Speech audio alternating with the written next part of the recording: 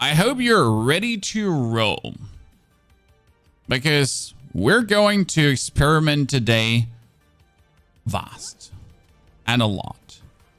We get many things to do. We get many experiments to conduct. We're going to start with our Blood Surge build today. Then we're going to move over to some Bone Spirit fun. We're going to do some Blood Lancing again. We have 4 different Necros, all max leveled, every single rune level 100.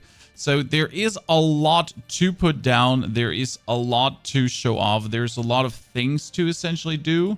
And you're gonna all hopefully fall in love with this. Because I will.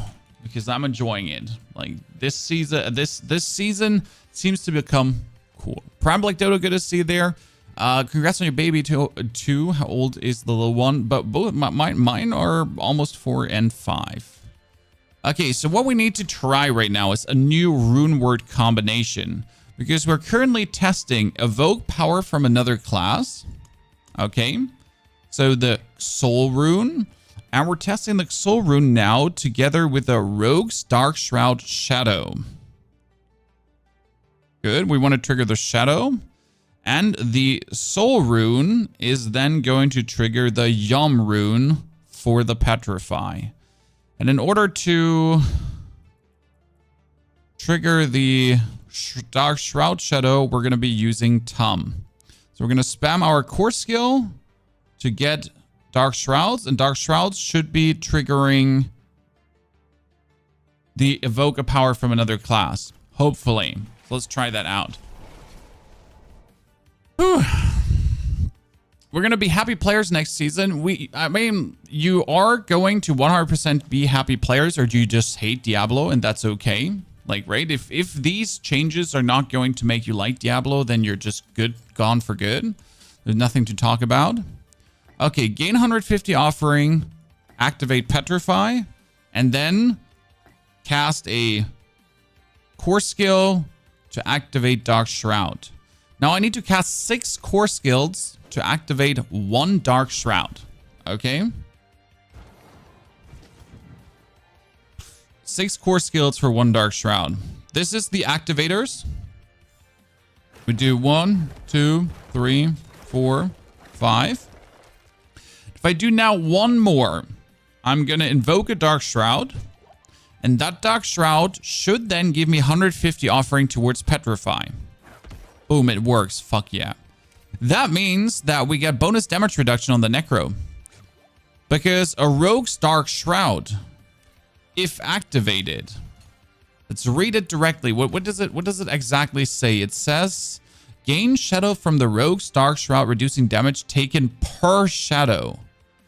Now let me see again what the Rogue class skill description reads exactly, because sometimes, right? So we got surround yourself with up to 5 protective shadows, gain 8% damage reduction per active shadow. Each time you take direct damage, the shadow is consumed. Now, what does this mean for us? If we're getting a boss dummy and I'm activating Soul Rift, then I'm spamming away Blood Surge. I'm getting Dark Shroud, Dark Shroud, Dark Shroud, and look at this. My Petrify just goes up. And then I cast the Petrify, and the Petrify gives me huge amounts of critical strike damage plus. The only downside we're having here currently is that, like this, I'm missing out on cooldown reduction for the Soul Rift. So what I would need to do is I would have to reskill this blood attack speed on the ring into ultimate cooldown reduction. That would be probably the next logical step to squeeze out a bit more cooldown out of the Soul Rift. When we could get more cooldown reduction over the runes, but I don't want this. Let's see how this now with the Dark Shroud Shadow. Like, I have 5 Dark Shroud Shadows, right? How would this work in a pit?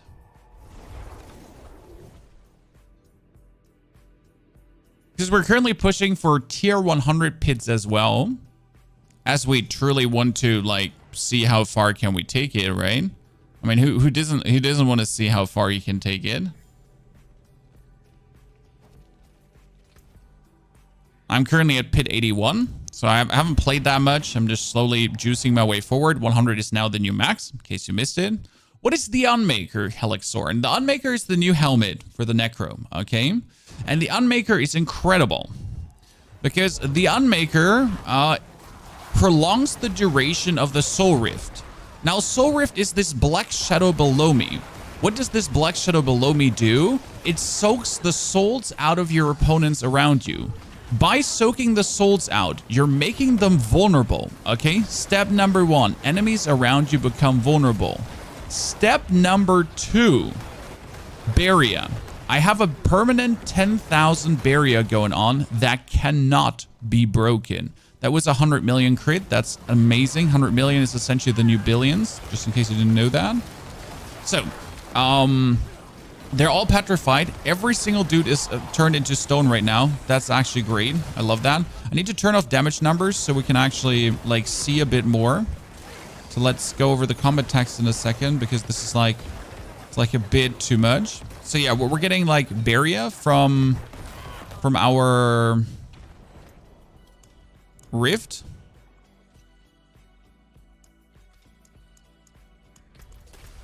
Any barrier from our rift, we're making the enemies vulnerable, and it gives us infinite essence.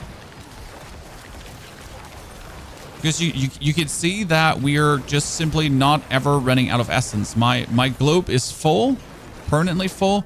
Okay, this is crazy. We at least have one Dark Shroud Shadow around us in normal fights. So that's at least an 8% damage reduction.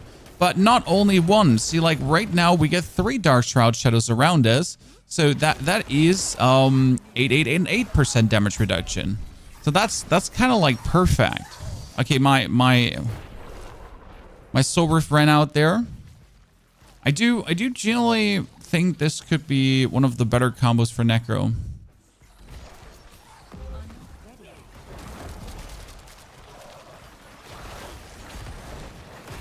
$100 million is the new billion. No, 100 million is the new billion. But there are still builds that hit for billions.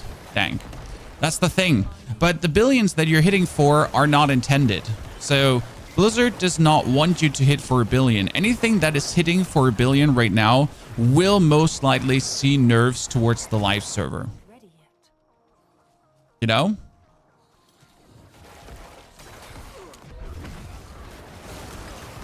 So I do not think this is going to stay. Like any build that is having that going on right now falls essentially under the overtuned category. Because the problem is right now, let's say if Blood Surge's maximum damage that it can deal would be 100 million. Which actually roughly comes down to what we're doing here. We're playing kind of like the best possible combination. There is maybe a bit more I can squeeze out, but not much more, right? This is more or less what you can pinnacle out, more or less. And if then the difference would be, for example, between a Bloodlands doing like 3 billion and me doing 100 million, that's like too big of a gap. So right now you wouldn't have to buff Blood Surge up. You would rather have to lower the top builds down. The thing is, like, for example, Lightning Spear for the Sorceress. Lightning Spear is oppressive. Like, there's no build in Sorc that is as good as Lightning Spear. But we're talking about Lightning Spear is 1000% good, and every other build is only 50% good. Now, that can't be, right?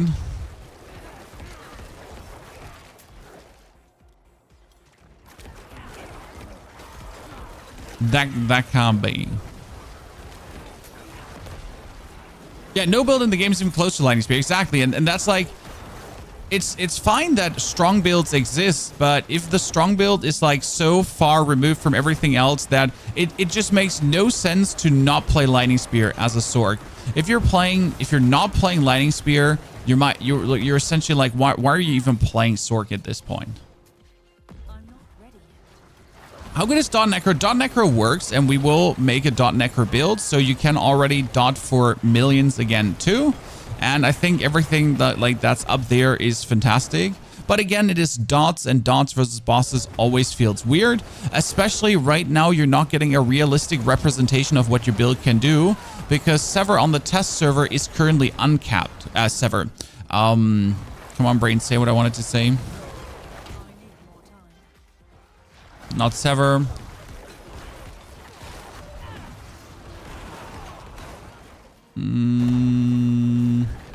The Wither Paragon node is uncapped. On live server, it's capped. And it will also be capped on live server again. So you're kind of not getting like a realistic representation of the damage you're actually dealing. Because if you use the Wither Paragon board, then you're doing more damage than you can realistically deal ever. So that's a bit of a bummer. But Dank, it's good to hear that lands can do up to 3 million. I'm assuming like you boosted every rune to 100 and you're running around with 10,000 HP, something in that direction probably, right? Actually, you should... Nah, I think, yeah, 10,000 HP sounds more realistic. I wonder if Bloodlands could play the Crown of Lucian. Are you playing Crown of Lucian? Do you have a rundown for what you're doing? Because we obviously need to test Bloodlands today as well again, as we can finally now test every build at the max. So today on this stream, you'll essentially get to see every single build. Bone Spirit is doing up to 7 to 8 billion right now without Bisgear on the test server, because I have like put together at least some like standard Bone Spirit build with like, I don't know, almost 400 essence, and I was doing a maximum of, I think 80 million was the highest I've seen from Spirit right now. That being said, I was missing a lot of ranks in Bone Spirit, so my base Bone Spirit damage wasn't high.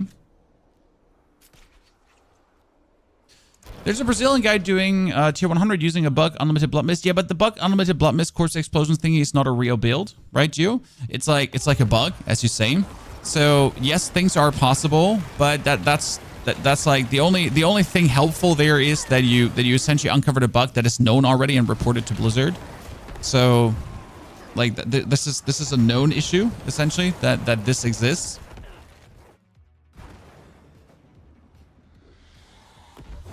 Bluriosity, can you link your Bloodwave player? Yes, we want to make a Bloodwave build too, because Bloodwave is my biggest fantasy in the game. So if you guys, if you have experimented more than me, I'm out for 2 days now. I haven't streamed Friday evening. The whole Saturday I haven't been on my PC. So if anything crossed your feed, if you figured out anything over the Saturday I've been gone, feel free to share. We're here to learn. We're here to max out things like raid. I am not egocentrical enough to think that I am the smartest man in the room, that I'm the only one that can make good builds, right? Never been cocky enough for that. So if you found something amazing, share. We're all gonna be more happy for it, right? I mean, I'm right now very content with Blood Surge because the gameplay is really nice. For example, I do like my Bloodlands build, but if I compare the Bloodlands build just to how the Blood Surge build plays, right? Because Blood Surge just plays very nice, right? I'm standing there and I'm Blood Surging, and that's it. In between, I stutter step through my orbs to get essentially more overpowers and everything. But I can just like very relaxed, just do this, and it just feels good as a build to play, right?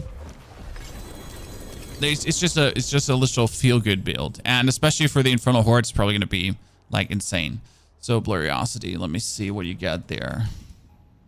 They were learning, Chan. Okay, Bluriosity, let's teleport out. So that works already. The Dark Shroud Shadow Petrify combo is incredible. So Bluriosity, we got your Bloodwave build. So chat, this is now the Bloodwave build with the Blood Lances. I would assume you're probably using the Petrify together with the Shroud. You're most likely using Ultimate Skill Cast to create Offering, and you're doing Spirit Wave.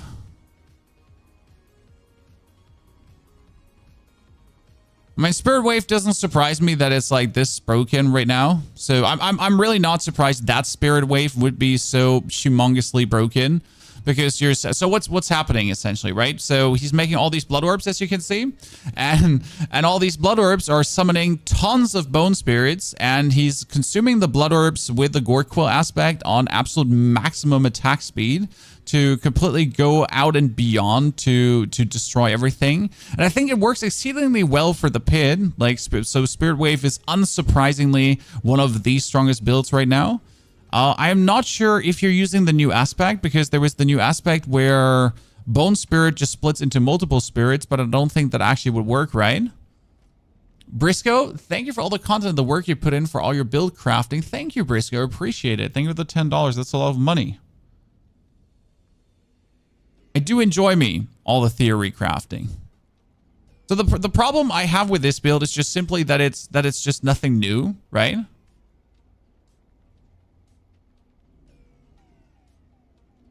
I wish the Bone Spirit from Blood Artisans benefited from the Bone Spirit aspect. Well, it shouldn't, because you're not casting them.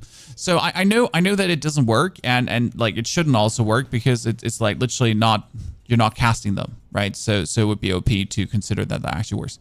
Yeah, so you're using a Spirit Wave build. I'm not surprised. And anything new that you put into the Spirit Wave build apart from level 100 glyphs, obviously.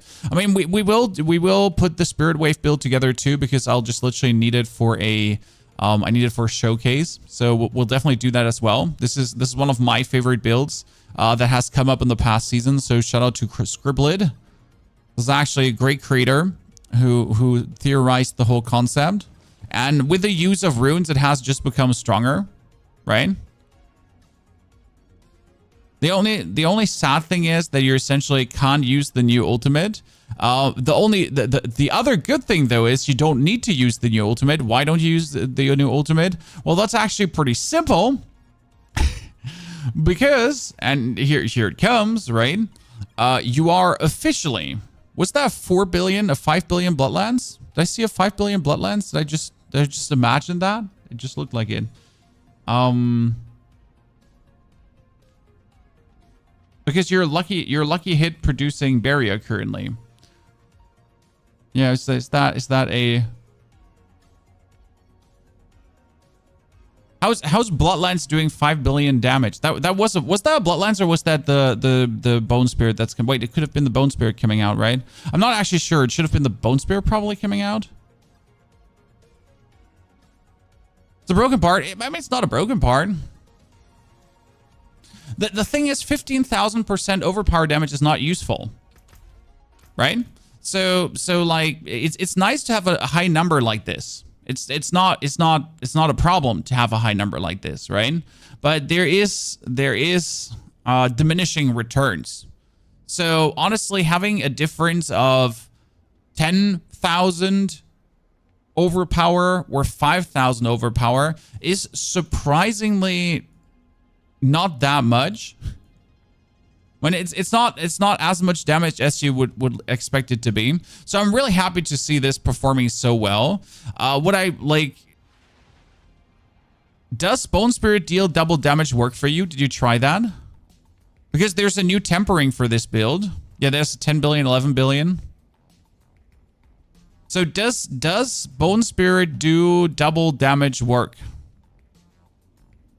Because that's the question, right? Because we're playing a new tempering, right, Chad? And the new tempering would be called weapons, bone augments here.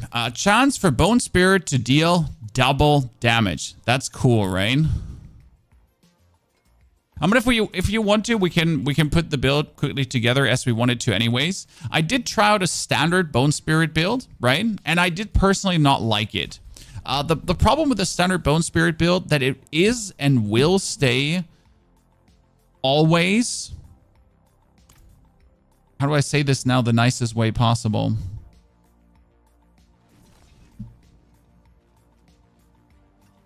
Unless you're going like for very specific gear, you just can't get the resource gen you want to, right? I would be very happy if there was a way to get your resource gen like so up that it goes like, right?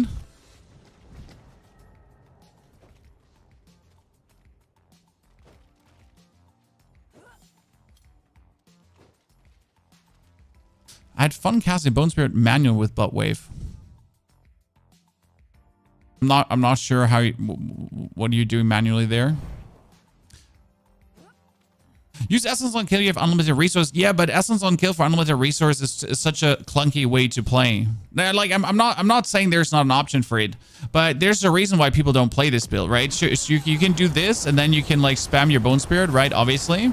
The problem is like that you're kind of like you're never getting your cool essence globe fully up, even though you're having like tons of, right, we got 300 essence and we get like tons of essence regeneration. I mean, we have like all the resource generation, right? So you get like all the fancy stuff going on, and it's working kind of nicely. And yes, you could use resource on kill to essentially then kill your bone prison and then have the essence on kill thingies going on. But that's what I meant. It's like so ultra specific gear. And I just hate like not spamming this. I was hoping that my soul rift would put me into the position where bone spirit just feels less clunky, you know?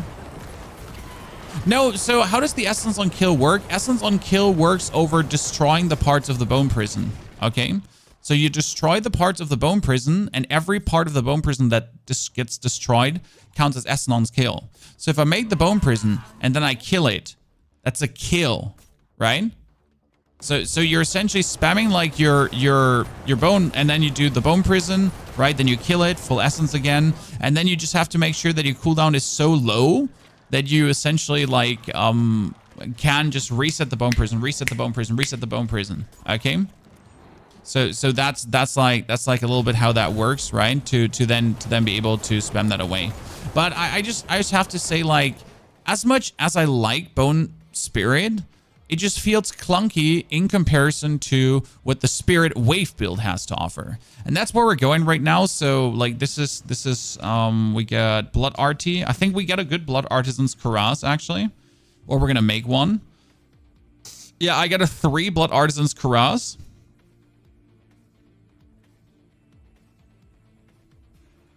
Got a 3-1, so that's good. Let's teleport out. And you're using the Ear of Perdition. Wouldn't it be better? So like I like that you're using the Ear of Perdition, chat. Let me show you. So there's a new helmet in town. That's actually a terrible one. There's a new helmet in town. It's not in Dariel. It's on Harlequin Crest. It's here, the Ear of Perdition. So it does crit chance, lucky hit chance, which is actually good, movement speed, and 2 core skills. Then give in to hatred and earn Lilith favor, increasing your damage dealt by 60%. Slaughter enemies to briefly steal Lilith favor from nearby allies. Okay. That's kind of cool. But what I'm asking myself personally is, wouldn't it be better to play the Crown of Lucian? I'm not sure. Like, have you tried it for Spirit Wave? Does the Crown of Lucian actually scale it up the way I wanted to scale it up? I do have somewhere. I did have on one character a Crown of Lucian. Where is it? Fuck. So many characters. I had it like on. I have a good Crown of Lucian. I tried it out on the Blood Surge build. Yes. Armor's not a thing anymore. You need 1,000 armor. 1,000 armor is the value you're looking for, because that is the max armor. But 1,000 armor is not enough, because you actually need 2,000 armor. What, Pony? You just said 1,000 armor. Why is it suddenly 2,000 armor? That's a very good question, because world tiers.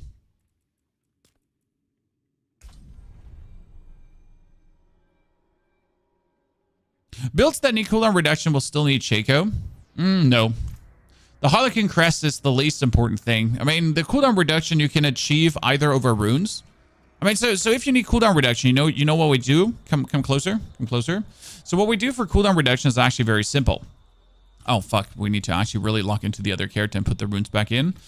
You can just activate 2 rune words, and that's it. Your cooldown reduction is done.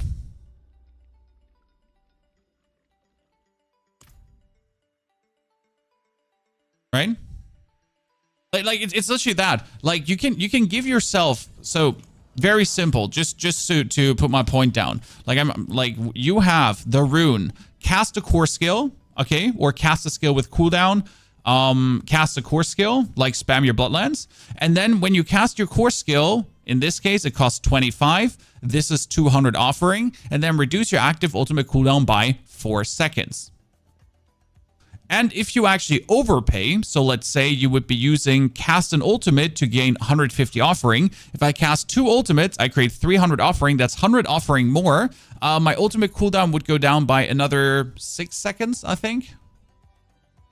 Do a video explaining how to get max armor. It's mostly over gems right now.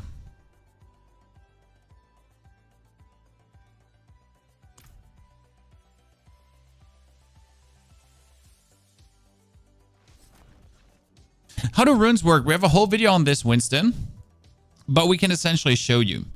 It's always easier to show you than to tell you how it works. So we're gonna get the Crown of Lucian now.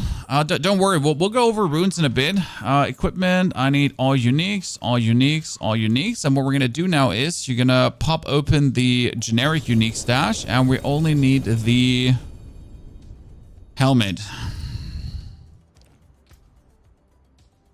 The helmet is a 9% one. Sucks ass.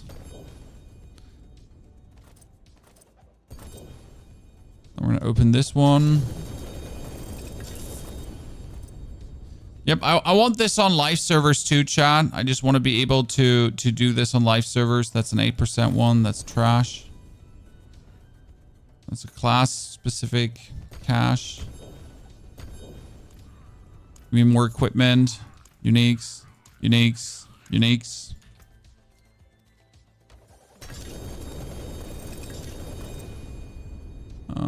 We got a helmet and a helmet. Ah, there we go. So perfection. Come with me now. So we're gonna try the Crown of Lucian in this build. That's good because we'll see how it works. That's lucky hit chance. We don't need lucky hit chance. I would like to have probably cooldown reduction, I'd say. I mean, the crazy part is, like, compare the Crown of Lucian now to the actual... Compare the Crown of Lucian to the Heir of Perdition, right? I mean, we're talking about maximum life, lucky hit chance, shadow resistance, and cooldown reduction. Sadly, it's a 640 item and not an 800 item. So there's an 800 version of the Crown of Lucians, right? But if you look at the Heir of Perdition, like in comparison, right, it's 20% critical strike chance, 30% lucky hit chance. It's quite useful, especially then with a 60% bonus damage multiplier on top of the Crown of Lucian technically giving 75% bonus damage. So 75% bonus damage is nice, but getting like 20 crit chance and 30 lucky hit chance seems a bit better.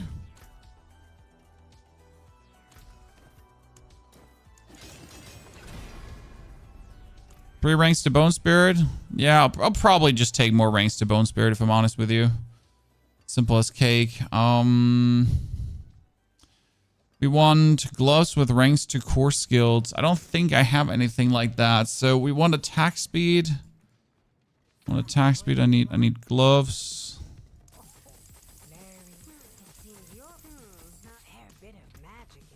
So we got... I'd like to have... It's attack speed, crit chance, and lucky hit chance. I mean, I kind of want maximum life on them. If I can't get maximum life, we could at least try to roll then the core skills, right? And we're not going to make S tier perfect gear, that's for sure. The good thing is how obscenely rich you essentially are in the test server to test like everything, right? So if I'm looking like for my core skills right now, you can at the same time though also see how disappointing this is, because like let's say we really do want to have the ranks to core skills right now, correct? So we would be boosting bone spirit further up, and you kind of like see how sad this actually is, right? This is how much it would have taken to get my core skill ranks up now. That's what it would have taken. Kind of sad, ain't it? So we could go for...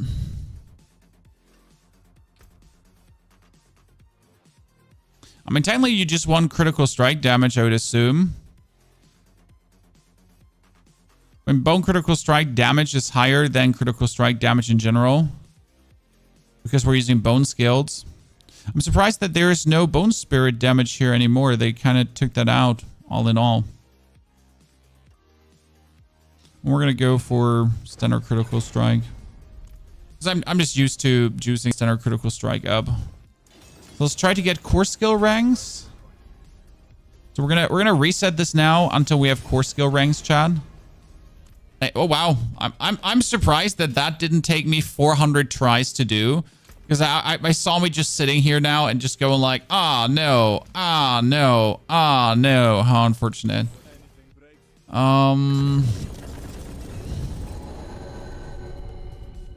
Yeah, that never gets old.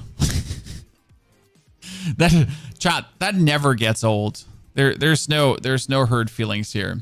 So what we're gonna do is we're gonna use 2 runes. So one rune is gonna be, so for you to show the runes. So one rune is gonna be cast a non-channel core skill. Okay. I need to pull the 2 runes out here.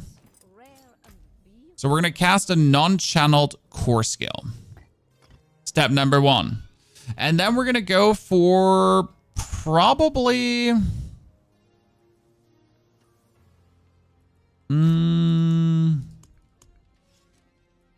cast a Rogue Star Shroud Shadow. Gain a Rogue Star Shroud Shadow. Okay. And then we're gonna go for Petrify. And we're gonna do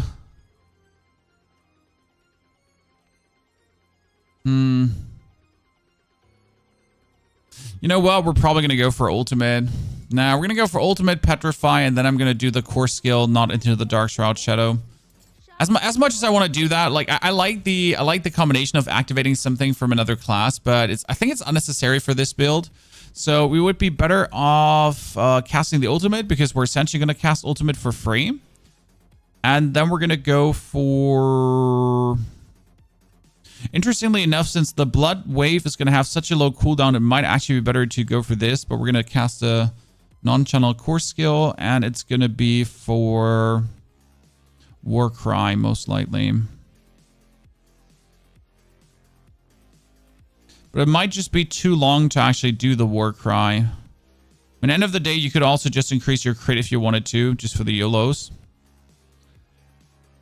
By the way, you could also just get 20% more life, right? It's kind of a nice thingy.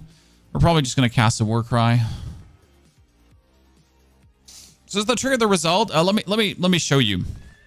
So I'll show you how it exactly works for the people that have not seen rune words yet. We got your back. Don't worry. Also, chat, if you do enjoy this stream on YouTube, don't forget to press the like button. Appreciate it. So you got your skill tree. Let's respec this quickly. 1, 2, 1, 2, 3, 4, 5. You know what the cool thing? Actually, we don't need 1, 2, 3, 4, 5. We need only 1. Sadly, 2 lances target affected. You gain attack speed. I mean, at this point, we might actually gain the attack speed, to be honest. We make the blood orbs, so that's the most important part. You need the Hoot Flesh. You need the Imperfectly Balanced. We need the Necrotic Fortitude. We need the Titan's Fall. And we need the Spiked Armor. So these are like kind of absolutely mandatory. We could go for 1 Blight if we want to just have 1 rank in Blight for the 20% bonus damage. We can go for that. I'm not going to have any corpse interactions in this build, unless I really wanted to go for corpse interactions, but I don't want to. We get more lucky hit. We get the curse. We get the 1 level into the curse with the abhorrent decrepify. We have our corpse tendrils into enhanced corpse tendrils, and it's our source of vulnerable because we make enough blood orbs with the blood wave. Then we're going to juice up the bone spirit as much as possible. Bone spirit gets enhanced.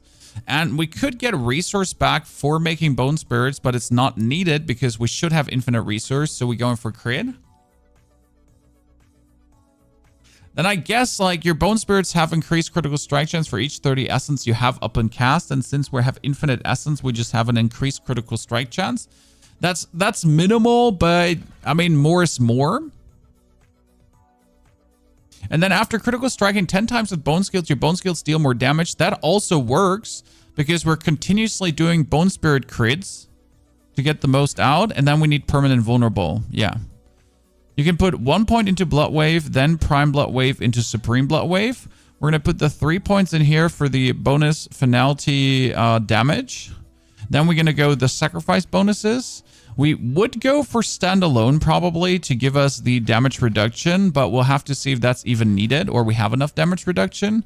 And then you go for Inspiring Leader for the crit chance. And very important, you would actually go for Ossified Essence because your bone skills deal increased damage for each point of essence you have up in 50, up in cast. And we like essentially always have full essence up in cast, technically, if everything works the way we want to. We could take damage reduction from close, but I feel like this damage reduction is better. That's 18% versus like a measly few percent. We do have 1 point left over that we could just put into Fortify if we wanted to. Yeah. I mean, technically, I want to make a bonus Blood Orb with Transfusion, but we don't actually need that. Because a Blood Wave now makes 6 orbs. And why don't we put bonus ranks into Blood Wave? Because the cooldown reduction should be enough. Okay, so that's roughly what I'm looking at. And now, how does it work? Okay, so you have currently, it says, cast a non-channel core skill 20 times. So if I cast my core skill now, you notice how this goes forward, right? So this slowly moves forward. I would now cast my ultimate.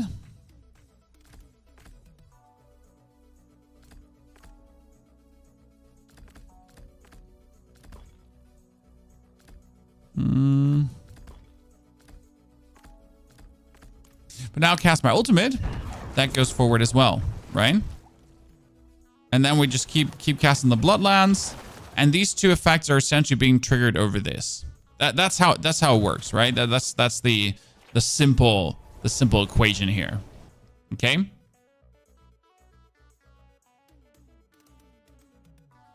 I was going to try my darndest to find other PDR builds. I mean, we have some Sever builds out there already. And we're going to, like, after today, we're going to have another 4 to 5 builds. That's the ultimate plan, okay? So after today, we should have another 4 to 5 builds. But let's actually fix this. We need a pants. Oh, these pants are great. It even has Bone Spirit Explosion size. That's great. So this is how you kind of fix your resistances, right? With this. And technically, if we really want to fix our resistances, what we would do is we would go for total armor. Because total armor is, in this case, one of the strongest things to go still for, right? There's like no questions asked. Like, this is resistance and total armor. Like, that might be essentially the best pants you can have. Right? It has a huge amount of max life plus, which is great as well. We're going to have to make ourselves a Doombringer. But I'm not sure if I do want to make myself another Doombringer or I just take my perfect one. But where is... because I have a godlike Doombringer.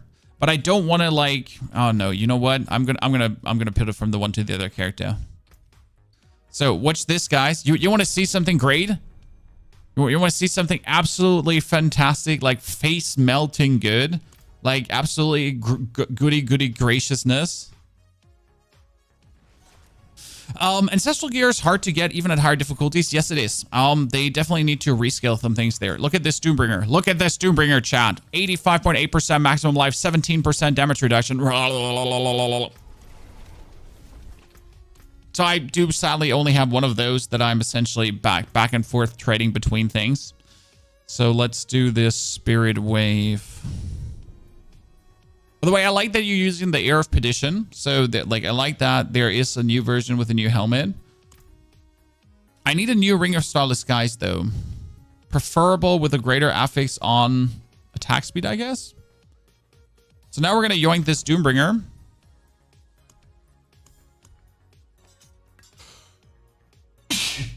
God bless me. Thank you very much. Appreciate it, chat. Thank you for having my back there. Equipment. And we're going to go all uniques, all uniques, all uniques. And since it never gets boring. Oh my goodness. What is this absolutely useless monstrosity? Yeah, bitte. Give me a second. Bitte?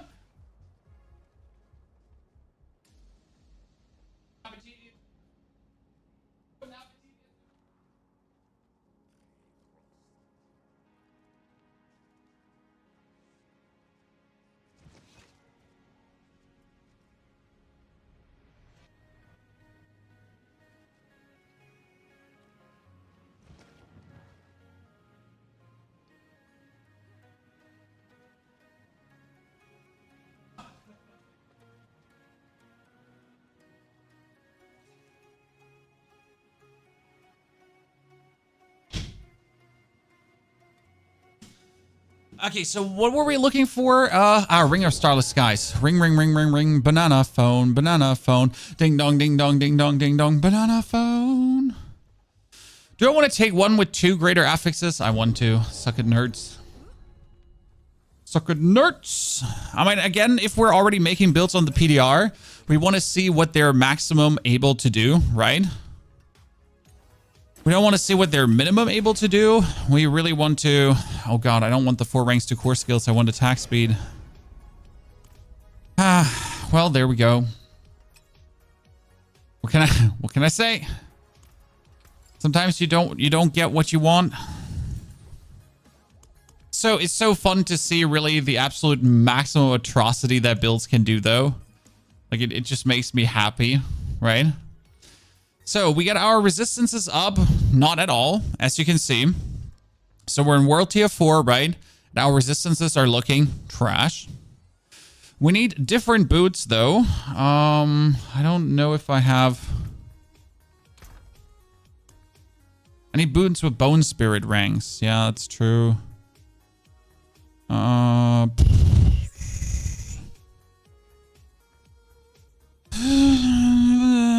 Do I have Bone Spirit boots by chance?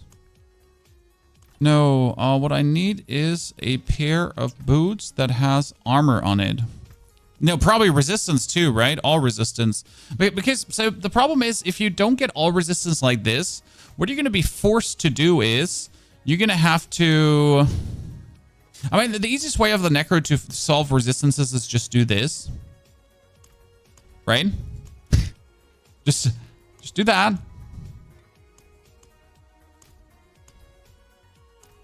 Just here, resistances solved. No farts given, right? Nothing to look at, nothing to try around with, just solved. Done.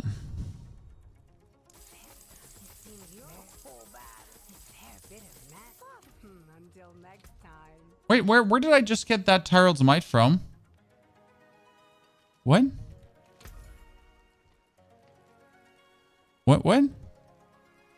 Did I just click Tunic and I gotta... What? Did it... When? Did it... Am I crazy? Did I just get that from press... Did I just press here on Tunic and I got... Okay. I might have gotten... Wait, I'm going to have to write that into the Discord. I'm not crazy, right? I'm writing that in the content creator Discord because I'm not sure. I just got a mythic from the Obel vendor. That's intended. Because that's good. You can get it? Yeah, but the question is it intended? So, like, right now, the question is not, like, yeah, it's good that it happened, but is this what they want to happen? Right? Is this what Blizzard wants? Do they want this to be a thing? Because that is to be seen, right? I need to ask them now if this is what they want. I'm going to go for utility, and I think we're going to pull things together with Corpse Tendrils if I manage to get the temper.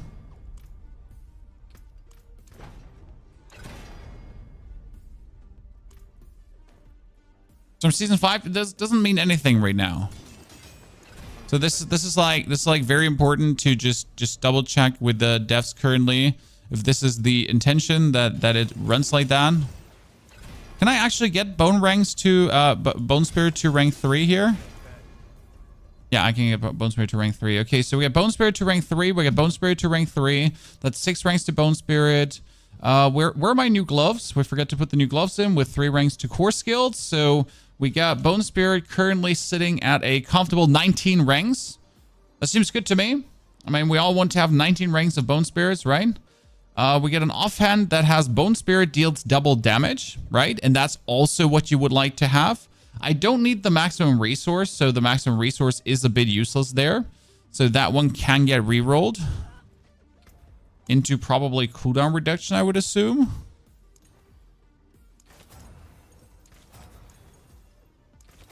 I mean, I could also get 600 max life, so I guess that's that. We'll take the max life as we can. Let's see if I can make bigger. I can make one Grand Emerald. So we got Grand Emerald. We got this gear. I usually put like Grand Rubies into my gear. Why? Because armor. You'd be surprised how useful Grand Rubies can be. I'm feeling like I want to reroll my goddamn intelligence into armor because right now I'm lacking armor. Right? You notice we're at 645 armor. That's not enough. So I essentially have to reroll this shit intelligence here until that was armor and I missed it because I was clicking too fast. Luckily, we have infinite resources, so it really doesn't matter. Unless I'm just not going to see armor in the next 234 rolls. So we're almost armored up. The rest can be done over a potion. That should work. We got another ring that was casting macabre skills, crit damage, attack speed, crit chance. But I do want to have... It's fine. You know what? Let's just take that ring. I mean, the tempering is shit because I would like to have a different tempering. It should do the job. Be fine about it.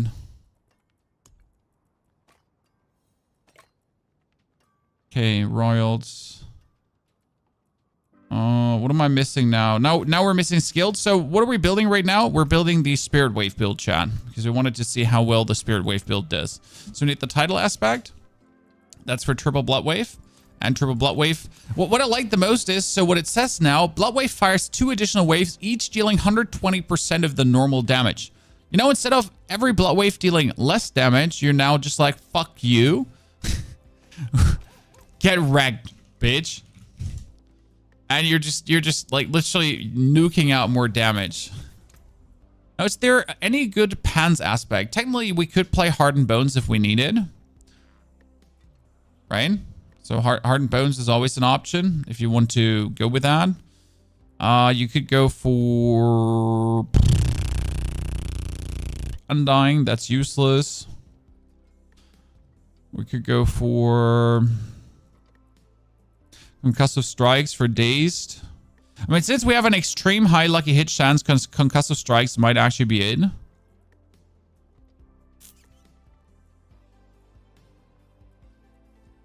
I'm just like, is there any other, like, is there any other option?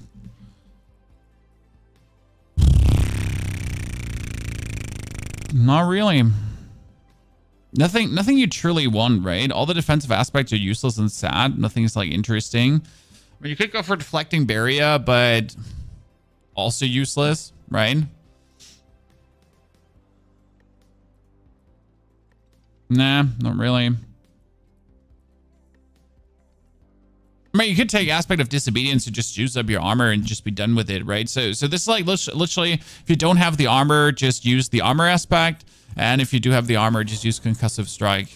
Orange Herald is not a thing for Necros. Not a terrible suggestion, but it's just not a thing, right? So let's see if I have enough mana to actually have this work, because that would be my issue right now. And then we need Gore Quilts too. Okay. Oh, I have a terrible amulet. Oops. Wait, what does this amulet say? Poison resistance, int, and life to heal. What the fuck? That couldn't be worse. Okay, so let's destroy everything that I have in my inventory. And we're going to gamble a bunch of amulets now. Mainly, at least something like remotely good. Max life, resource cost reduction. Quillis blood int.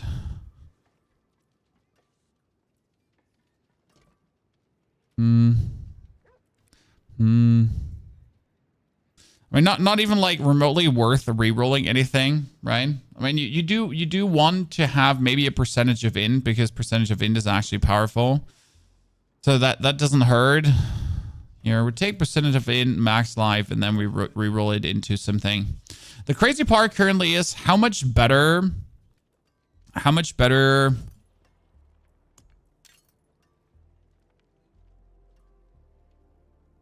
greater affix items are, because they're automatically having the max life juiced up to like 800 here or 500. So it's like double the amount of max life. You're doing so much worse damage. We're probably going to go for ultimate cooldown reduction, at least if I could get it. I'm never going to get it, right? Oh, no. Thank you very much for not making me suffer through this. More than necessary. Oh, that's a 16% intelligence squeeze. You know what? I like that. More like flat all stats. And we're going to re-roll. Now, do you want to see how much money would it take, ladies and gentlemen, to officially re-roll one stat on your amulet into something meaningful? So let's take the Gloom. And I would like to have not Death Embrace. I would like to have Imperfectly Balanced optimally, because Imperfectly Balanced is the thing that gives me the most possible damage, right? Nothing else actually gives me the amount of damage. I mean, attack speed is a nice thing to have, for sure. But you kind of want to have Imperfectly Balanced, because Imperfectly Balanced is it. And what I would also like to have is technically blood attack speed tempers on everything, because right now I don't have blood attack speed tempers, right? And I would really like to have blood attack speed tempers.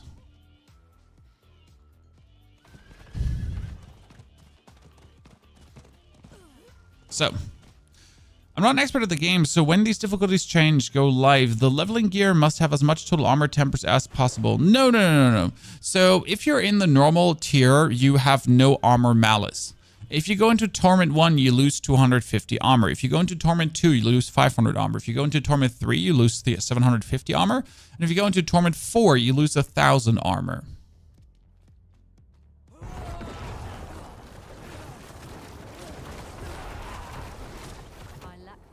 Okay, we are not there yet from a...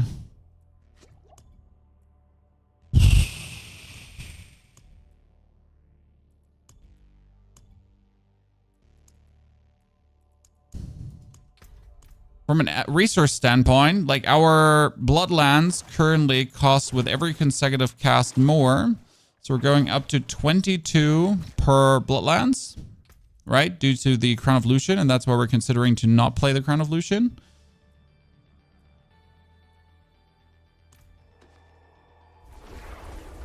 And we need to make enough blood orbs. The problem is that blood orbs only give us currently how much resource back? So with blood orbs, we're currently getting only...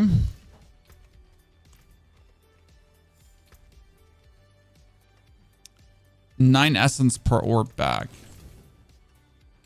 It's a bit of a bummer, because we're spending more essence per lance.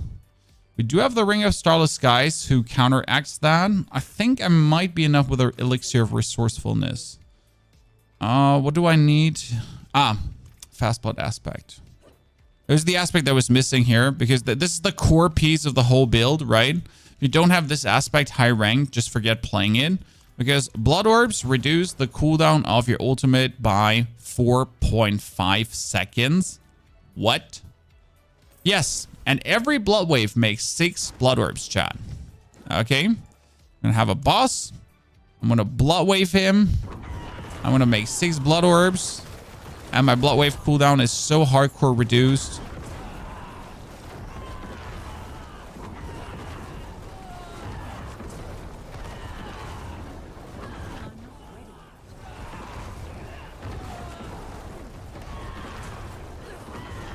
And that's what we're here for.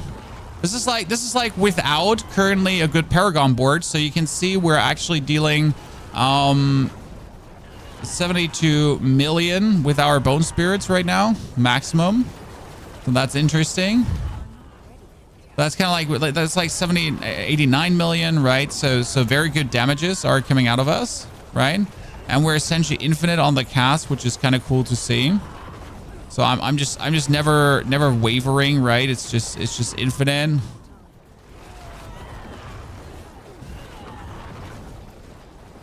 And we're even fortified, right? Now, two things though. My barrier is not as high as I would like it to be because my lucky hit is not as high as I would like it to be. And for some reason, my resistances are a bit lower than expected. I sacrificed you all for my... because we're not playing the sacrificial aspect anymore. Can you look at your lucky hit chance? I'll do that. Bluriosity, don't worry. I mean, we're going through this together now. I think the advantage is your Helmet of Perdition, to be honest. So we only have a 89% lucky hit chance, which is kind of sad. Like to be fair, 89% lucky hit chance is a bit kind of sad there. Sorry, had a moment. I'm better now. Did I just get intelligence as my second upgrade? I'm fine. So what we're going to do is we're just going to max upgrade this quickly. And for this, we need more materials. So you're going to go to this vendor. And you're going to, please, sir, could you give me ground all materials? Ground all materials, ground all materials, ground all materials, ground all materials, ground all materials, ground all materials. Materials, materials, materials, materials, materials, materials, materials.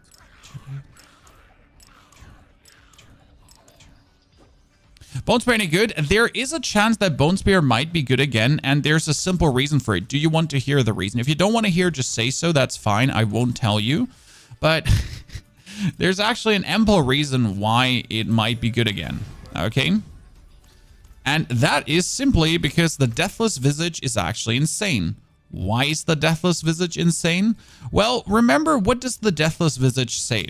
Right? What does the Deathless Visage actually say? It scales with your critical strike chance multiplier, right? So this is do more damage. Like for every 30% critical strike damage, you get the bonus higher for whatever the Bone Spear is pooping out. Okay? Okay. So you get like that. And the thing is, currently I'm sitting at 4,000 critical strike damage multiplier, which is actually not a lot. 4,000 is kind of weak. Okay, so like I can bring this up to 7,000 to 8,000. So you're sitting like at 8,000 critical strike damage divided by 30, right? So that's how many times you can get that 30% damage multiplier, right? So you get a 5% increase for every 30 critical strike damage. So you have 266.6666 times 5%. So the whatever damage your helmet is doing, your Deathless Visage, whatever damage is coming out of this is increased by 1,333%. Now, I'm not sure if that is going to be enough to really make the Deathless Visage like an item that could be insane. But it's a thought worth looking into, right? That it might actually land to be enough.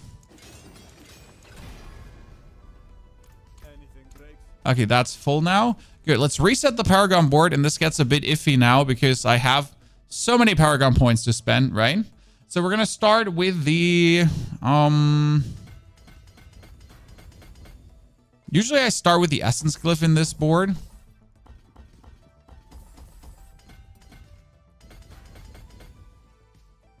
Because I just like how much dexterity it provides for the Essence Glyph.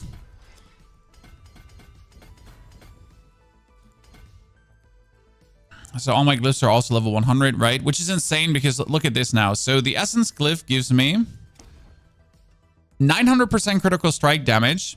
And it gives me another 28.5% increase to critical strike damage. Okay, all in all. Yeah? So we need the Bone Graft board. Why do we need the Bone Graft board? It's actually very simple. Because the Bone Graft board gives you resistance and all life, right? You could get damage reduction from vulnerable enemies, which I do personally like a lot. I feel like this is like a no-brainer to take. Just get the easiest, cheesiest damage reduction that the game has ever had to offer for a necro, right? Then you can get critical strike damage for bone, but that has so many detrimental thingies that it's not really worth it. Now, the interesting part is we do get bone damage here, right? So I kind of like this because you were getting bone damage here and you were getting critical strike damage quite a lot. So what I felt like the best glyph would be to put in is sacrificial, because sacrificial gives surrounding magic nodes 625% bonus, which means that like here, this is like getting up by 600, right? It's kind of fancy. I like it. Maybe unnecessary. Now we do need the maximum essence here too. Why do we want the maximum essence? Because our key passive that we're not really juicing out much still scales with essence. Your bone scales deal increased damage for each point of essence you have above 50 up on cast. Now, right now, my essence is sadly not full at all times, so we will have to look into that, right? Wouldn't it be better to rotate 90% to plaster the gift first? Well, so the interesting part is, my friend, that you have 300 paragon points. So as interesting as it would technically be to pass through something first, right? It doesn't actually fucking matter. Because you have 300 paragon points in the end. Right?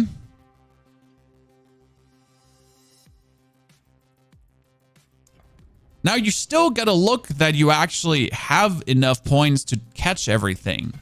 Especially in the current state where I don't have the 300 paragon points yet.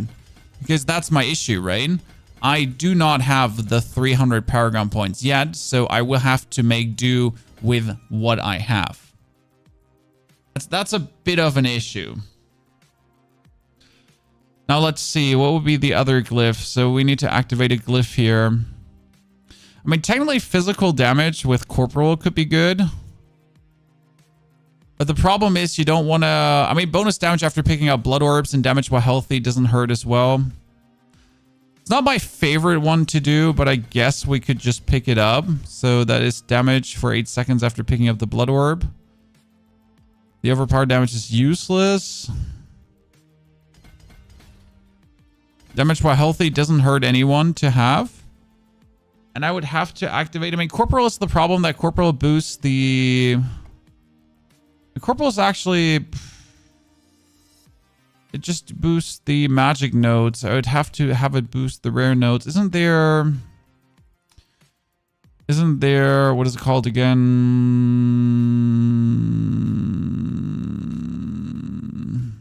Wait, which one do I have in here? Sacrificial in there. Yeah. But isn't there to all rare nodes? No. Isn't there a one that gave bonus to rare nodes as well? That's actually good. Gravekeeper. We could technically play Gravekeeper because we make a lot of corpses.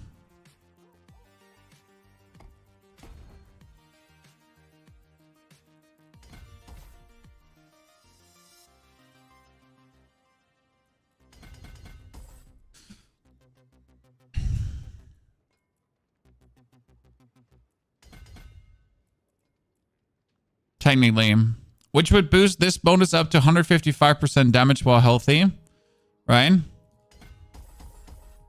And this bonus up to 124 for 50 seconds after picking. Wait, it boosts up the time too. That's crazy. Chat, for some reason it boosted up the time. That's not intended, but I don't care. I'll take it. Okay. Oh, they don't nerf Necro before season 6. I mean, like, they nerfed Necro already enough. Like, nerfing it even further is gonna, like, be quite intriguing. Okay, so that's 3 boards activated now. We need 4 and 5. So for number 4, we could go for Send of Death, and then we could go for... We need Frailty. So Frailty is the number 1 board right now because it's so no-brainer good. Okay. Because with Frailty, you're essentially getting the Cursed Damage Enemies thingy. So what we would do is you would pick up the vulnerable damage from the Frailty. Then you would move into this because this is attack speed and max life. It is such an amazing, like that's such an amazing cluster of nodes. And then you can essentially just move over here. Technically, you want to take that max life as well. There's like no question that you want to take this, right? And then we would have to activate. I mean, I do always want to play this one here. So I want to play Eliminator, but you know what I hate about Eliminator, Chad? Look at this one here. Wait a second. It's called Control, Corporal, Darkness. Here, Eliminator. Why is Eliminator bad? Because Eliminator says you deal 10% increased damage to elites and then a 20. No, actually, Eliminator was good. It was Amplify that's bad. Because Amplify does increase damage to injured enemies. So Eliminator actually still works. Yes. Sorry. I got lost in the sauce there. Because Amplify is actually now a useless glyph. Because the legendary bonus of Amplify is like, we need to talk about this. Why is this a bonus, right? Like this alienates the rune, right? Why would you take 33.5% increased damage to injured enemies? Am I missing something? Right? Why would I ever take a bonus to injured enemies? That makes absolutely no sense in any way.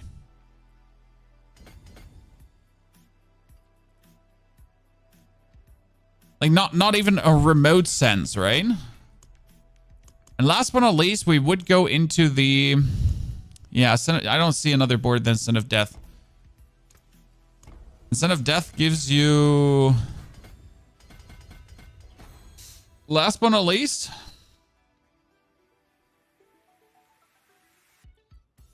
And we're doing physical damage, so we could take physical damage. We could take damage reduction if we need damage reduction. So we'll have to see if that actually is something we need to try.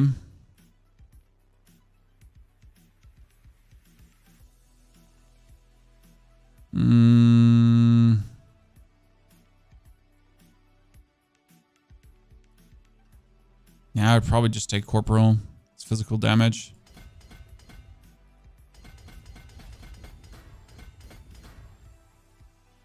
Take Corporal here.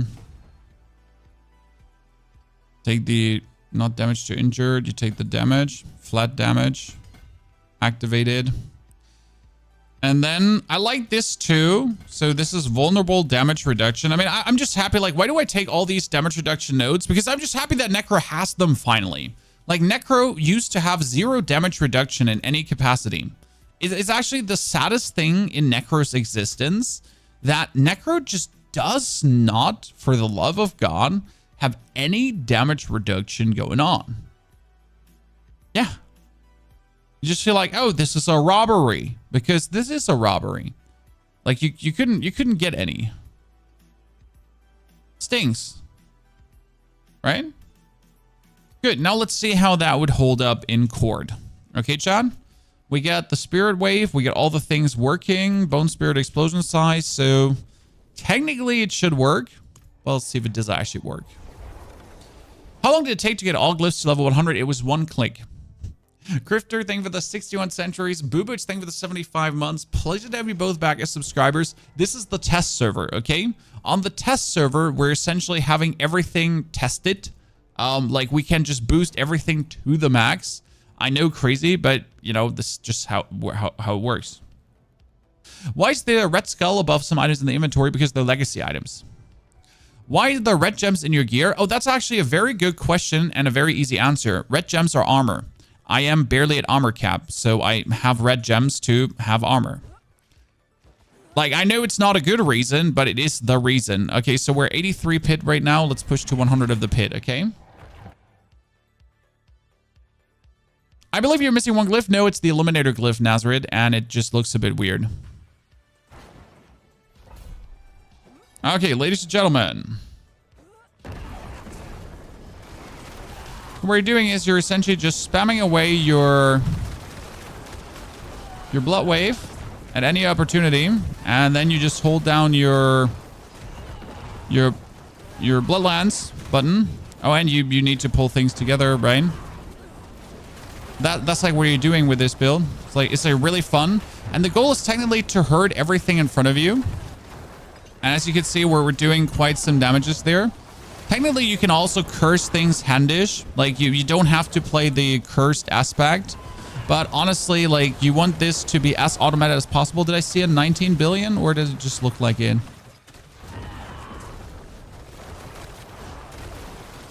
I need to get some more resource though. Like, I feel like the Crown of Lucian is not doing what I want it to do because it's essentially causing like its own kind of issues by reducing my essence. Oh, I saw an 800 million. That was fun. So like, it's like every moment where you're not blood misting, you're essentially blood waving, you're doing a mistake. And you might notice a funny thing where I'm getting a constant petrify going, and I'm also constant berserking chan. So that's like the crazy part. Like, right, I'm petrifying my opponents consistently.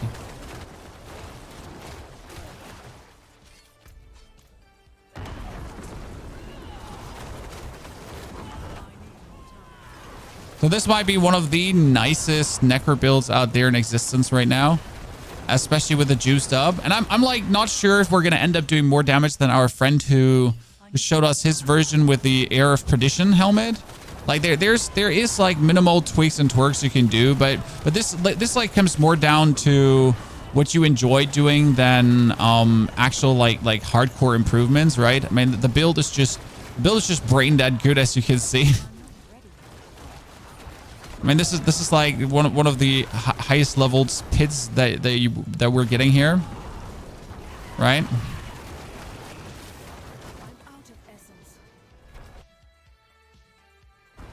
You try this, your Blood Surge fan myself. I have a Blood Surge build, and right now the Blood Surge does an up to 100 million, Come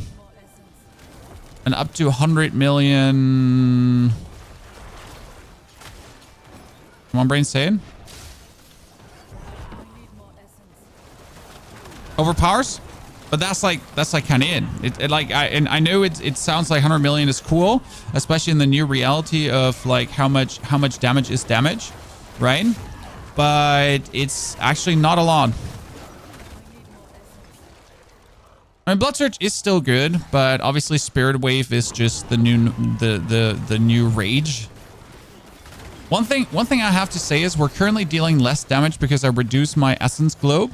I mean, we could fix this by just playing the Affliction key passive, but I feel like I have to drop the Crown of Lucian. As much as I like the Crown of Lucian, right? Feels like you would have to drop this in the long run. It's just creating its own issue that I don't like here right now. It's also partially the fault of this dungeon, because you know what the issue is? That you're essentially making 6 blood orbs per blood wave, right? But you're actually only making 6 blood orbs if there's space for 6 blood orbs to spawn. Because that's the thing. Like, if I'm throwing my stuff out here right now, correct? And there's a wall eating it up. Well, that's it, right? If the wall is eating up the cast, then the cast ain't happening.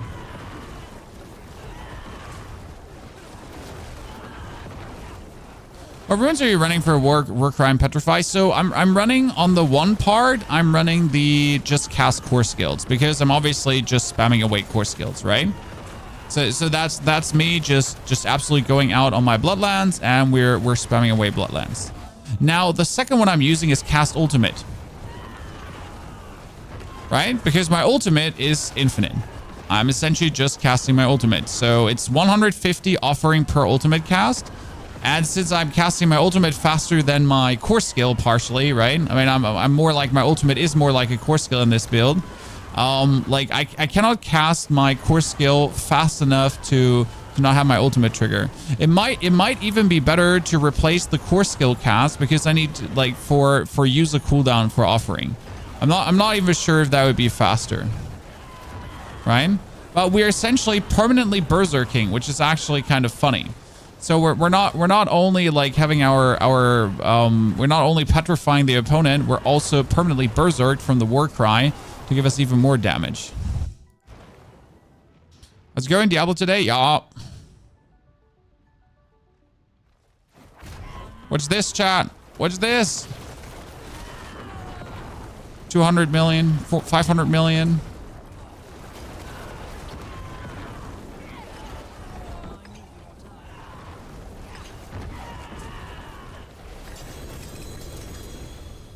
Get pooped on. Get pooped on.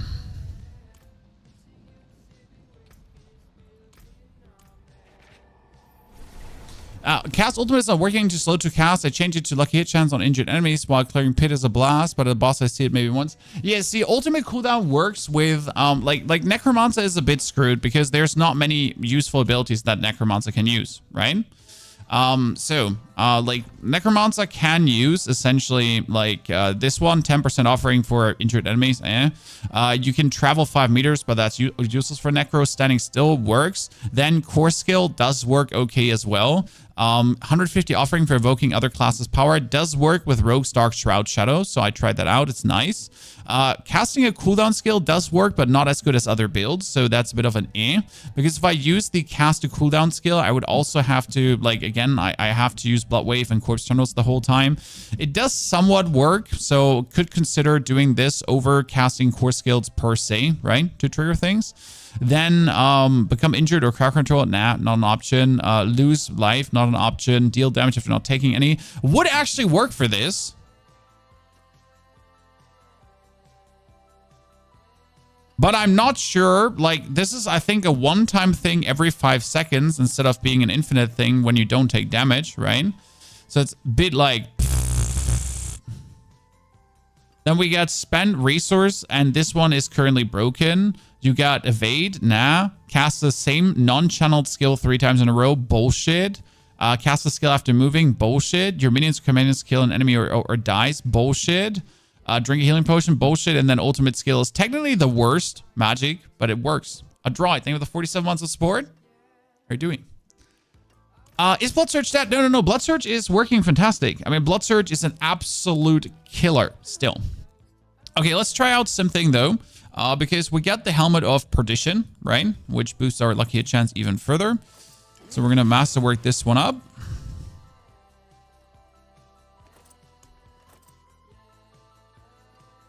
We wanted to hit the core skills though.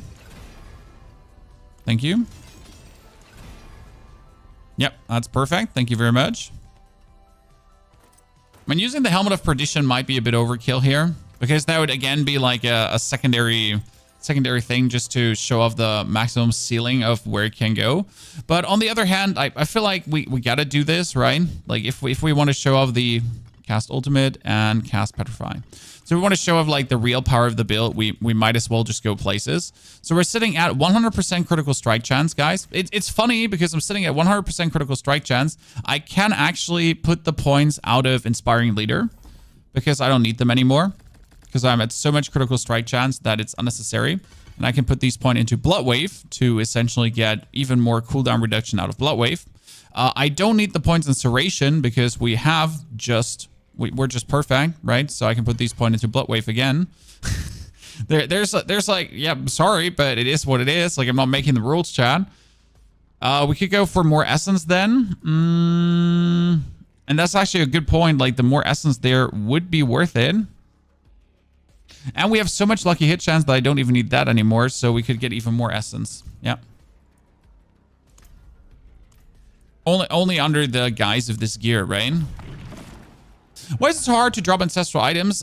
They want ancestral items to be really rare, and you got to get used to not having ancestral items, and that when you find an ancestral item, it's really good. And technically I like this, right? Technically I like the way it is in terms of like that it's rather rare, but at the same time it brings its own problem. What if you find a bad ancestral item, Chan? So that's a little bit my issue, because technically it's cool that these things are rather rare. But what if I find a bad one?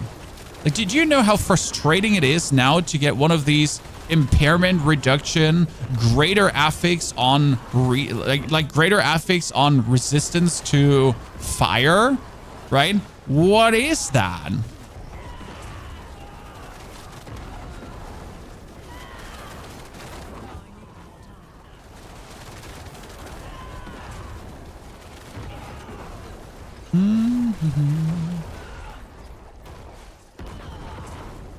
Notice how my higher cooldown reduction now makes me go even harder, Chan. The only thing I'm essentially missing is more life. I only have 13,000. It's kind of whack. This was a 603 million hit.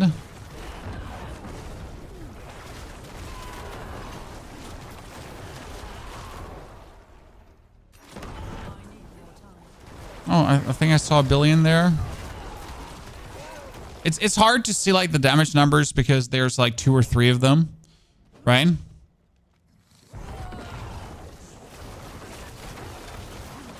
See, but you notice how now without the Crown of Lucian, I'm actually at full resource at any given point, right? That is 2 billion. Whee!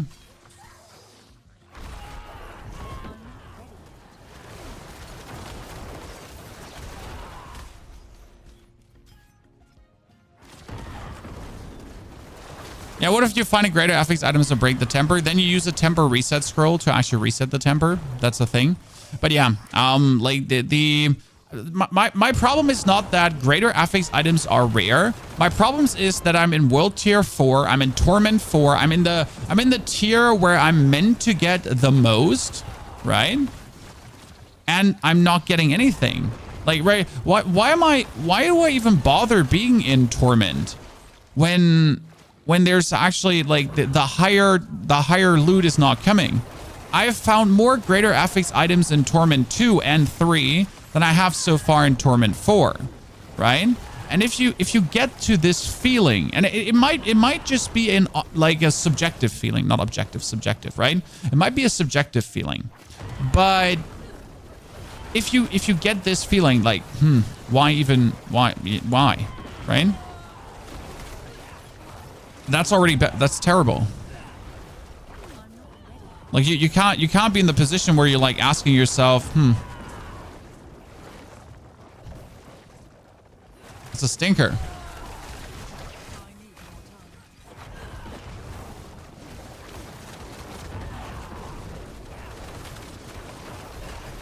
Not really a good vibey feely something.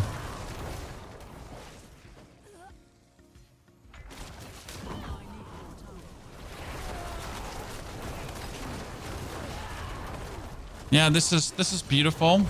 I like that. I'm hoping Torment 4 Overworld is challenging. It's not. I mean, like, so the thing is, in the beginning it is, yes. I mean, it like, depending on your build. So if you're currently playing Lightning Spear Sword, nothing is challenging, ever. Because you're playing Lightning Spear Sword, but you're playing the best build that's absolutely overtuned, right? So if you're, for example, playing minions, things will feel challenging, yes. So as a minion necro, I had a very nice progression curve, and it did feel challenging, as it should, right? But then, like, you know, when you're swapping, like if I play minions in tier, like if I try to do a tier 86 with minions, well, good riddance, sir.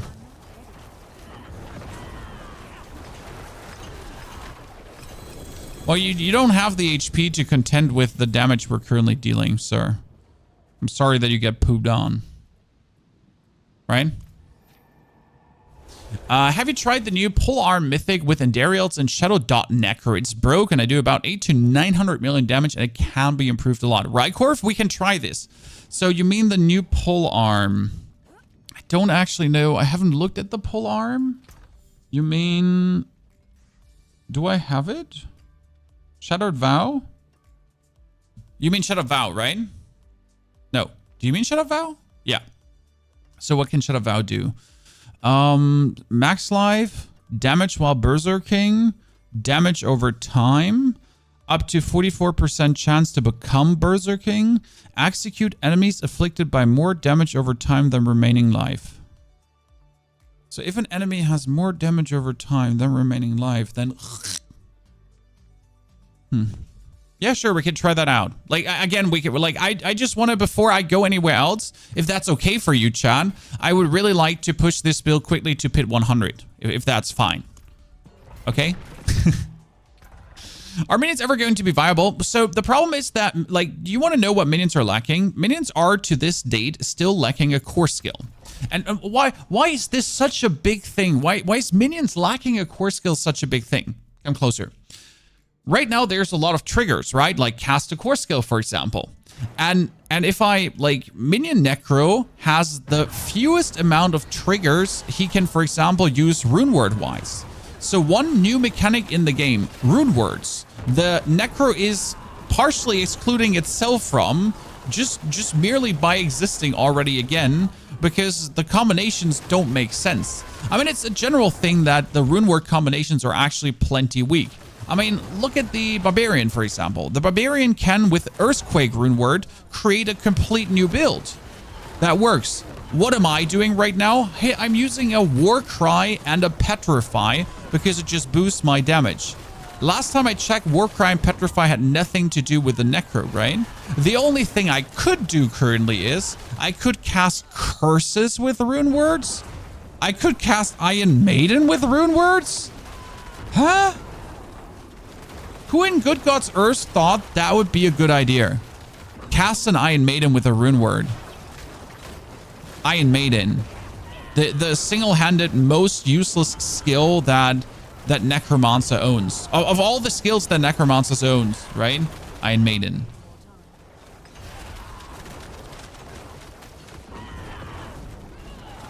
It's a true sadness.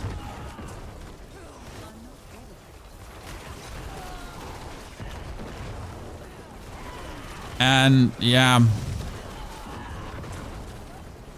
And that's like double bad for Minion Necro. And unless Minion Necro gets actually a core skill, so they need to rework the actual raise skeleton button, that when you have maximum amount of skeletons raised, that after you raise a maximum amount of skeletons, you would be then transforming said raise skeleton button into an actual useful core skill.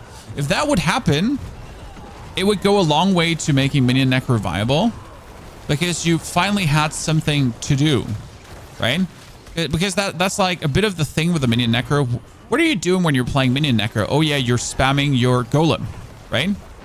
That's it. You're doing nothing but spamming a golem.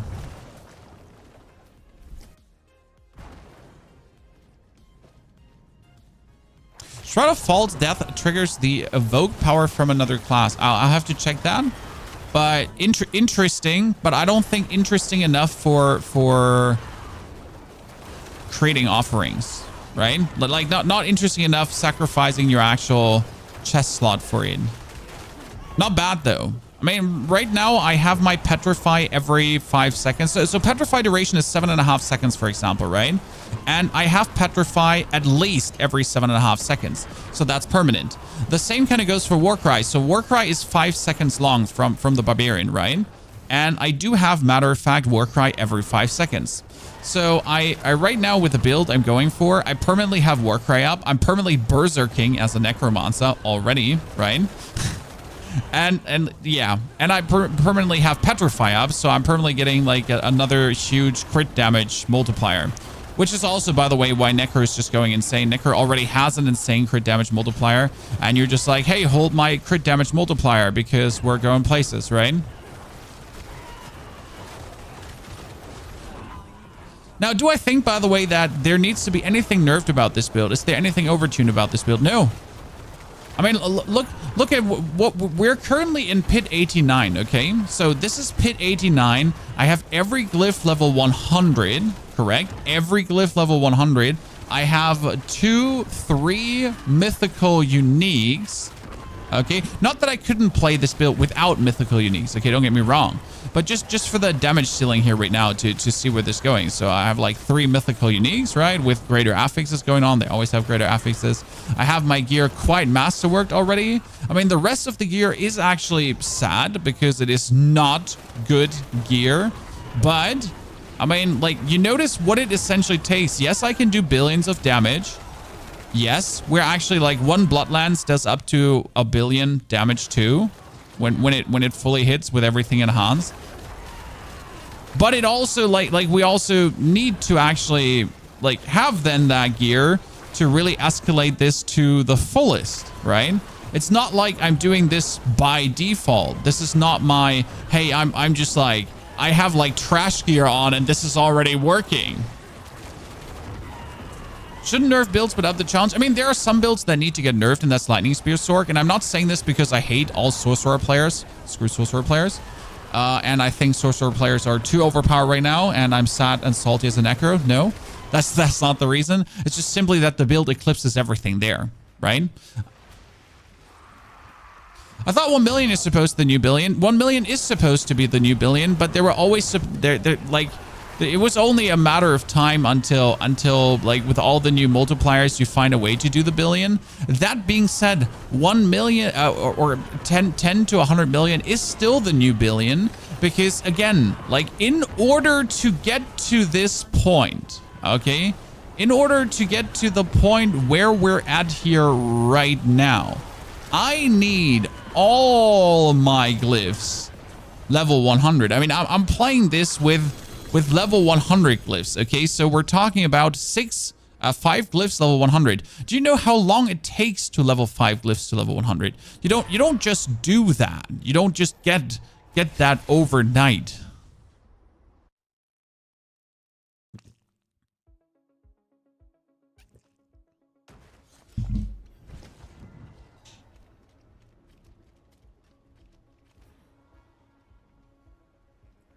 I'm very happy about the Lightning Spear build. What makes me sad is if there's one build that is so oppressive that it just makes no sense to play anything else. Like it just doesn't, right? It's like if you like right now, for example, as a necromancer, if you play minions in the end game, you're just stupid.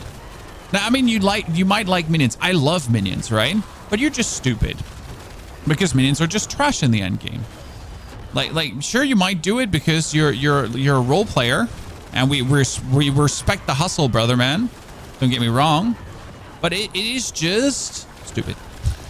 Is that it? I'm not taking it back. Stupid. And this is coming from all us Necro creators too. Like all of us Necro creators actually try to make minions work, because that's the reason why we essentially play Necro, right? Because we like minions. I mean, like if I don't like minions, I might as well play Sorcerer. But you like, and now back to the topic of damage, by the way. I mean, you notice how we're dealing like millions, like right where we're doing 800 million, 200 million, 500 million. We're doing quite some damage, but it's also needed, right? I mean, this is the pit 92 right now.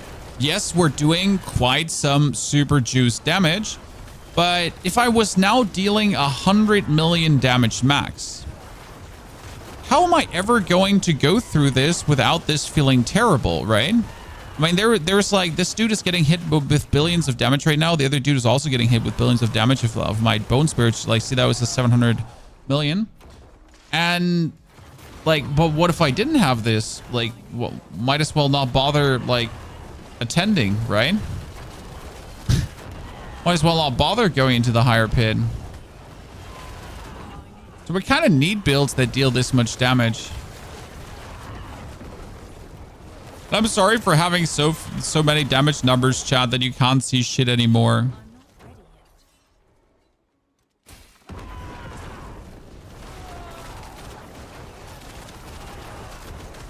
They need to do something with Uber bosses. It looks like you need 500 kills to get an Uber.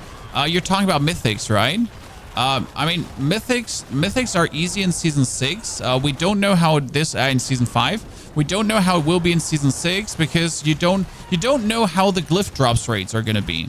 So the thing is, like, if you want to craft a specific Uber unique, you can also do that with glyphs. So you don't necessarily only need resplendent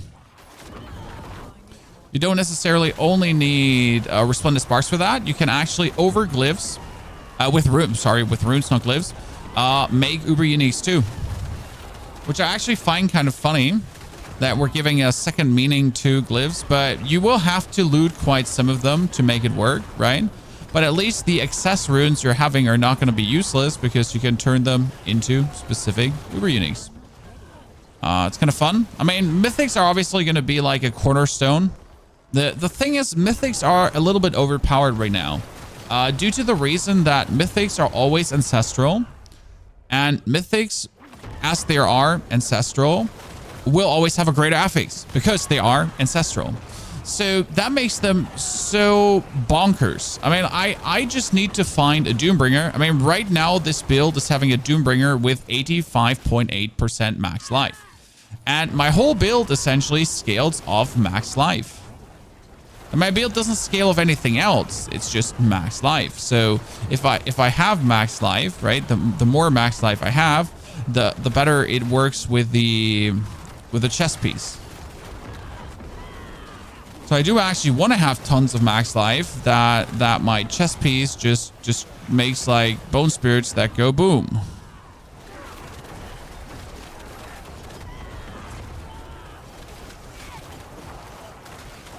Right? But you still need 1 spark to craft with runes. Yeah.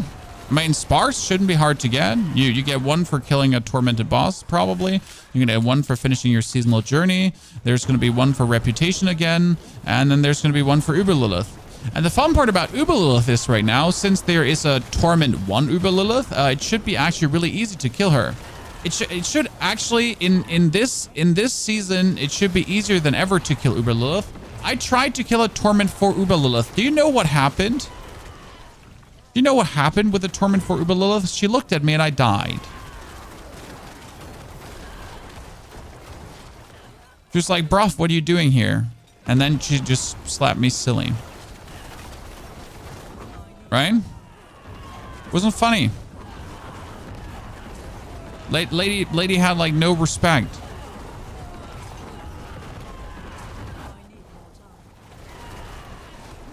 Absolutely slapped me silly.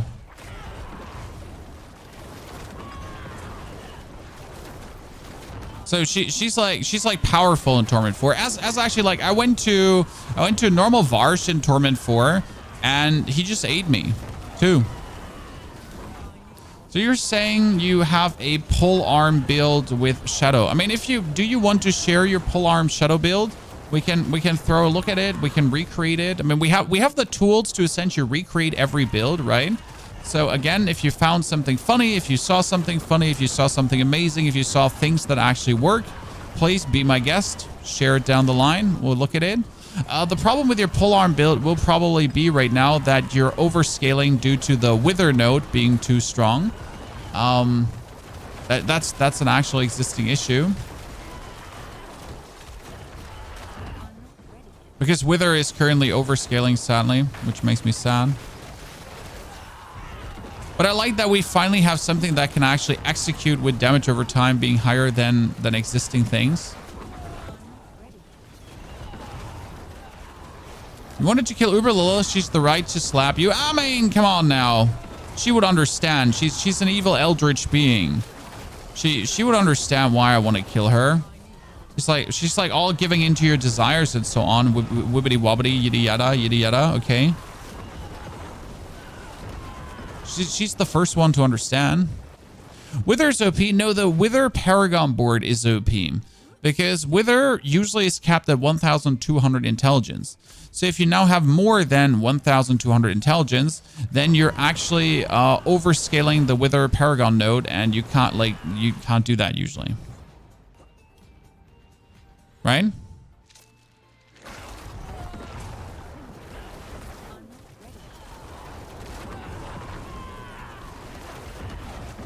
Oh, you don't need Doombringer to make this build work. It's just like if you're looking to max out Torment 4, then you will need Doombringer at some point. Okay, so it's not like, can this build only be played with Doombringer? No, you can play this without Doombringer. But do you want to do Pit 100? I mean, this is Pit Tier 92. You will never have to go for Pit Tier 92. There's no reason to go for Pit Tier 92. Okay? Do you think anything should be done with Barbs having so much advantage with so many weapons? Yes, but at the same time, the devs are saying they have trouble kind of figuring out what they should do. So should something be done? Yes. Does Blizzard know something to do? No. I mean, Blizzard's sad. We got no clue. I'm sorry. By the way, chat, how many ranks do we have now in? We have 24 ranks in Bone Spirit. Whoop whoop. So Blizzard essentially said it, like, right? Well, we don't know how to balance this. Okay, we're almost at 200, chat. Almost at 200. Almost at 200. At 200. 100 PID. Let's get 100 PID done, and then we do the next build. Okay?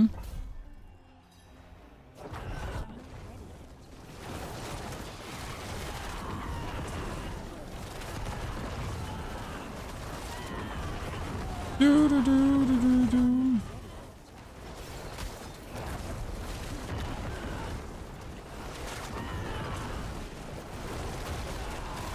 Yeah, the damage this is outputting is sufficiently silly, and I love it. Right? I mean, we're sitting at up to 7-8 billion damage. And I think against demons, it could be even more because that's like adds more additive damage with the Helmet of Perdition. Important is with this build to truly just spam the Blood Wave, like no remorse, right? Like even if it's only one opponent, you just want to use your Blood Wave, right? So there's never a scenario where you're gonna be like, oh, you know what? Maybe I shouldn't cast my Blood Wave. Nah, doesn't exist. You know, this notion of maybe I shouldn't cast my Blood Wave just doesn't exist. It's like you're walking forward with Blood Wave cast, like right, every step is a Blood Wave cast, and then you're just holding your button of your Bloodlance down to just yoink out Bloodlances like they're like you absolutely have no respect for your enemies, right?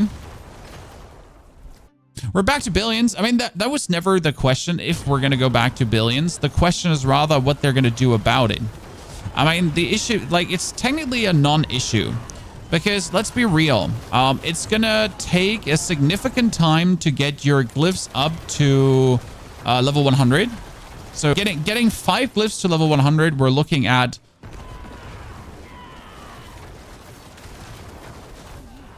50 hours of gameplay.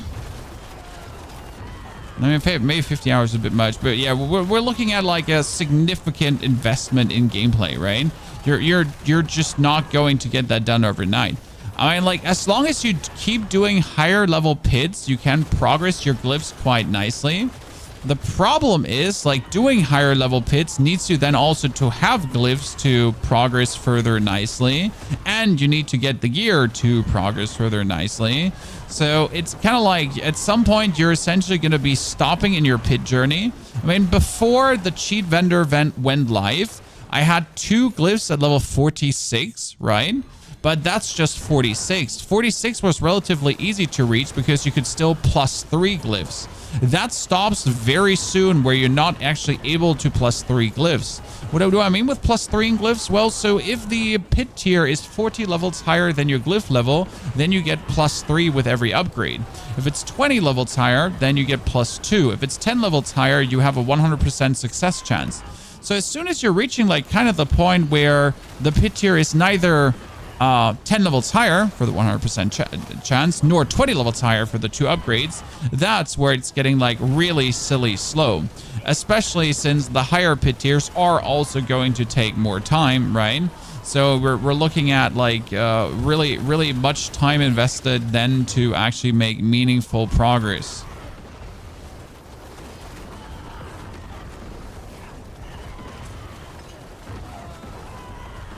Wow, these dudes are really clustered up and really don't want to die. Right? We're like this. By the way, this is billions of damage, right? We're literally exploding billions of damage in them, and it still took like that long.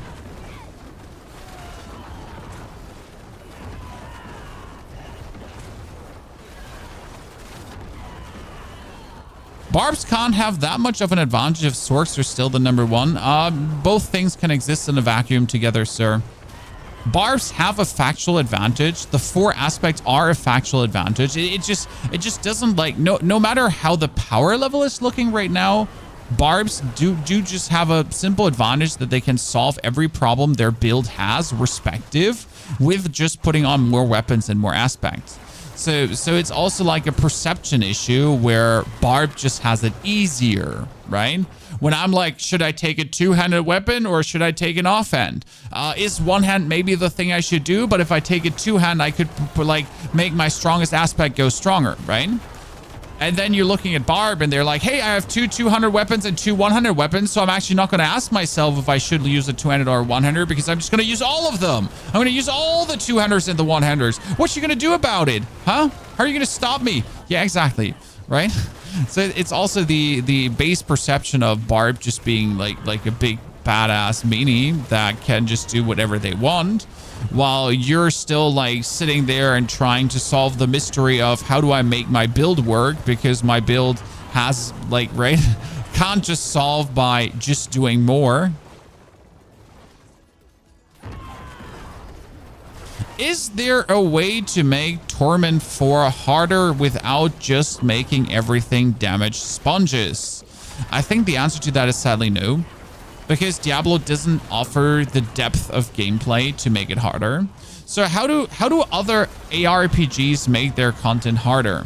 They're actually partially introducing mechanics, especially when it comes down to boss fights, right? So when you're doing like maps in Path of Exile or Last Epoch even, the bosses, like, they get harder with respective corruption tiers and things like that. And as the bosses get harder, they also have their mechanics that are more hard to deal with. Now, the problem is that Blizzard doesn't have boss mechanics. I mean, sure, the pit now has like the boss echoes that are actually coming out of the things, but it's nowhere like very well thought out like boss mechanics that bosses could have, right? It's not like we designed this boss to have like this certain mechanic and it's all about that, and then he has like 2 stages and you need to fight through this, and it's like, you know, and if you do this then on a higher world tier. Yeah, well, we don't really have that much in the bosses. I mean, like, again, Diablo 4 is a very simple game. That's not a complaint. It's like the reason why I actually like Diablo 4 so much. Okay, what is this? What is this level? So I cleared this complete level. Do I have to go back now because I didn't kill enough? Chan? Do I have to go back to the first level now?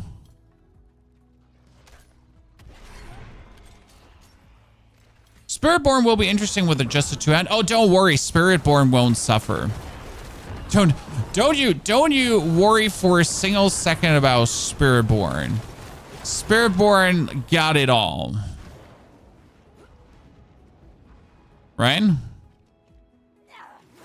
I mean, they ate the penis with a spoon in the morning and they're not letting go of it. Let me tell you that much for free.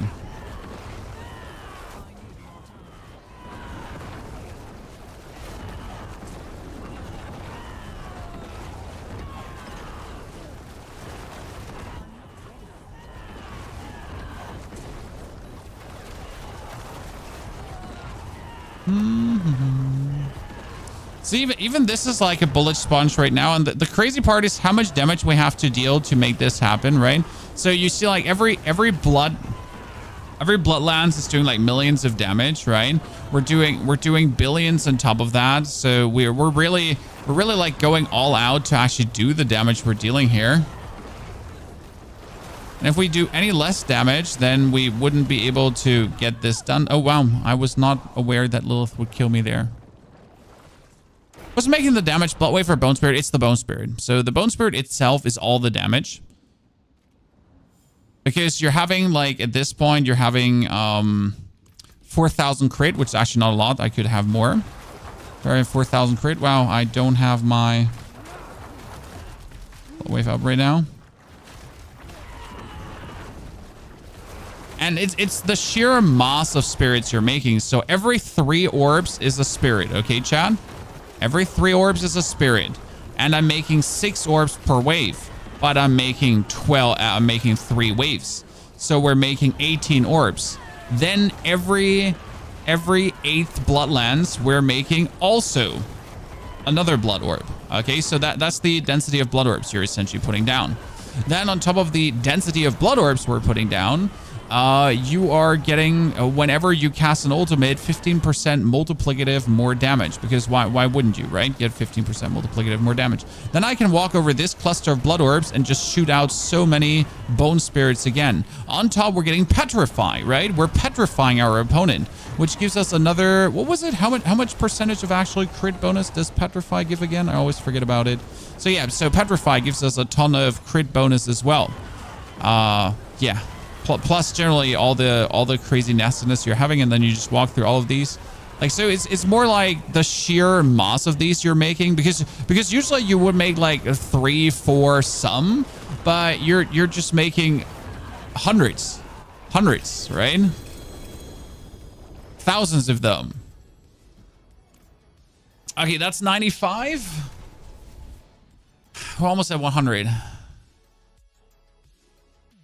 A build recommendation for Spiritborn Monkey. Monkey go boom. The game is broken right now. No, I wouldn't say the game is broken. I mean, the endgame builds are endgame building, as they should. So that's that. And I don't think that Torrent 4 is a joke. I see so many people saying Torment 4 is a joke, but I don't know how far removed you are from the standard gamer reality. That's my honest question to people that say Torment 4 is a joke. Like, how far are you removed from what the average gamer, what the mom and dad gamer experiences currently? Right? I mean, if you go with a lightning spear build, yes, everything is a joke. If you go with a slightly not ultra S tier build, it's not a joke. I mean, if you go with the best build in the game into Torment 4, yes, it will feel simple. But that's not the reality of 90% of the gamers. So right now, the only people that say Torment 4 is a joke are the people that will never feel challenged with most content, because they're just simply playing the game too much and they have too much experience at this point. The normal gamer, and I don't think anyone can argue with this, to be honest. The normal gamer, the casual gamer, the 90% player base, for them, Torment 4 is right now having the perfect difficulty. Now, is that good to leave the game in this state? That's a complete different question, right?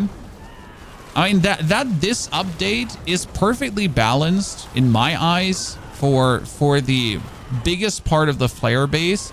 I would give that straight up a check mark, right? Unquestionable. Yes, the people that play Diablo on their controller after work with their kid crying in the background, while they, I don't know, while they came just back from their shift of the steel mill to jam like some 2 hours out and try to get to Torment 4 somehow. Perfect. For hardcore players, and I'm not talking about players that play hardcore, I mean players that play hardcore, right? You know what I mean, huh? For them, yeah, it's going to be simple. But it's a little bit like of a homebrewed issue, right? I mean, if you're so good that you have the perfect build put together after 20 hours because you have invested like 20 hours of optimally doing everything and then farming like the bosses and all that kind of stuff, right? You have min-maxed the soul out of the game again, and then you're kind of like, you know, you're kind of like too strong for the content, and it's like, oh, surprise. The consequences of my actions, huh? Who would have guessed if I just blast through the content that happens? In Season 6, you can play the Blood Surge build. You can actually go back in the VOD of this stream, and there is the Blood Surge build already. But the Blood Surge build is actually weaker than the Bloodlands. I am like, it's finally time. The time has come where Bloodlands is actually stronger than Surge, and that's interesting. I mean, it's actually not Bloodlands being stronger, it's Spirit Wave being stronger, but still. The time has come, Chad, finally. Ah, there you are. How much I hate like shielding minions with this build, because I cannot single them out. That's probably one of the biggest issues this build is facing to a degree. You cannot single anyone out, right? I can walk through these orbs, I can summon all my ghosts as I want to, right? But I have no agency where they actually go. Do you think the game is worth buying? Would I be able to catch up? Sir, Season 6 is starting, and since it's seasonal content, everyone is starting at the lowest level. There is no catching up to do in Diablo, because every 3 months you're getting a new season and you can start from level 1 again, and everyone else starts from level 1 again. The only catch up you have to do is the knowledge database, right? To understand what's actually happening on the screen. Why are all these damage numbers popping? What are all these ghosts doing? How are multipliers multiplying? Is my attack power an actual absolute or useless stat that doesn't mean anything? Exactly. Thank you very much.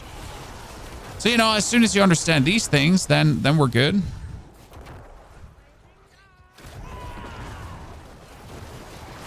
I wish the game was a bit harder.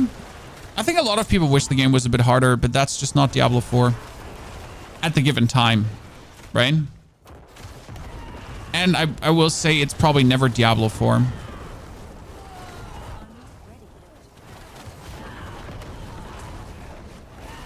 I hate to bring the same old trope because I'm not a fan of saying this, but if you want to play a harder game, just go play Path of Exile. I know this is not the magical solution because you don't want to play Path of Exile. You want to play Diablo in harder, right? But the saddening reality is that if you want to play hardcore ARPGs, right? If you want to play a difficult ARPG, then Diablo is not the ARPG to play. And I'm saying this as a Diablo partner, right? As some as someone who's put all his efforts in here to speak out for the game at times. But yeah, that's just not Diablo, right? I mean, that being said, some people might actually find Diablo hard, right? I mean, again, only because you're breathing through all the content doesn't make the game less hard. It just makes you more good. I mean, look at it this way. Maybe you're just too talented for the game. Okay, listen. Maybe Diablo is actually really hard, but you're just like Giga brain, like, right? 400 IQ gamer. Like there's like no challenge is in front of you because you're just too smart. Have you ever thought about it this way? Maybe you're just better. Build different. Century phenomenon. Diablo is more like a Doom game to you. I mean, as ARPGs to a degree should be. ARPGs are a very simplistic concept. I mean, you go around, you slay hordes of monsters, you get stronger, you pick up loot, you go around, slay hordes of monsters, get stronger, and so on, rinse and repeat, right? Like that's that. That's what you're doing. That's what ARPGs are. I mean, that we are now also solving mathematical equations and pathings in Paragon boards to get the most squeezy damage out, and then there's an attack speed cap 1, and then there's an attack speed cap 2, and you need to know how to serve both attack speed caps in the best way to actually get the most attack speed out of your character. Hey, that's a whole different thing, right? And you might actually never care about attack speed cap 1 and 2 and still max out your character because that's really sometimes even too much for tryharding. What class would you recommend for a new player? Well, I would personally, if I was thinking about playing Diablo, probably wait for the new expansion. Because let's be fair, the new expansion will offer like tons of exciting, cool new things. So it might be worth it to wait. Can I just stand here and yeah, I can. I was like, could I just ignore his poison poop?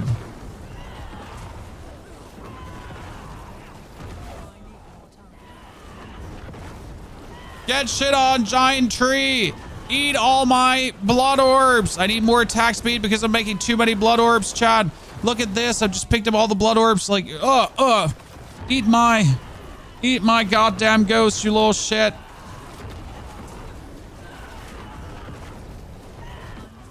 Petrify him.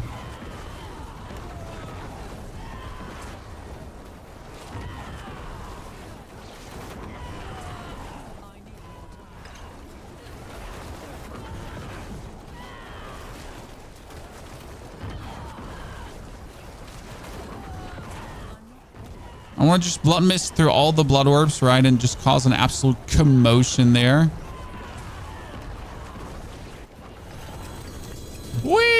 We're at pit 100, chat. Shall we do it? And then we can do another build. Okay, so step 1 is now pit 100. And then we go for another build. Because that's what I promised today. I promised a bunch of different builds. So right now we are doing the Air of Perdition, Blood Artisan's Cuirass with like the Blood Wave reduction. And then just nuke out as much damage as possible. Which works plenty well. And I really do like it. I just wish I had a bit more attack speed because my attack speed is not as high as it could be, for sure. Right?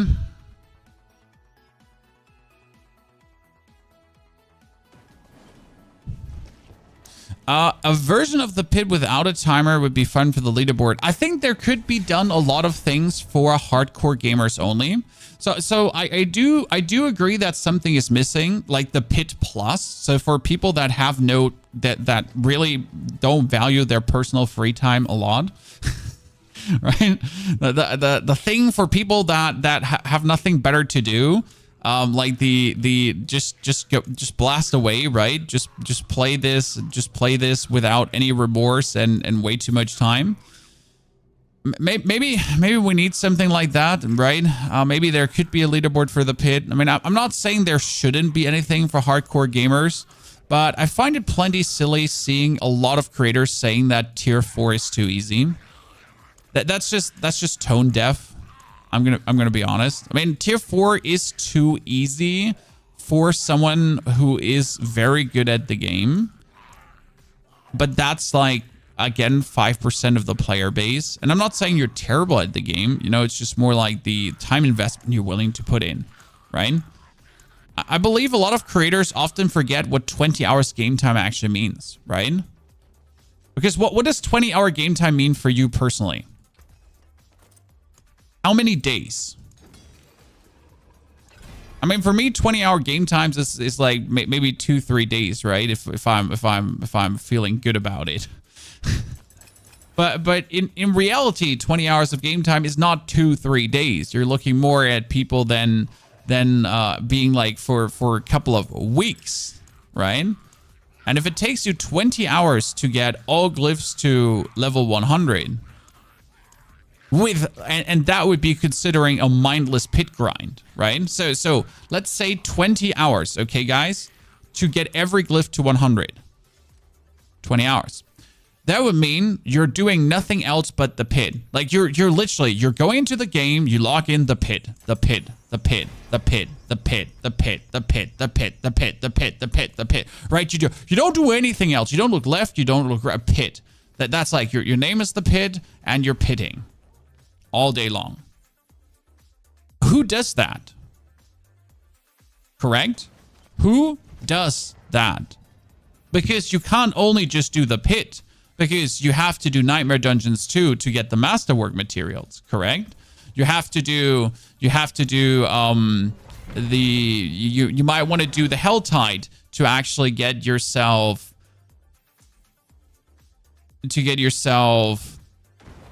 greater affix items from the Queen of the Helltide. So these are all things that you might actually do instead of just mindlessly spamming the pit. And that's what I'm saying, like Torment is just not hard. Torment is difficult enough. But yes, if you're willing to actually absolutely brain dead slave your life away and game your life away, where there's there's nothing wrong with doing that, right? You gotta understand that, again, you're the crazy outlier, right? You're not the norm, because people don't do these things. People play games different. People do not play games maximum efficiency. People rather play games minimum efficiency most of the time. Okay, well, like, whoever put freezing spiders into this can eat my ass, right? I'm just trying to stand here and spam my abilities away. And someone's like, hey, how about we put a freezing spider in here? Freezing spider. And you're like, no. I'm lagging out the game, Chan. I'm doing so much that we're lagging out the game.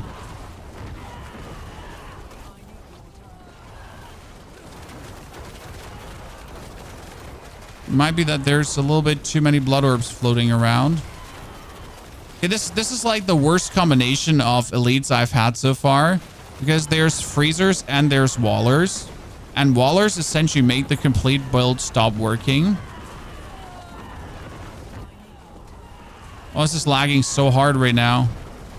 Why do wallers make the complete build stop working? Well, because, you know, when there's a waller and you're throwing a bone spirit, that bone spirit just stops, matter of fact, existing as soon as it runs into a waller.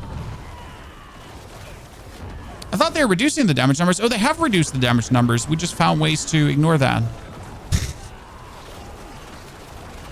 I mean, they reduced the damage numbers, but again, this is a character right now that has every glyph on level 100. I am playing 1, 2, 3 mythical items 12 times upgraded. I have a couple of ancestrals that are also 12 times upgraded. I have 224 paragon points on my glyphs that are level 100, right? So yes, they squish the numbers, but like, you know, if you reach this point, like, I mean, like the character we're having right now is looking like maybe 50 to 100 hours of time invested into. If I invested 50 to 100 hours of time into my character, right, in Diablo 4, and I am not doing these levels of damage, then I'm like, why even bother? Why did I even try to become stronger? Why did I put the effort in of leveling up my glyphs if all the outcome was, oh yeah, here's a wet handshake?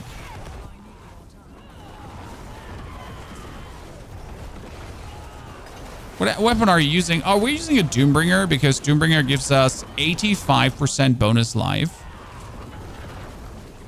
And you might consider 85% bonus life actually to be something quite desirable, especially when you're playing a build where all your damage is crit damage that scales off of like how much life you have, because that's how the chest piece actually does work. So here we are just getting as much max life as possible and then trying to clear pit 100 without even having the absolute god tier gear. Well, we have good gear, right? But there's a bigger level to this too. A lot of these pieces are like compromised pieces.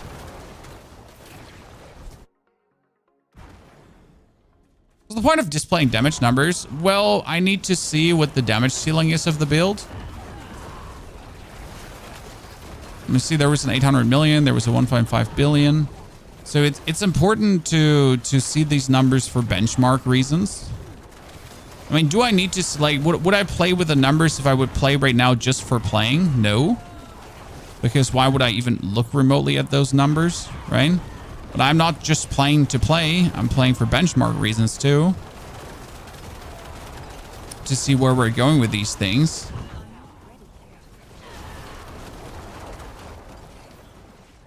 Also, pit 100 feels very spongy, as it should, to a degree.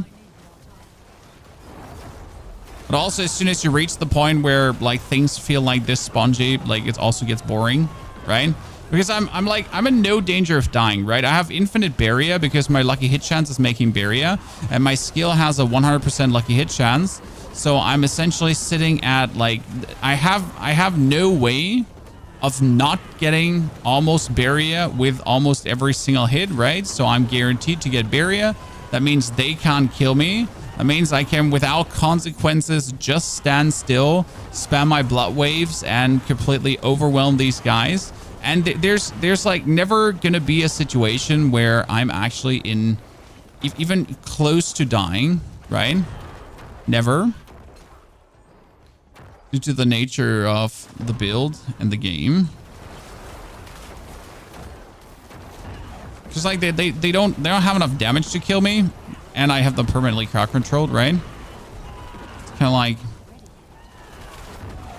they gotta feel spongy, I guess, but at the same time, it's, what are they ever gonna do to stop me? Is there a build guide already for this? We will create all the mobalytics live on stream today, but we are making more builds. So this is right now the Spirit Wave Necro. That's, by the way, the official name. The build was created in Season 5 by Scribblet. And it is an absolute fantastic concept. And now, obviously, in Season 6, a lot of people are going to be trying, hey, if it was already good in Season 5, could it be also good in Season 6? The answer is yes, it could. Because you're getting more cooldown reduction than ever. Because what did they change, guys? You want to know what they changed? So, Blood Wave, they buffed the aspect of cooldown reduction. So it was every 3.8 seconds. Well, rejoice, ladies and gentlemen. Now it's every 4.5 seconds. So whenever I pick up a blood orb and I make 18 blood orbs with a triple blood wave, then the cooldown reduction is 4.5 seconds per blood orb. So now you can imagine 18 blood orbs times 4.5 seconds, while I actually only have a 36 seconds cooldown, is actually more cooldown reduction than the cooldown is long. Which means that I'm officially now able to spam the blood wave and make so many blood orbs that everything is just plastered in rivers of blood. And the whole funny episode of this is that if I'm now stutter stepping forward and I'm walking through these rivers of blood, that my blood lance is at the same time consuming these blood orbs to make bonus blood lances or quill aspect. But at the same time as that is actually happening, because that should obviously happen, we're just stutter stepping forward and slowly moving ourselves in the path of said blood waves, right? And by this, we're setting off even more spirits than we would ever have. And obviously, if these spirits and orbs are right below a cluster of enemy, then there's no travel time for our spirits because they're just straight up going to be right in them. So you're going to dash into a huge explosion. I'm going to read your donation in a second, my friend. I sent you the build private message on Twitch. Rykorf, I'm going to check it out. Thank you very much for sending that. I'm really happy. Again, chat, if you have good ideas, don't hesitate sharing. If you want to, obviously. Oh, this is probably the worst opponent for a tier 100. There's so many better ones. You kind of want to have a demon. And we should be fine. Okay, blood mist through this because I don't want to like eat that all. So we're blood waving now, and obviously in a boss fight, the problem is that the stutter step is not really an option anymore, right? To stutter step through the blood orbs. You also need to stand close enough to her for one reason, and that reason is go behind her because else your blood orbs will fizzle out. The reason why you want to stand close enough is because we're casting Petrify. So by using my blood wave cooldown right now, by using my ultimate, I'm triggering the rune of Petrify. And that rune of Petrify gives me Petrify. And Petrify leads to bonus critical strike damage. And a lot of that, to be honest. Well, she's like in the worst position possible. I kind of want her to walk out of that. Because right now, like I can't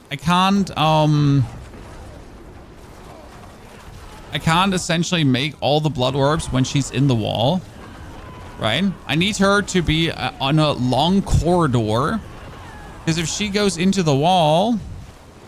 Let's walk through all of these.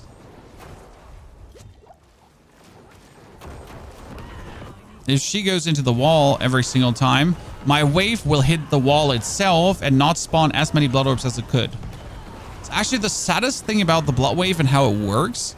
That, oh wow, that if it can't wave, then it can't work. Can Sever finally be S tier? Yes, Sever is finally good. Sever is good. Sid, thank you for the 46 months as well. Sever is in a powerful position. It can't keep up with what we have here. That's important. So Sever is still not as strong as Spirit Wave, but that's more due to Spirit Wave actually being obscenely strong than Sever not being good. So you're a little bit in the Lightning Spear scenario. So where Lightning Spear is just so good that other builds are not per se bad. They're just worse than. Right? So it's not that other builds are bad. It's just that particular build is just... Oh god, I hate it.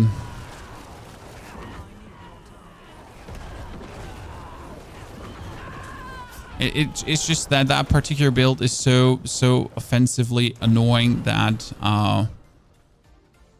the others feel bad. How's Blood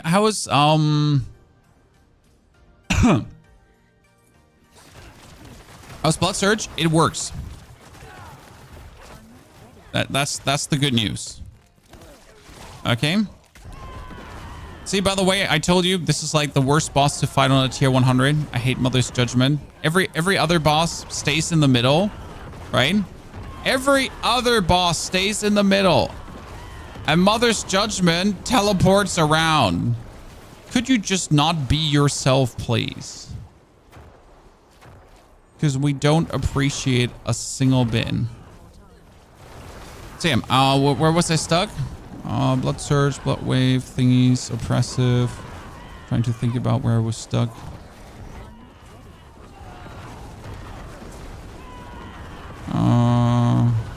Yeah, I forgot. I don't know where we were in our conversation. I am sorry. Brain malfunction. So yeah, but blood surge good, but like right now my blood surge does 100 million damage. I mean, my bone spirits that are coming out here do billions of damage. Right, and I like, it's not like barbillions of damage, you know, the barbillions that you have heard maybe the term before. No, it's actual billions of damage.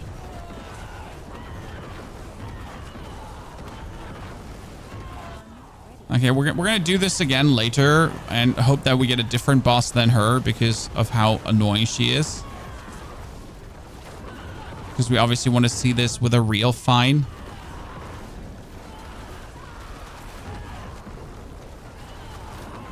But I mean, this is like, we know this is possible with this build already, so that's great. So pit 100 with the spirit wave has fallen. That's good to know, especially with the equipment we have. So I am rather happy to have pulled this off. One thing we have like a bit of a problem is I don't even see when Elias is coming. Right? I don't even see when he's coming. I mean, he's suddenly there, right? But where did he come from?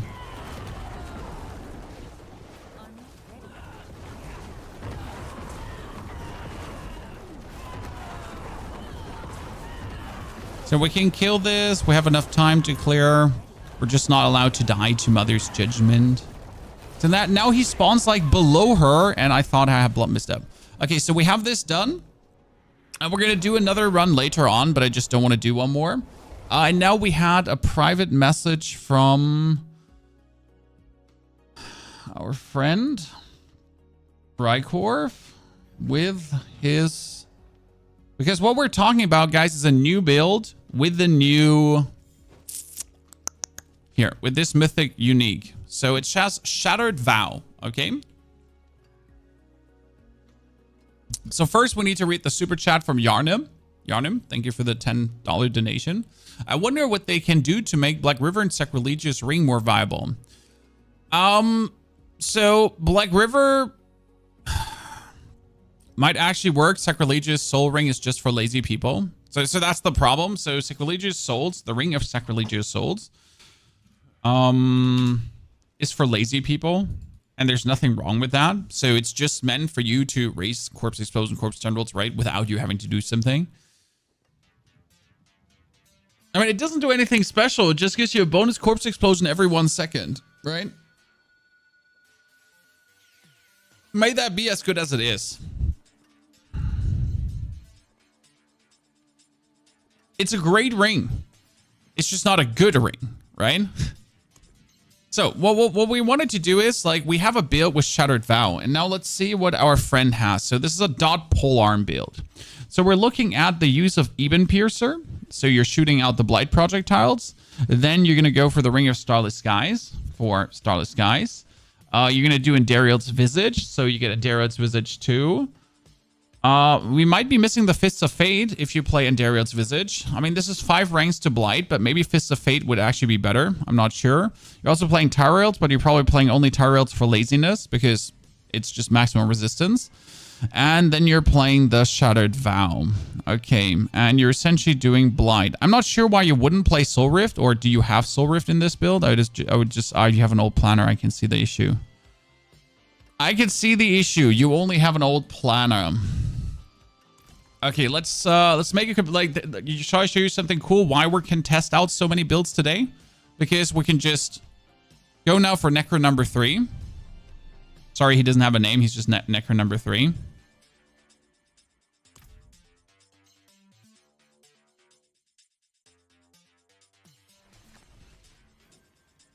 So now this is a level 60 character that wasn't level 60 before. We'll just pull this out. Oh, that's a triple greater affix polearm. Might be a bit OP, but let's just go. Might be a bit OP, but who cares? Right? 84.4% chance to become Berserker King. Yep, sure. Why wouldn't we? Okay, polearm life, chat. So what does the polearm do specifically good? Why do you want the polearm? The polearm says if an enemy has more damage over time than life left, he gets instant executed. Does that sound interesting to you? Execute enemies afflicted by more damage over time than remaining life. Huh. Huh. Should be able to do something with that, right? So the question would obviously be, how can we afflict as much damage over time as possible? Well, that would be for one...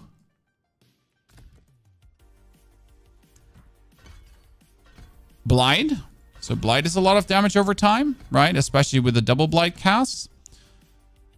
Then you would have the chance to get the curse for the cooldown reduction, whatever you're doing.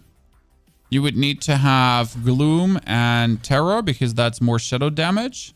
And then I would technically say Soul Rift is your friend because Soul Rift does do damage over time the whole time. And Barrier, which makes it really interesting. Plus, if you spam it, you're actually getting more ultimate damage, plus damage reduction and sacrifices. Not sure if we actually do want to go for crit. Now, the question is, would you even go for Shadow Blight? Because technically we're applying shadow damages, right? And you do the Shadow Blight thingy. But the problem with doing the Shadow Blight and the Shadow Blight thingy is that you can't actually crit this, right? So like this is the most antithetical thing in the game. Like this scales with shadow damage over time, but we don't need shadow damage over time. We need crit to get the most damage out of this, right? Technically, you could get more damage with Affliction, which is enemies just take 15% more damage when they face you. Done. They just take 15% more damage. But you probably would go for Shadow Blight. So this is like the preliminary points I'm going to put here right now. My skill bar would be Soul Rift. It would be Blight. It would be a Curse. That's it. So listen, my skill bar would be Soul Rift, Blight, Curse. Done. No more skills needed. What, like, you know? Or what are you looking here for, you little shits? Well, obviously, we can go for the tendies. So, don't worry, get the tendies. And technically, you could go for the Corpse Explosion, but we're not really looking to actually use Corpse Explosion much, right? Fueled by Death. This is something in the realm of possibility that I would look at right now. Let's keep the last point here active currently. So we got the polearm, okay? The polearm is giving us tons of damage. Then, since we don't want to care about resistances right now, I'm going to do the unthinkable, and I'm just going to pick up Tyrell's Might. Because I'm a lazy mother trucker, okay? Keep that in mind. I just don't want to care about resistances, so I'm just going to pick up Tyrell's, okay? Tyrell's done. Because Tyrell's just maxed out my resis. So I don't have to give a flying fart right now anymore. That's truly like the main reason to actually put that thing up, because just like, oh yeah, you know what? Who cares? Attack speed while Berserker King. Let's go! Let's go!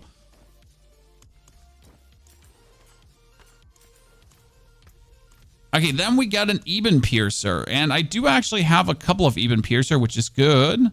So we got the new Eben Piercer amulet. Put it on.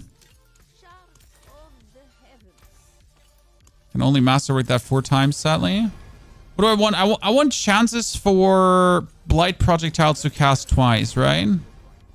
Probably. Or 4 ranks to Blights. I don't actually know which one I want. Let's take it just 4 ranks to Blights right now. I need more skulls because else thank you for 3 grand skulls. Uno, dos, tres. We need to think about our rune word triggers. So we need the execute. We have the bibbity wobbity wibbity woo. We need to play a helmet. You played Endariel's Visage for bonus damage over time, right? But would you need Endariel's?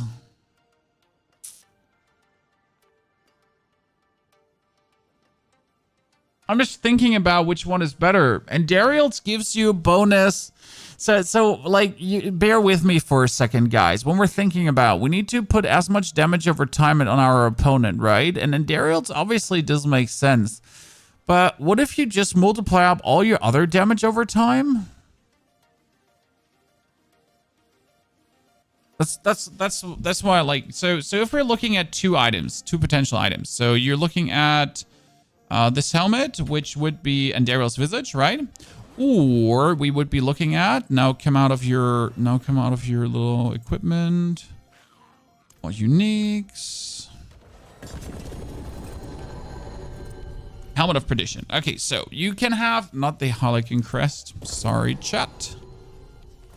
Endariel's. Okay, so you can have Endariel's, right? That would be all stats, life on hit, attack speed, and maximum poison resistance. Or we could be having the Helmet of Perdition, which gives us 60% more damage multiplier to everything else. Right? So what do we want?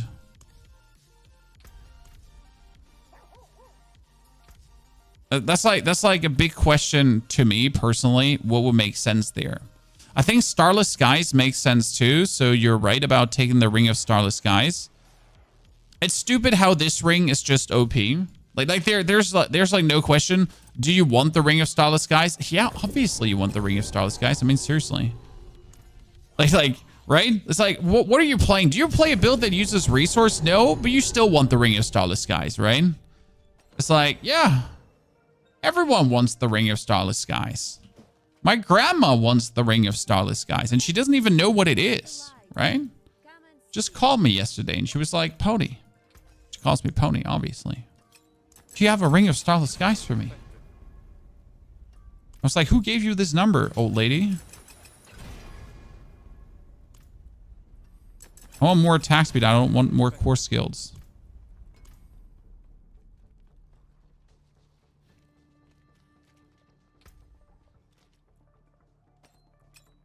Okay, drop all this shit here right now.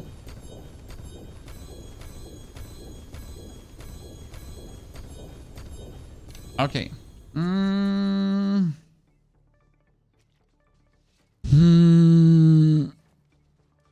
So we want to damage over time everything. And we have a 91% chance to Berserking. So how would this look right now?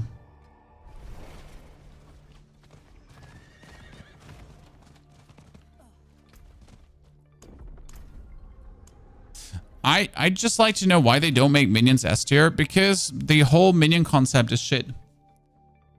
So the reason why minions are just not S tier is because the minion concept is just shit right now. I mean, like, if you look at minions currently, we have this Race Skeleton ability, okay?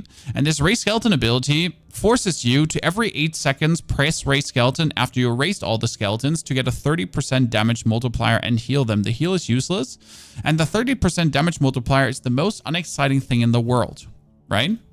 There's nothing less exciting than having to every 8 seconds on the dot press the Race Skeleton button, or you won't be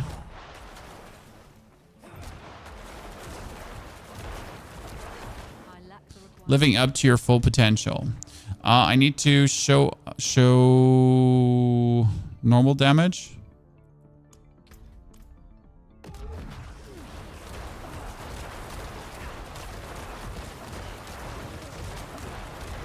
I just like want to see where we're ending up with currently, right? Just roughly, like without having any aspects go in, just like there.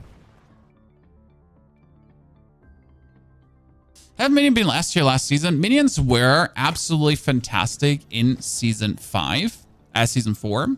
Okay. But that was merely, that wasn't minions. That was more or less just the golem as a blood golem. Which brings us back to the concept of minions are only good. Minions are only good if you have a blood golem. The rest of the minions is actually kind of sad. Again. Right?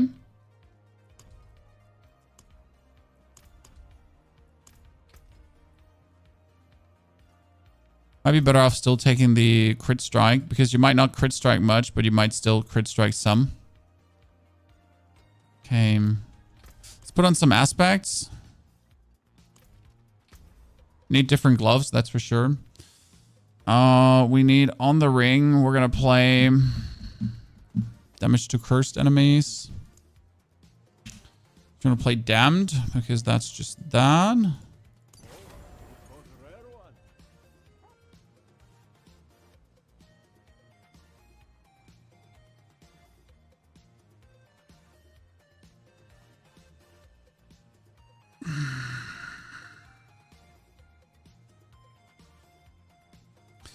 Your helmet, you technically want to play in Dariel's, but we could also play the Air of Perdition.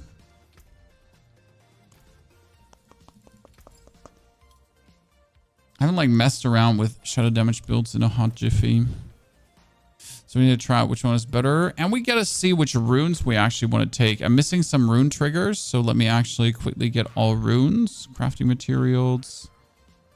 No, never mind. Equipment, all runes. Thank you very much.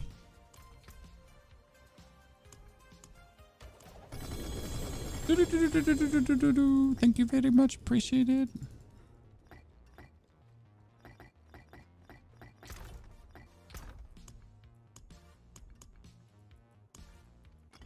In Shock, they won't actually let you try Mercy in PDR. What's Mercy? What am I missing?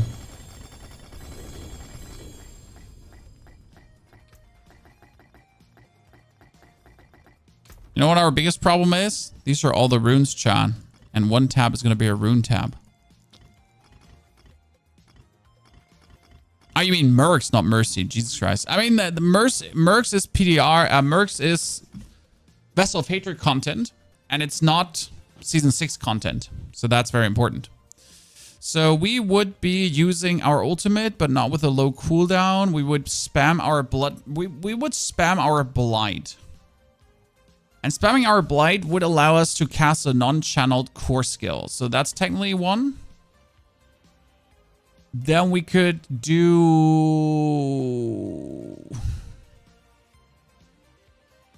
We could do non-channeled score skill into Rogue Shadow, into Evoke another class, into Petrify again. Technically, we could do Battle Cry, but we should be Berserking anyways. I mean, we have a high enough lucky hit chance to be Berserking continuously, right?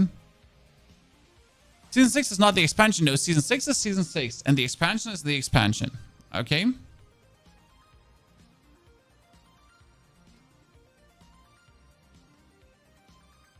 They're not the same.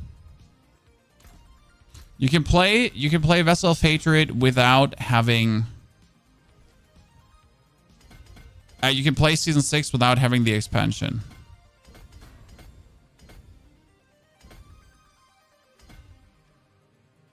This is a very, very extreme intelligence board here. I mean, technically, we would want to have as much... Darkness is shadow damage plus 20%. And I can like pick up all the intelligence, right? I mean, look at this. There's 85 intelligence on the board. That's not true. There's even more. Jesus Christ. You can get 90 intelligence. But it might be better to put Scorch in there because we're looking at our shadow damage over time, right? So technically we want more shadow damage over time. Correct? Then we want to get Witherboard. The Witherboard is actually a bit iffy.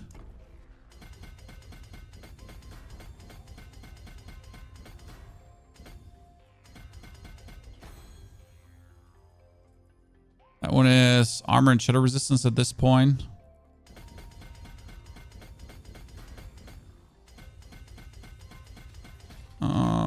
shadow damage now. That's shadow damage too.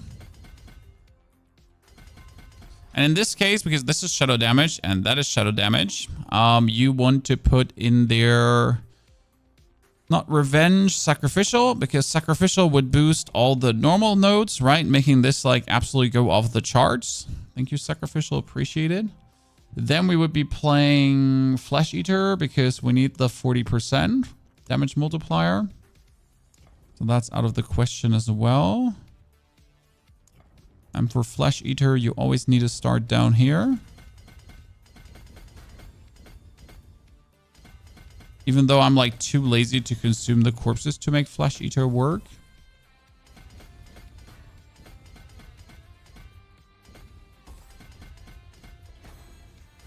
And that would be... Amplify is bad, by the way. So someone was asking, is Amplify good? It's terrible at this point. I'm sorry.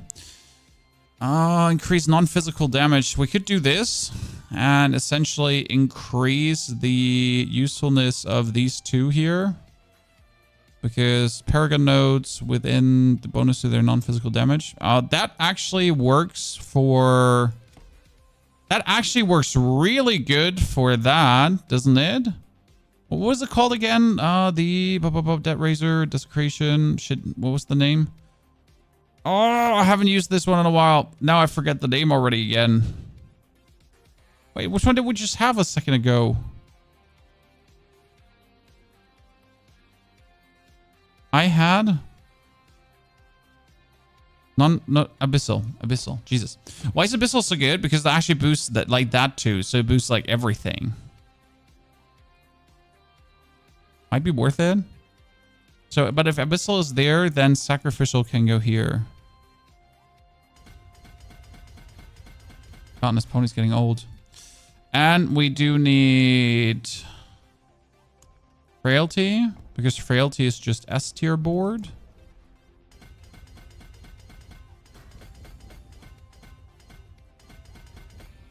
Shadow damage over time.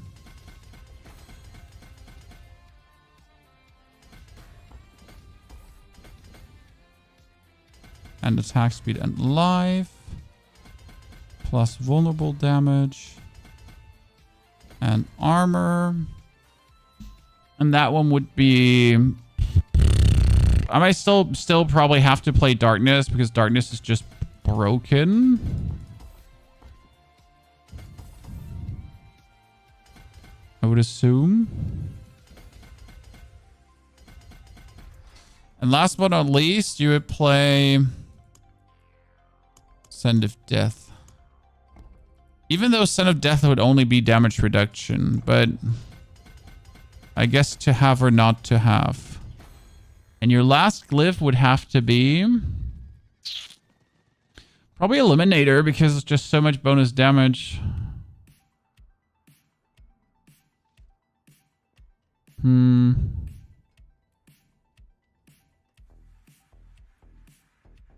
Eliminator is just nice.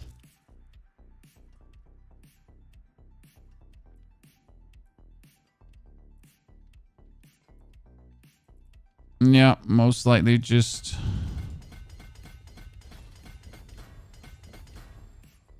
putting Eliminator in. Just gets so much in by nature. So that would be like roughly the framework we get cooking here with the 5 boards. With the Herald Perdition, you're doing 900 million. Well, let's see what the outcome now is. We currently have 900 int, which is okay. Shouldn't have more.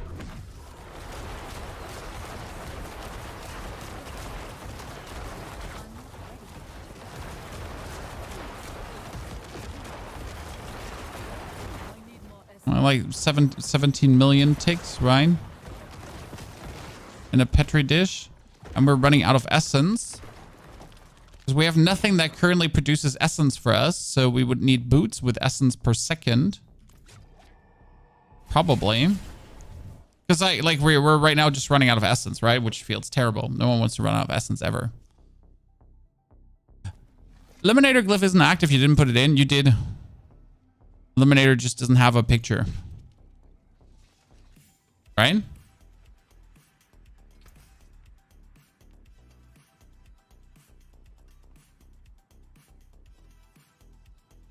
What do I wanted to do? We need intelligence.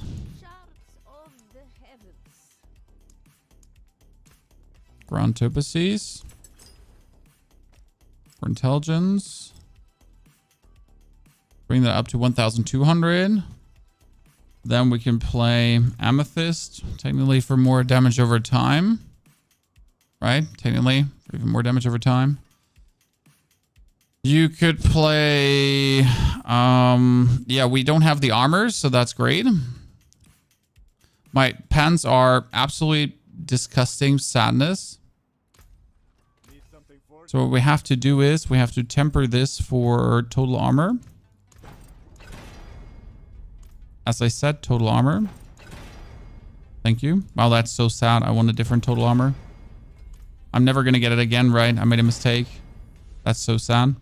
What can you do? Blight size, soul rift duration. Oh shit, we need soul rift duration, don't we? Because I'm not sure if I have enough. I probably need soul rift duration. Not sure if I have enough to otherwise make it work.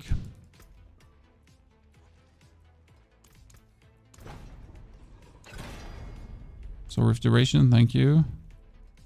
More movement speed. Movement speed during blood mist. I really don't want movement speed during blood mist. I just want standard movement speed. Can you just give me standard movement speed? It would be really nice if you could just give me standard movement speed instead of like killing elite or blood mist movement speed. Sir, appreciate it. Just give me movement speed. And I'm not asking for much. I'm just asking for standard movement speed. That's about it. Right? 3 to basic skills. That's great because we're going to re-roll that basic skill into armor now. Right? Surely. Thank you very much. That's going to push my armor up to the max, so I don't have to care about this anymore. And we could put on the boots now the lightning resistance into essence per second.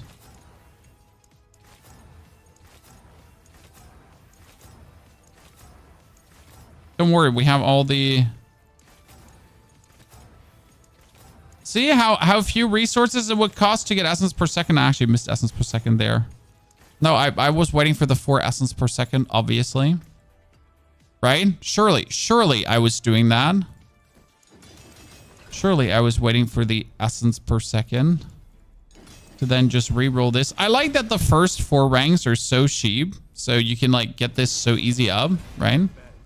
Okay, so we got 6 essence per second. Thank you very much. We do appreciate it. That gets us some armor. That gets us some life. That is the perdition helmet. I kind of want to do perdition.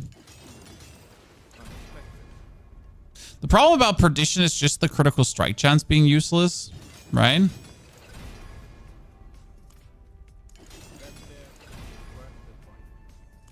It's 41% lucky hit chance. Let's go!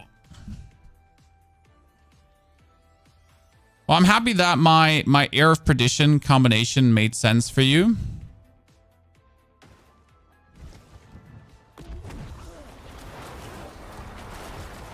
So we're doing like 10 million ticks here right now.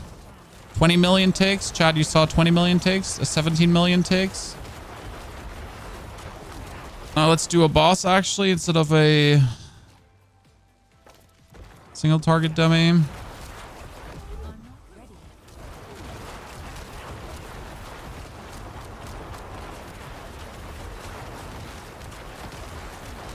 That's like 20 million. Sadness. Expecting somewhat more. But what we still need to activate is we definitely need to activate we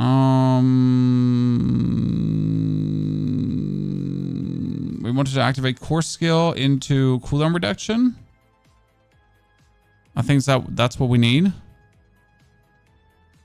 Because I feel like my core skill is my cooldown is not cooldowning enough.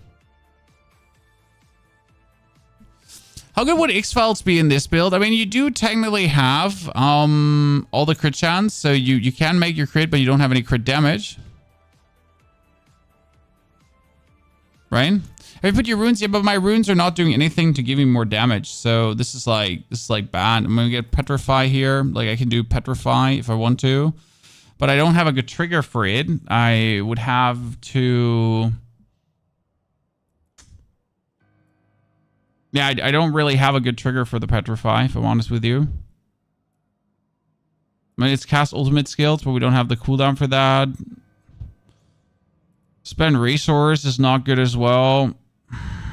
I'd have to like stand still probably to cast this, but that feels like the worst trigger imaginable currently.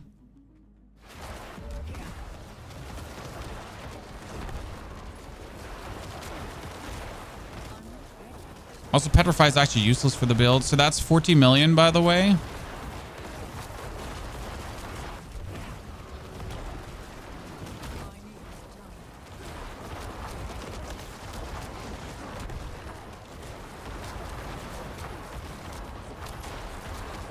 It's up to 40 million damage over time. That's cute. Not enough. This is not enough.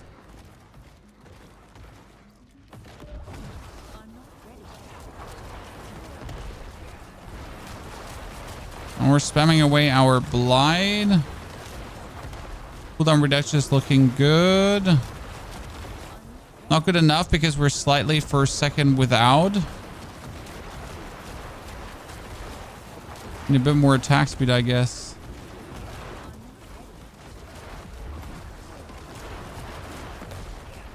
Yeah, it's looking rough. I mean, right now it's like a top end of 50 million tick per. It's not bad, but it wouldn't be enough to take on a high level thingy. The thing about Petrify is that Petrify would be useless for this build because Petrify wouldn't give me any damage. So we are essentially Berserking, which is nice. Enhanced Warcry would give us a straight up damage increase.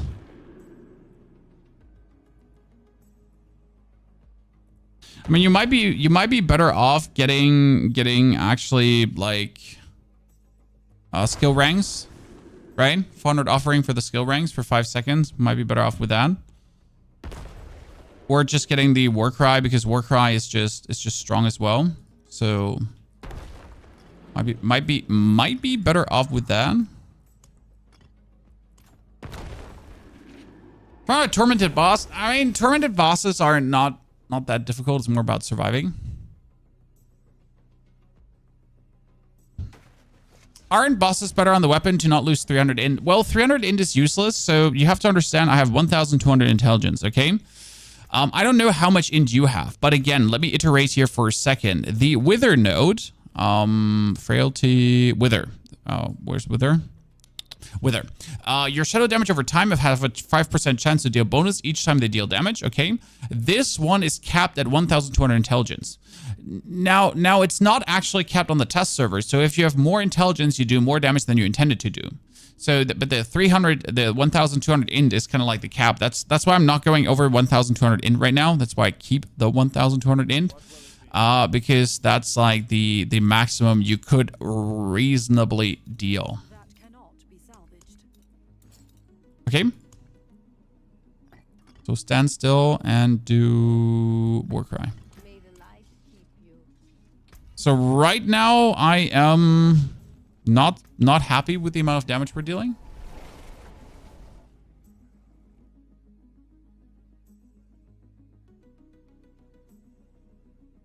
But we also don't have a glove aspect on currently, and my gloves are actually sad. So let's kick the gloves out, and we haven't done anything with the ring yet. So on the ring, we would probably be able to temper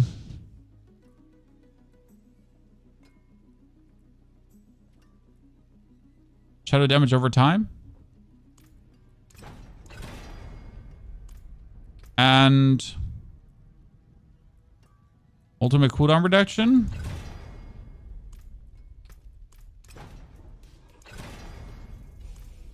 As I said, ultimate cooldown reduction. Yeah, like ultimate cooldown reduction would be fancy, because who wants ultimate cooldown reduction, right?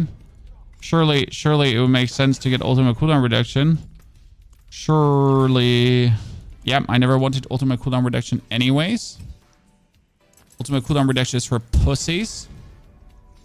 Right? Surely.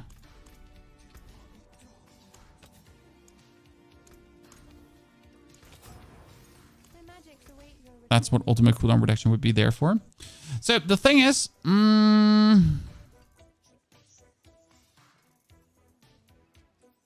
would love to play X-Felds with this, but I just don't see where I could actually play X-Felds with this. So our gloves are just one in a lifetime sadness. Let's see if we could at least get some ranks and blight on this one.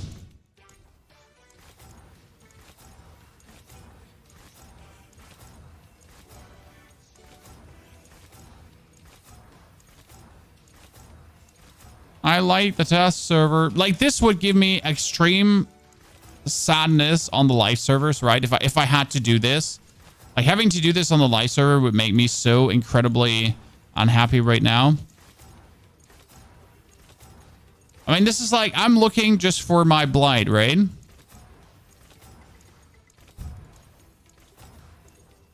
Hey, chat, has anyone seen blight? Or core skills? No? Is the blight in the room with us, Chan? Can you see the blight? Probably going to overroll it at some point. We should take the one core skill and just be happy about it, right? Surely we should take the one core skill and just be happy about it. Because the blight does not seem to be in the room with us. So what aspect could we play? I mean, right now we could probably just play Conceited because I don't have anything else I want to play that's Conceited. It's just damage when you have Barrier. I know Great Feast would be more powerful, but yeah. I don't think I have it in me. What was it? Decay, Soul Rift Duration. No Blight Size. You know what? Let's take Blight Size. Because why not? I want ranks to blind. Thank you. Appreciate your sacrifice. And blight size. Good. So I'm just not sure. What do we even have lucky hit chance for at this point?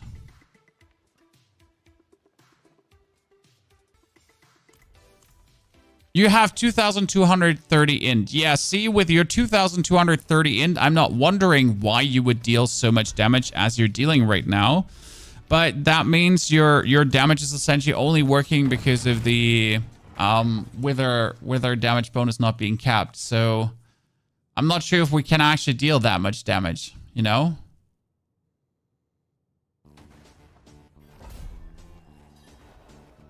But it also, like, if you can only deal this much damage with an uncapped wither, that, like, speaks for, like, maybe wither shouldn't be kept in the first place, right? I mean, so, like, on this pit tier, it does feel good, I guess. When I'm just going through, spamming Blight. It looks very much less fleshy than all the other builds that I've been playing, right?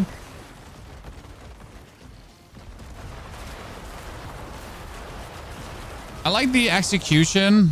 For some reason, my cooldown reduction is still not enough, despite having like the Soul Rift duration juiced up so nicely. Oh, you know what we're missing? We're missing the curse auto because I don't want to curse. I don't want to be bothered to curse.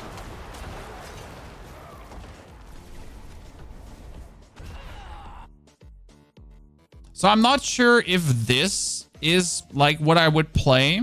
So there's two things we can try, chat. Do you want to try two things? We could also try to just make X-Felds as powerful as possible. So maybe we could go for an absolute incredible X-Felds overload build, where X-Felds just absolutely takes your breath away. Yeah, we wanted to go for Curse Aura. That's what I've been missing. So that is on the boots. We're going to do Curse Aura. Then on the gloves, we have that. And on the pants, you could do Daze if you wanted to, because we have the lucky hit to make it actually work.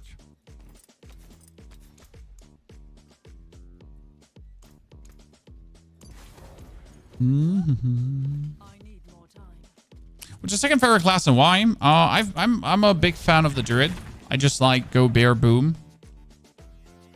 Last season, like the Lightning Storm build was absolutely incredible.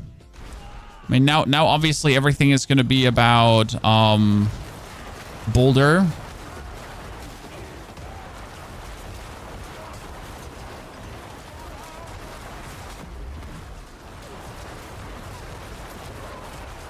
See, as much as this works, it just doesn't feel very flashy or fancy to play. I mean, you have infinite resource because of the Soul Rift again, but you do also really need to temper the Soul Rift duration to actually have this going on. Not sure if the Harlequin Crest might inherently be better because of the 4 ranks to...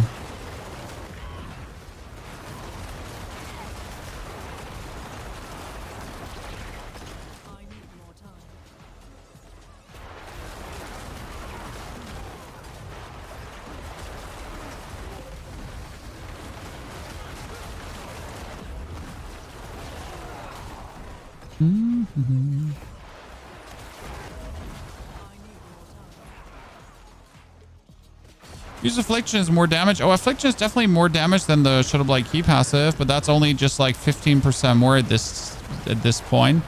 So it's not like that Affliction would like make my damage go into Narnia. I mean, this is not bad, right? This is certainly working as it does here right now. And I do like the over execute. I actually want to see how well the over execute works on a boss. Right? So right now we're playing the new unique guys that says when people are taking more damage over time than they have life left, then they get instantly executed. Even though it doesn't really seem much pertinent for these enemies because they die anyways so fast that like the bonus shadow damage over time doesn't seem to actually matter. So I'm asking myself, where does this item actually really matter? Because right now it's shaving off the last 10% on an elite, maybe, right? This elite here, I'm spamming him with shadow damage over time, but it's like, I'm not sure if that does as much as we actually do want it to do.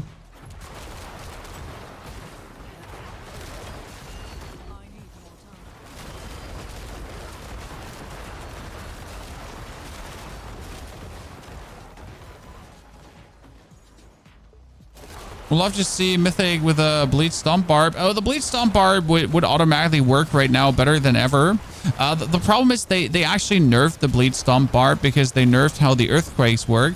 So Earthquakes used to have like an absolute incredible multiplier. And they actually nerfed the multiplier the Earthquakes are giving, sadly. Which makes me very unhappy, but like you could be making so many Earthquakes right now, it's not even funny anymore. I mean, it should still work.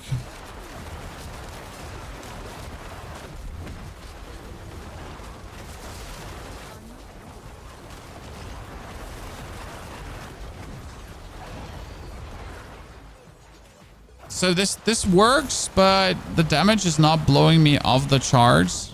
See how much damage it's going to be on the boss, but right now, like it's a tops of like 50 million per tick. I mean, 50 million per tick is kind of nice. Don't get me wrong, right?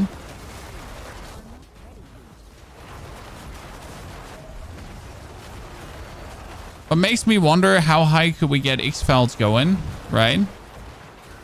Because X-Felds is very interesting.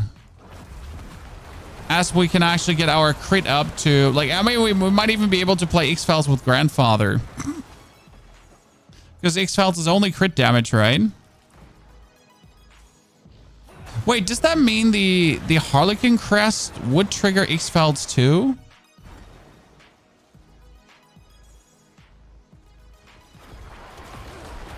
Earthquake is clearing level 100 pits. Yeah, I mean, like, Earthquake is probably going to get a rework in the way how it works right now due to what I have seen currently. So yeah, see, like, that execution with more damage over time than life, that really doesn't work for shadow damage. Like, look, like, see, she doesn't get executed. She just dies to the shadow damage, right? So this one does not seem to be working for Necro. I think this is intended for Barbarian with Bleed, I don't know if you have ever played a bleed bar, but you can actually get half of the bar of the enemy in bleed. So if your enemy is then half of their bars bleeding, they get instantly executed, right? So that makes sense. But I just don't see this working in Necro as much as I want it to.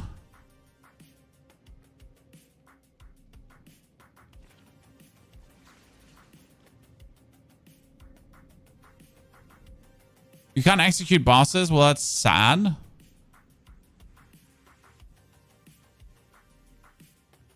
So this was kind of like fun. I think it's a bug that Necros can use with the Mythic. I think Necros should be able to use it. I like the idea of being able to go for Berserking. I mean, that was a fun exercise in futility. But now, should we try out the real deal thing, guys? Should we try out if we can actually get the Ixfeld's Corroded Signet stronger? Because Ixfeld's Corroded Signet says your damage effects over time have a 75% chance to erupt and deal damage to surrounding enemies. So the basic thought with Ixfeld's Corroded Signet would be now we have to push our crit damage as high as possible. So like, and when I say as high as possible, I mean like, you know, like sky high, stellar. Absolute madness. And technically, we want the lucky hit chance juiced. I mean, I'm not sure if you actually have to play this with Fists of Fate. Probably have to play this with Fists of Fate. What happens if you have lucky hit chance higher than 100%? I've never had lucky hit chance higher than 100%. What happens?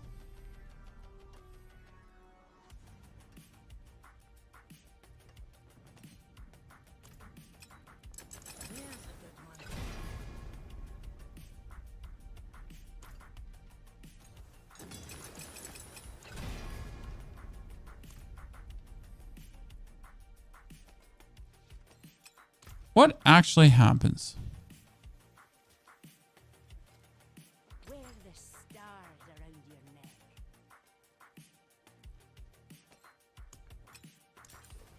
Yeah, I know you have 210%, but what does it show in the tooltip? Does it show more than 100% lucky hit then? I just don't know. That's why I'm asking, right? Do I have Fist of Fate? I have a 13% one. Am I gonna have to go Fist of Fate fishing now? I don't want to go Fist of Fate fishing. Really. Fist of Fate fishing.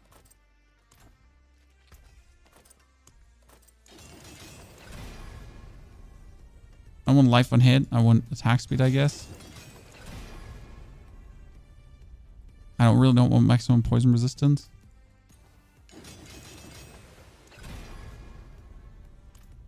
Yeah, I'm just going to take all stats. That's what I wanted anyways. I really wanted all stats. I swear I wanted all stats. It's like really what I wanted.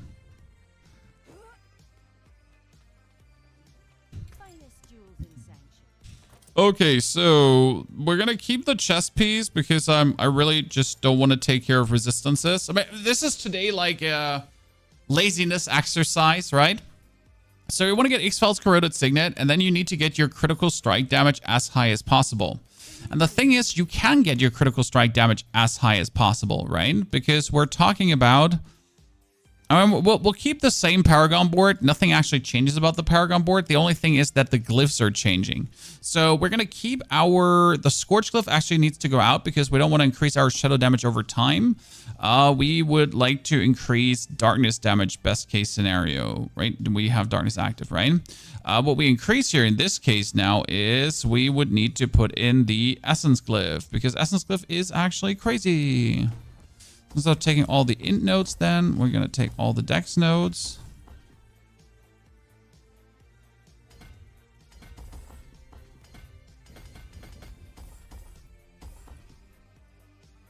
Yeah, because that's like another 900% critical strike damage. But I'm missing one dex node because it's usually... Where, like, am I blind? Because I know it's like I can get 54 dex nodes. Ah, there. Pony is indeed blind. So that would be the maximum amount of crit we could take. And shadow damage. Or I should probably just take the crit here that we have in the...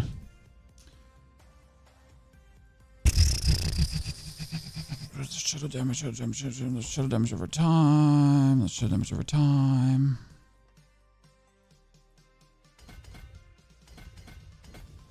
Should probably take this if I could. Right?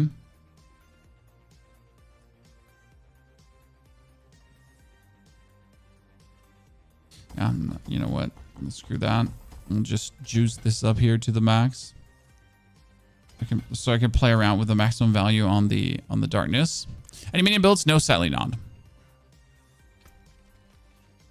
Sadly not. So we're still get Blight. We get we had to remove our shadow damage over time tempers though for crit damage tempers. I mean, if we're gonna do this, we're gonna do this the right way. Please give me critical strike damage. Like, don't you fight me on this one now. Oh god, it's not gonna work, right? And I would assume do we need a two-handed weapon? Could you just maybe go for crit? Thank you. Holy moly. So yeah, the thought is that the damage that we're actually getting out of the X-Felds is higher if we take a two-handed weapon, correct? And technically, the two-handed weapon to take would be the Grandfather. Would it be? Because it would increase our critical strike damage by 100x, right? So technically, if we wanted to get the most amount of critical strike damage possible,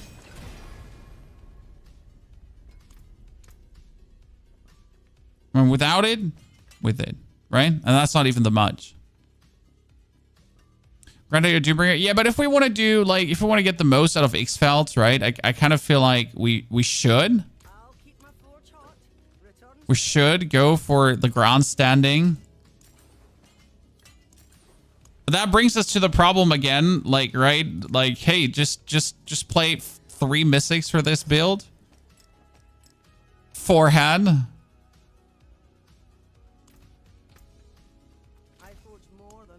Oh, am I missing enough armor again? I'm missing enough armor again, huh? Oh yeah, because I missed my gems. I was like confusion for a second. Where did my armor go?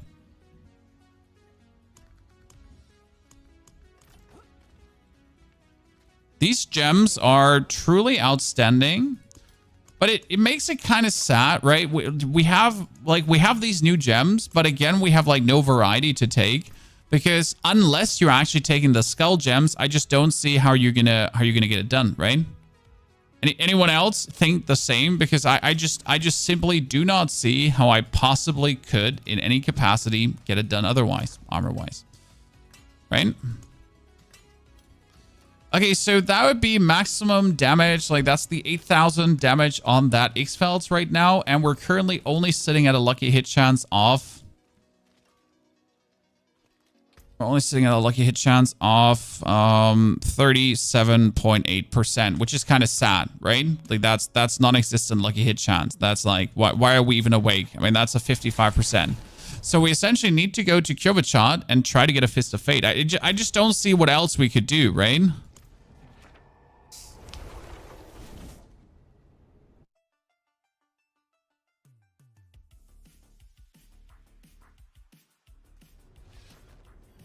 So we need to go for the worst thing in the world. And this is like where I really dislike this build already. And also dislike Endariel's Rogue. Because Endariel's Rogue is kind of like, okay, so you either get a good Fist of Fate or you're fucked, right? I mean, imagine you're looking for a good Fist of Fate, but you never get them. That's Fist of Fate with 38% lucky hit. Okay, done. Take that. I mean, would like to have more crit chance, but I don't care. Give me that Fist of Fate now.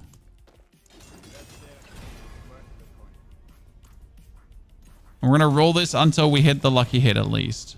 Right? 1% crit chance. Eat my ass. Give me that lucky hit! Or we're throwing hands! Okay, now we went through every stat but lucky hit. And every stat twice but lucky hit. And every stat 3 times but lucky hit. And every stat 4 times but lucky hit. Thank you. Appreciate it. Appreciate it.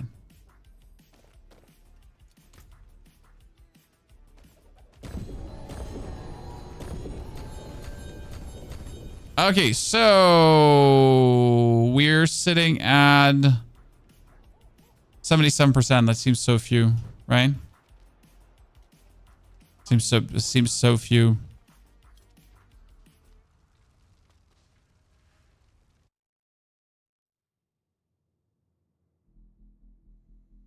Your bar feels a bit squishy. I mean, I run around with mostly 4,500 life, but I have infinite barrier, so that doesn't count. Sir, I have infinite barrier, so that doesn't count. Okay, so I'm standing still. Wait, no, I need petrify this time. So what we're going to do is we're going to do cast, rogue, dark, shroud, shadow. Fuck, I need the cooldown reduction as well.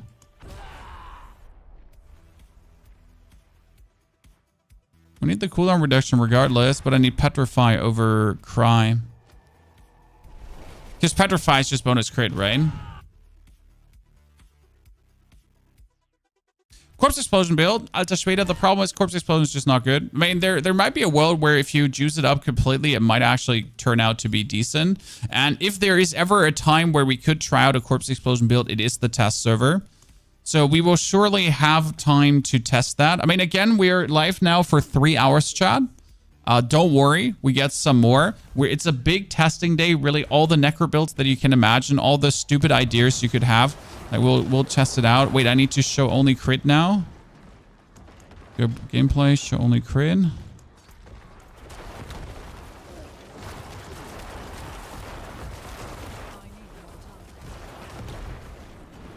Well, that's 3 million crits. That's not so great.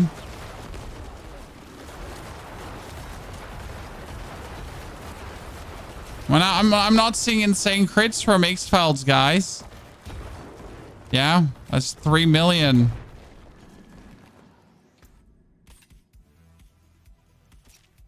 I mean, we're sitting here currently at 6,000 critical strike damage.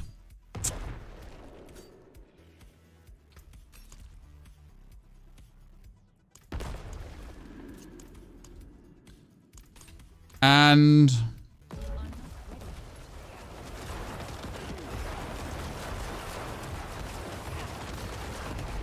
not really looking very promising, is it?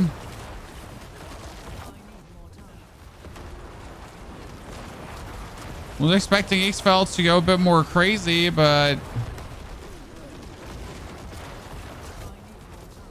don't see that craziness X-Files has to offer.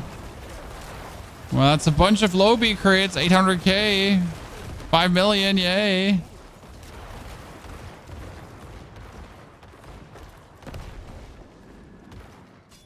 Well, that was a bit disappointing. I mean, I'm not Giga surprised that it happened this way, but that was a bit disappointing, right?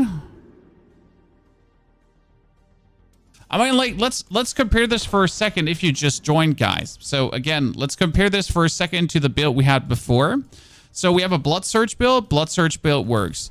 And we have a Bone Spirit build, which is called the Spirit Wave, which works beyond good. Okay. So yeah, what does make Necro have Infinite Barrier? That's the new ulti Soul Rift, and the new ulti Soul Rift is just absolutely insane.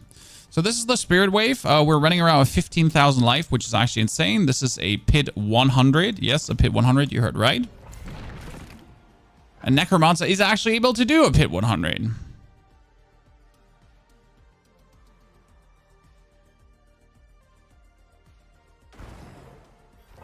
So we go for this.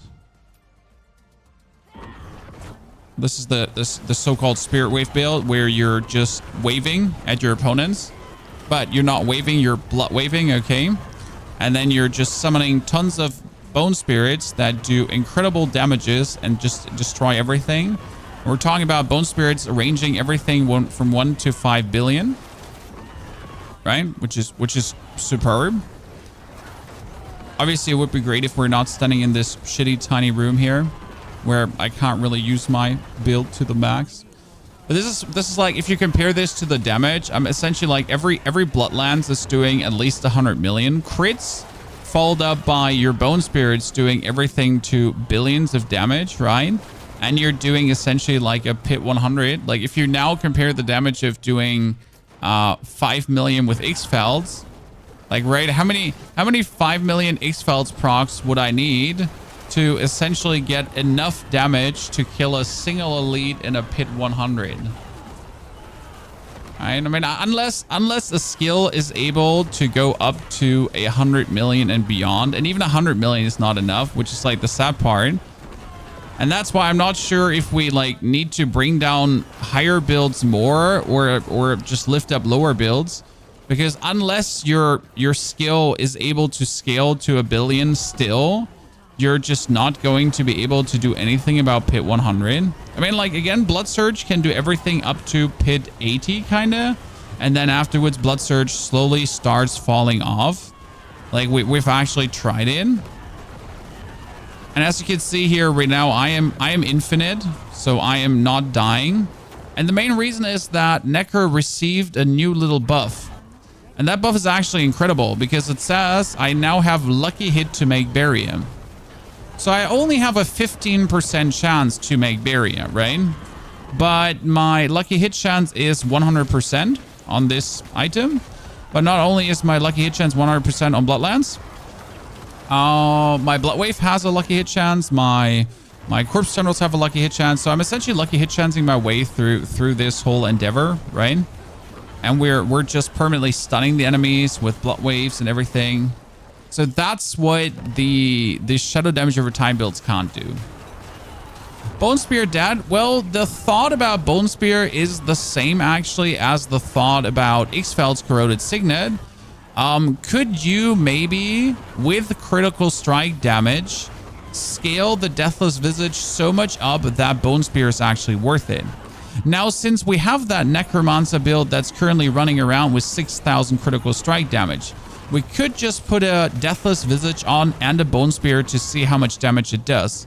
Because that is like really what you're looking at potentially damage-wise. You're not looking at more. There's no other damage secret that Bone Spear has. Either the Deathless Visage is going to work nicely to enable it, and if the Deathless Visage is not working nicely to enable it, then you're cooked. Essentially. Okay? That's what we're looking at here right now. So it looks great. It is one of the best builds right now out there. Because it's essentially undying. So they're like you cannot die. Simple matter of fact. You're obviously like having the whole playing field controlled, right? I mean, like I'm just attack speed blasting away. And there's even a higher ceiling than what I have achieved right now. So the thing is, like, I do quite some damage, but I am actually not having that many greater affix items right now. So I am missing like amulet and so on. That means I miss out on a lot of tempers that could, for example, be even more blood attack speed. And the more blood attack speed I'm actually having, the more ghosts I'm sending out. What runes are you using? I am using the rune for core skill cast into Warcry. That one is actually really simple, right? I just spend my core skill to cast Warcry. And then I'm also using the rune where I use my ultimate skill to get Offering for Petrify. And as you notice or not, my ultimate skill is being used every 3 seconds. So every 3 seconds, I'm making 150 Offering. So as long as I every 7.5 seconds get Petrify, I'm good. And let's be fair, sometimes when the cooldown is actually with me, I do it more than every 3 seconds. So it might be every 2 seconds.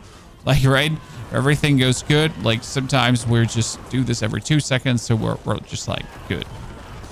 But yeah, Bone Spear will probably be doo-doo because, again, like, Bone Spear is very good to do millions of damage, but Bone Spear has never been good to actually do billions of damage. I know a lot of people are still liking the fantasy of Bone Spear, but you know what the sad part is? That Bone Spear has an ultimate. It's called Bone Storm. But guess which ultimate you're actually going to be playing in Bone Spear right now? Guess for a wild second. What's the ultimate you're going to be playing in Bone Spear? And let me tell you, it's not Bone Storm.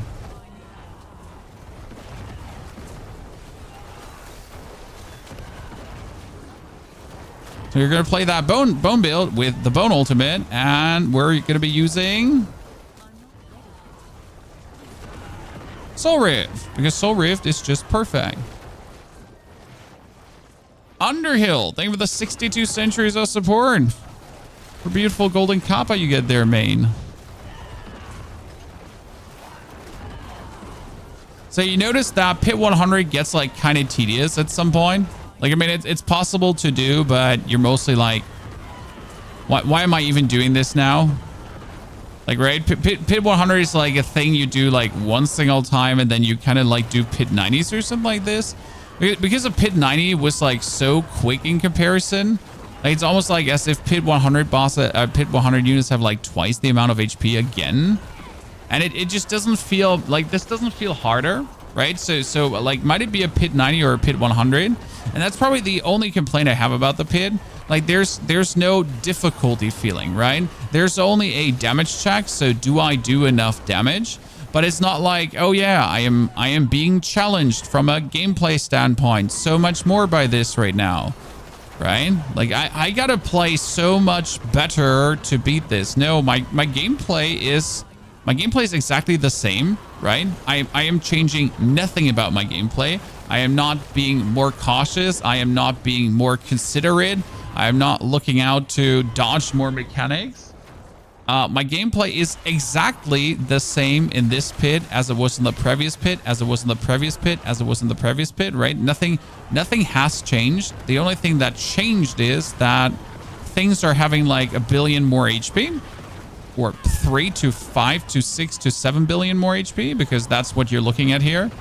I know it's hard to see in all these damage numbers, but there's essentially a couple. See, that was 810. There's a billion. There's 2.5 billion.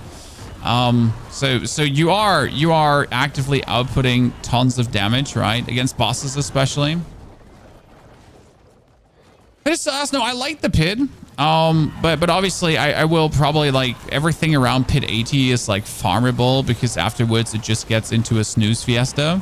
Like, right? It's down to the good old 5-minute rule. If you can do a pit in 5 minutes, that's good. If you take more than 5 minutes, like just don't bother. I mean, this is right now for me personally, just I've done it once, right? I've done a pit 100 once. It works. I mean, every Necro build or every S tier build should be able to do the pit 100. Rule number 1, every S tier build should be able to do it. Which, again, isn't really important, because, I mean, like, you could be just living in Torment 2 or 3. You could farm all your endgame gear in Torment 2 or 3, and you never actually ever have to go into Torment 4 or the latest pit levels, which is like the fun part to me to make that clear to people.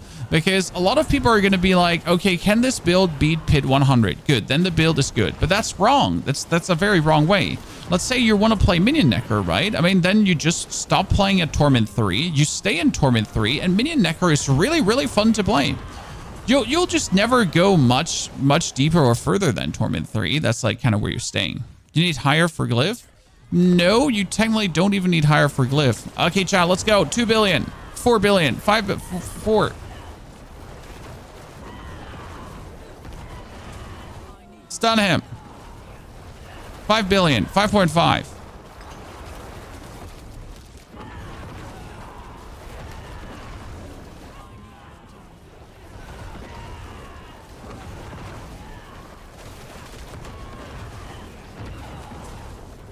Big difference to the mother's judgment before. 6 billion. I think there was a 7, but I'm not sure.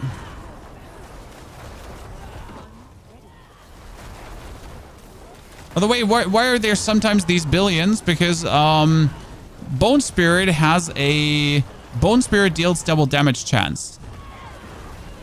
Right, so there's a temper that says Bone Spirit deals double damage. Whee! I got it.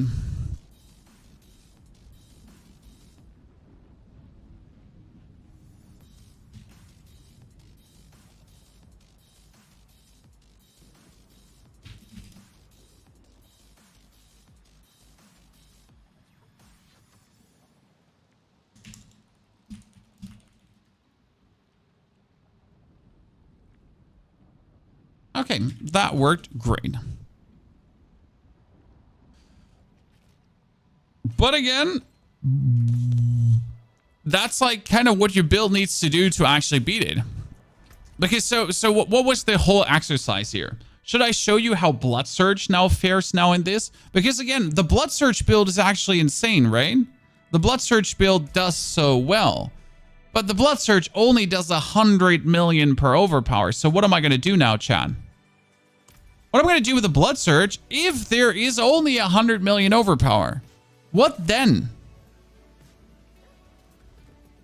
And that's a real actual issue, right?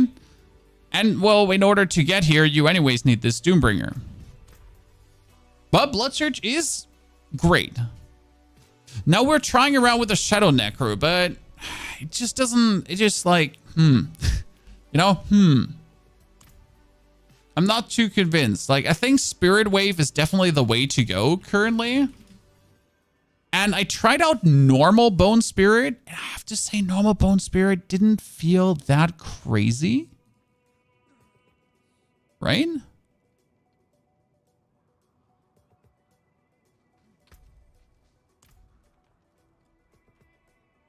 So normal Bone Spirit didn't feel that good.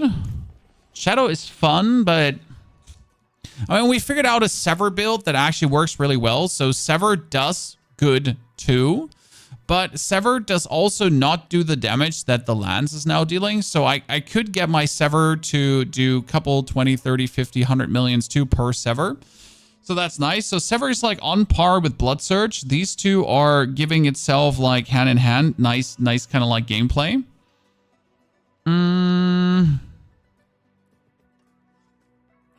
And that brings us to the Corpse Explosion that you just asked for. So how could you get Corpse Explosion now to deal any damage equivalent to this?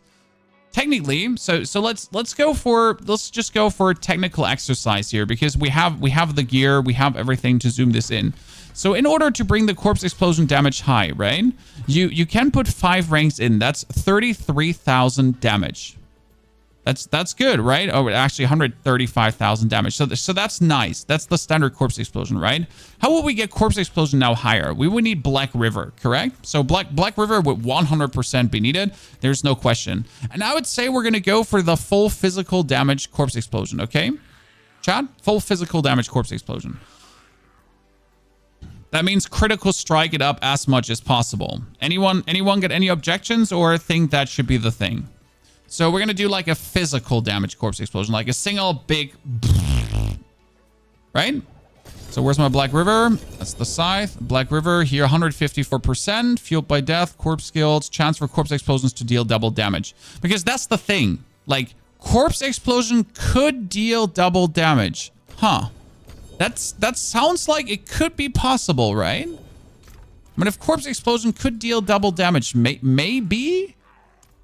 Maybe there is a world?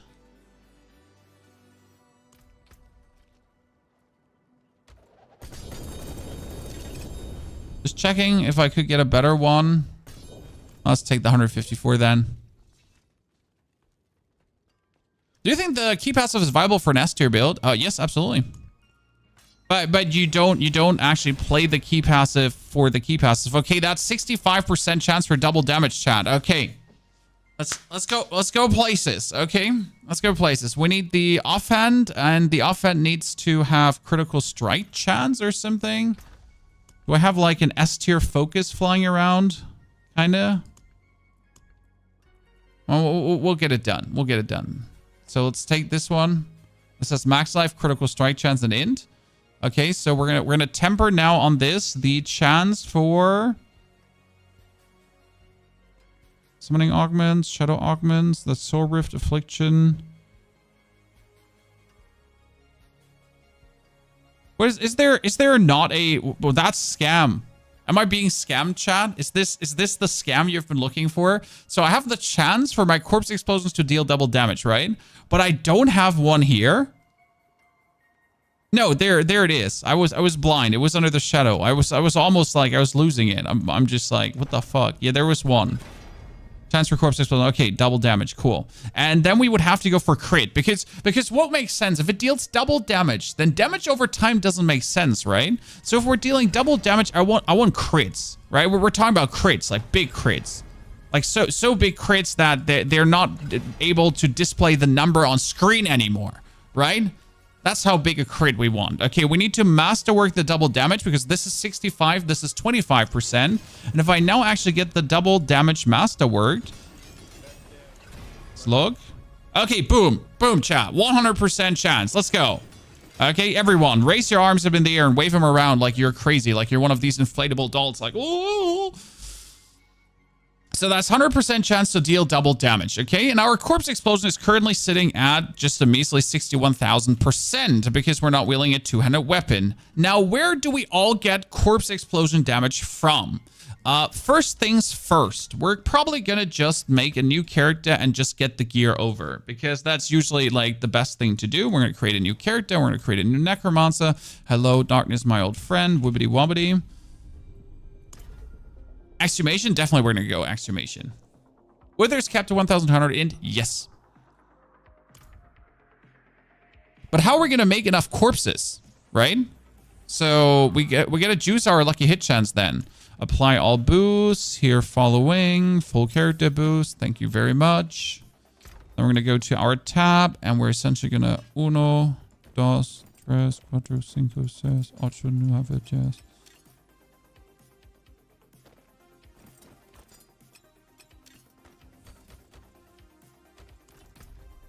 Okay. Sorry. We just made you to delete you. Da da da. Okay. I just want corpse explosion to be good, right? I want it. Hell from below is actually shit. And the reason is the fear that hell from below does. Because you would fear people away from the center of impact where you want them to be. Which really is not what you want. Okay, we got boots that do movement speed and max life. Sure. And didn't boots have corpse skills? I'm pretty sure boots had corpse skills, right? Corpse skills, yes.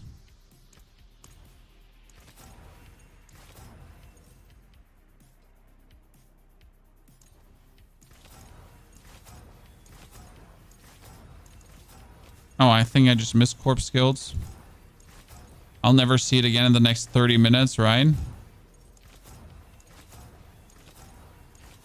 There was 1 to corpse skills, but that's not enough. Unless it's 2 to corpse skills, I don't want it. I mean, we're here to try this out, so we might as well just try hard for the 2 to corpse skills, right? Okay, the amount of times I've seen Skeletal Warriors right now should have me happy, but it simply doesn't because that was Bone Spirit. So I'm looking for corpse skills.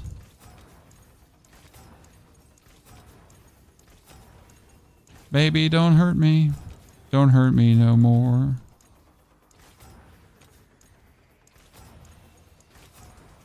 Imagine doing this on live server and totally not getting fed up by this. You know what I feel like with a lot of the Necro builds right now? Like, it's going to be so... Oh, God, I'll never see the 2 corpse skills. It's going to be so expensive to build them. Okay, seriously? Now? Seriously? Seriously? If we get 1, 2 corpse skills, I have to take it, chat, okay? Because I kind of want to keep making the build. I just don't want to stand here and now, like, hope that I ever get the 2 to corpse skills, right? Well, I mean, imagine this was now live server, right? And you're done with this, like, this session of rolling just to actually never get it, right? Okay, I mean, I never wanted ranks to corpse skills anyways. I mean, obviously you would, like, no one in their sane mind would do this, right? What I would do is I would wait until I find boots with ranks to corpse skills, which might as well be easier now than actually doing this, right?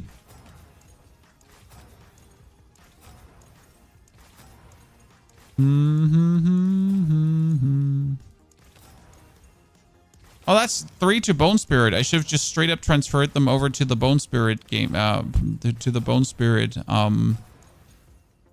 Here, there you go. I'll just move this over to the Bone Spirit. Okay, is that fine? +1 to Corpse Skills. There we go. I'll just take it. Well, we need as many ranks to Corpse Skills as possible. It is a Corpse Explosion size, but Corpse Explosion size doesn't matter, right? So, Corpse Explosion size doesn't matter.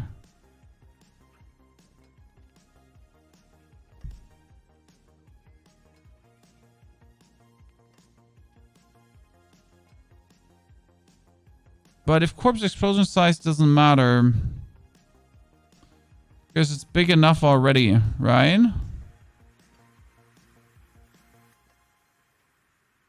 Are we going to play Soul Rift? Okay, so Corpse Explosion, the only way to actually do damage with it, maximum damage with it, would be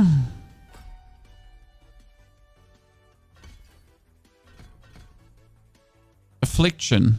Because all the other ultis actually don't do anything, which is kind of sad, right? It's only Affliction that does something.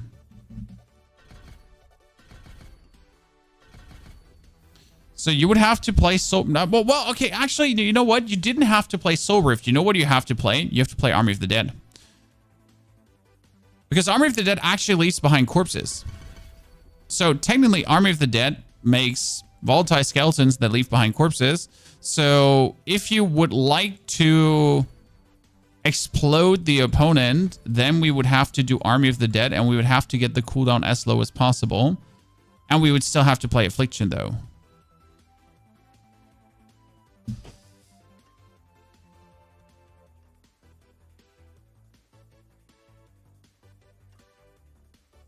That seems so shitty. I don't want to do that.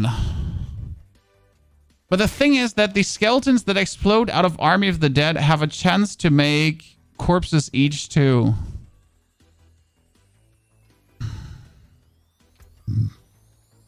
I wouldn't put minions into this. Minions don't survive. So the problem is minions don't survive anymore, okay? I'm sorry to tell you this, but minions do not survive anymore.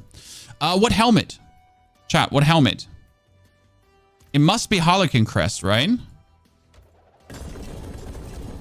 Because if we take the... Let's take all the helmets here right now. So if we take Perdition, that's 60%, but core skill is useless. So that's shit, right? Minions have 100% armor and resistance of Necro. It doesn't matter, they die. They don't have the damage reduction anymore from the Death Razor Glyphs, so you're fucked.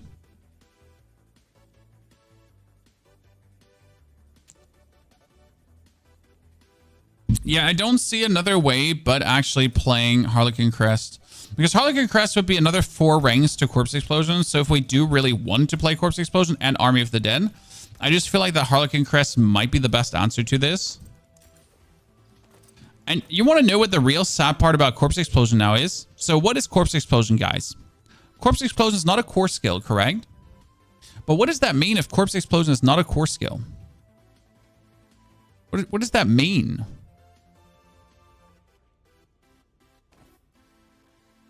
Oh, I am screwed. Oh, I am so screwed right now. Because I don't have enough resistance to all elements unless I sacrifice the warriors. Because we got to take the chest away. Why do we have to take the chest away? Well, there is corpse skills on chest too, if I'm not mistaken. Right?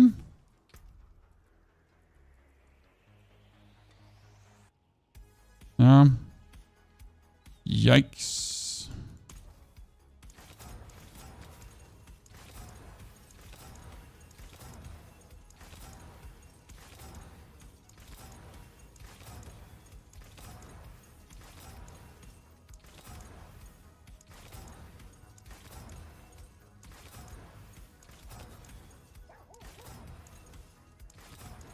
How many times have I now rolled essence per second asking for a friend and not seen like a single skill, chat? Anyone want to answer me that? How many times have I rolled essence per second +3 to all skills with a Vex rune is possible. Or might be possible. Utility. Let's go for corpse tendril size. Is there anything for Army of the Dead? Because you get Soul Rift duration, right? Bloodlands, Hemorrhage, Bone Prison duration. But there's actually not a single one, right? I'm not crazy. But there's not a single temper for Army of the Dead. Like, it's almost like Army of the Dead, like, no one cares about that skill. No one likes the skill anymore. So what you would have to take is damage reduction to your minions, by the way. So this is like the only way how you actually get damage reduction to your minions. I would be forced, okay, to not temper anything for me just to get damage reduction to the minions. I know that sounds a bit crazy, but that's what it is.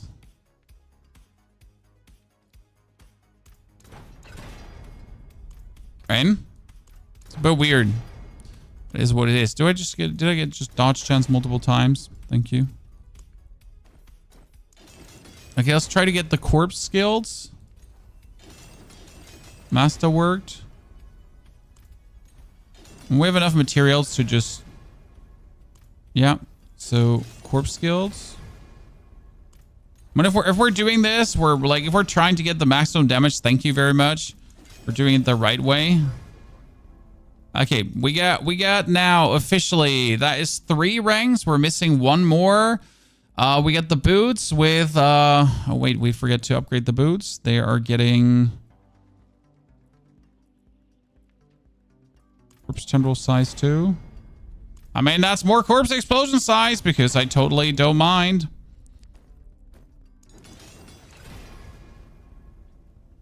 Yeah, we're not going to hit the bonus rank there. Okay, so we had corpse rank, we got corpse explosion, we got ranks to corpse explosion. So that would bring our corpse explosion with everything up already. We would be sitting at 200% plus, right?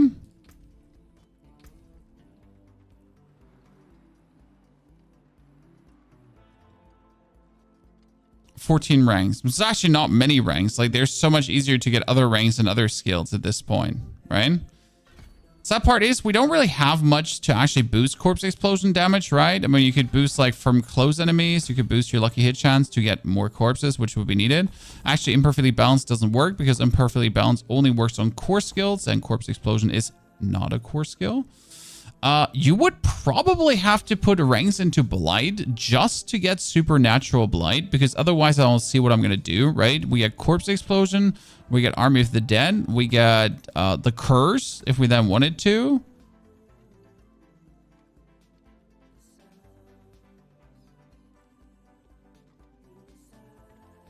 It's almost like for a full corpse explosion build, you're just lacking the amount of skills to do reasonable things. I mean, as you say, technically, you should take the golem and have the golem shed corpses.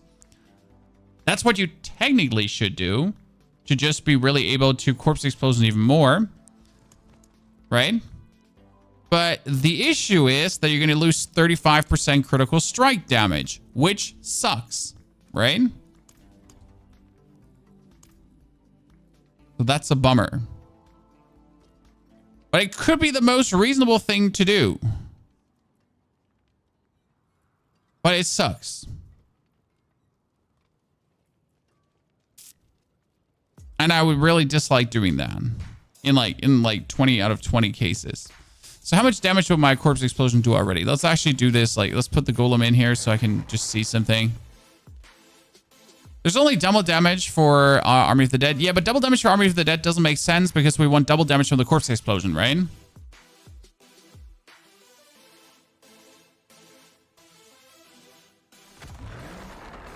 Stealth chest with auto corpse explosion ring. Oh, we can try out the stealth chest. That's actually a cute thought. Like, we can look into that. So we got Army of the Dead. We give him to make corpses, and then we... 26,000, 89,000, 1 million. Ladies and gentlemen, listen.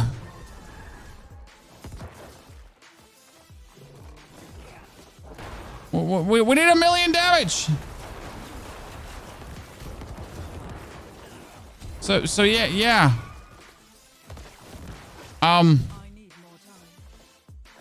Woo!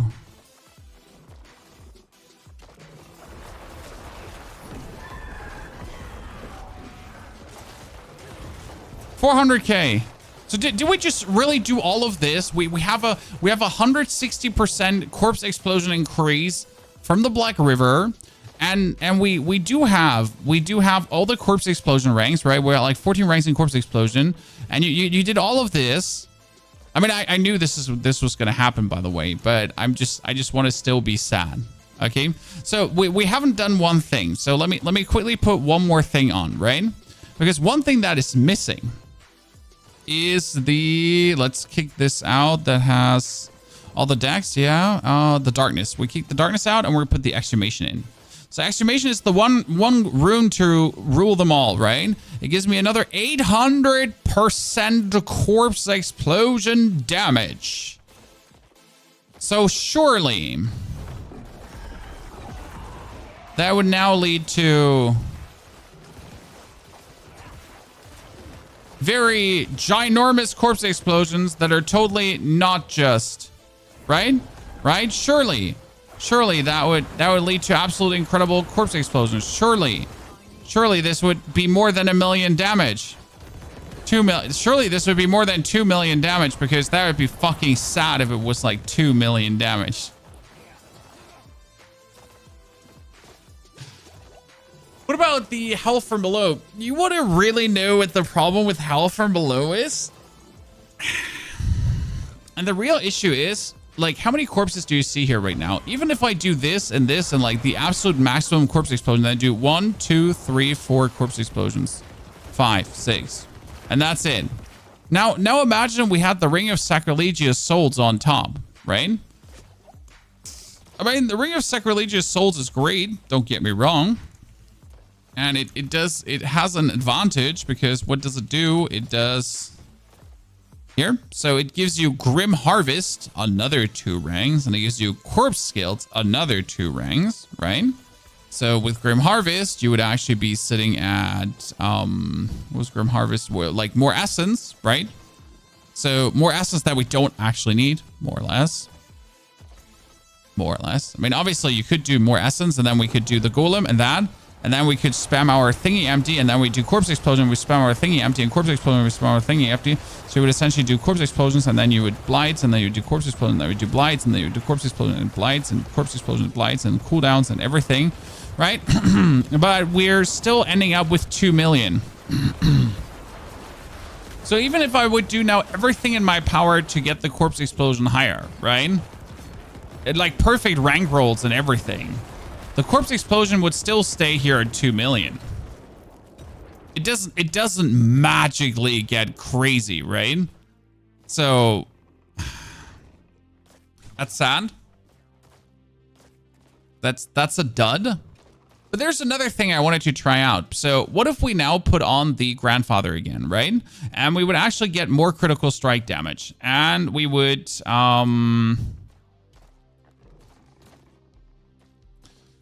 put on the other ring that I had somewhere. Yeah, you just did 3.5. Yeah, but unless I would do 100 million per corpse explosion, it ain't happening.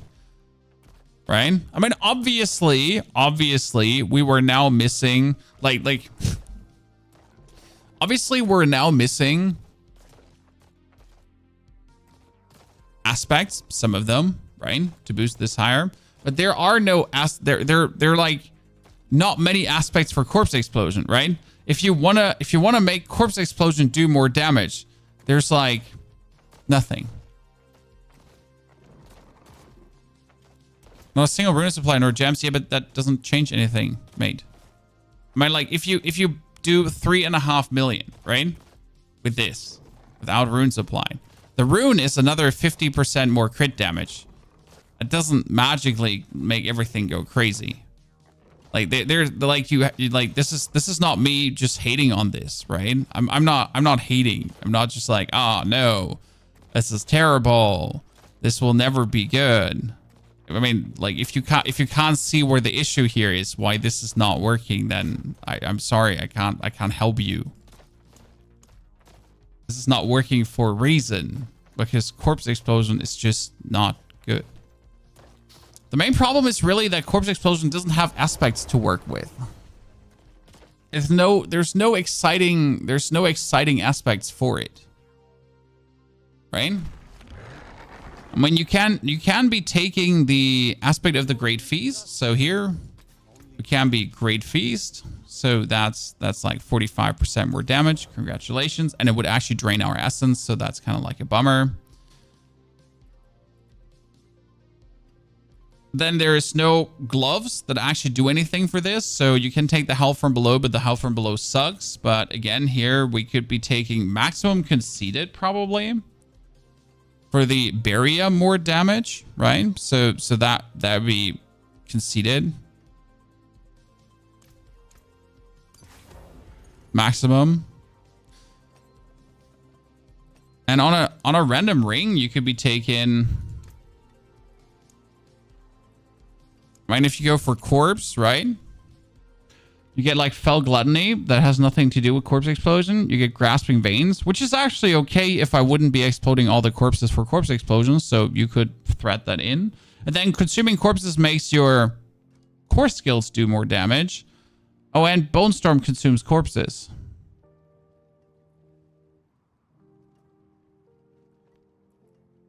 So that's like really the sadness where it comes together. I guess we could probably get the corpse explosion to do something like 50 million. Right? So, like, see, even with these aspects applied, you're like, that's a 1 million corpse explosion. Woo! Let's go 1 million gang. Represent. Oh, there's 7 million, ladies and gentlemen. Everyone hold your titties. As I'm saying, like, maybe if everything really goes really good, we could get it up to 20, 30, 40, 50 million potentially. So not saying that that's impossible, right? Not saying that's impossible. But this is not enough. I mean, considering that we're in need of 100 million to 200 to 300 million.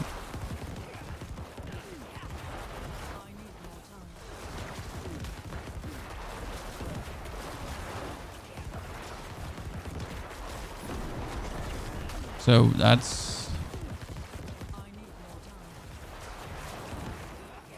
the main issue for corpse explosion will actually always be having to make corpses, right? So your whole damage is bound to your ability to make corpses. So if you can't make corpses, or if like as soon as you're not having always 5 corpses on the screen, right, it's useless.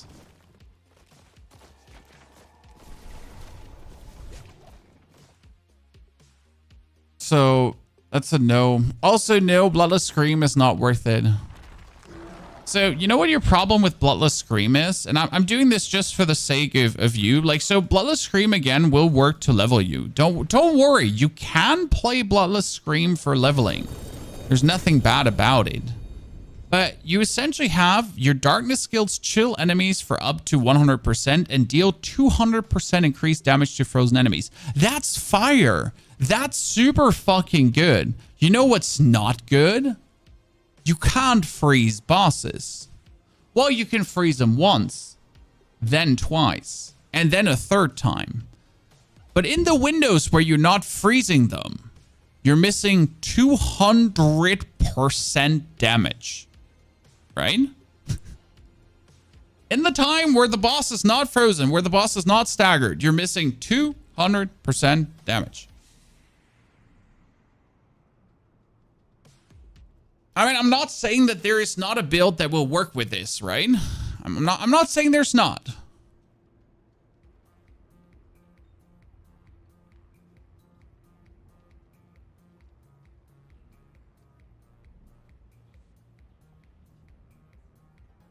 See, but again, 100 million damage is just, it's just nothing.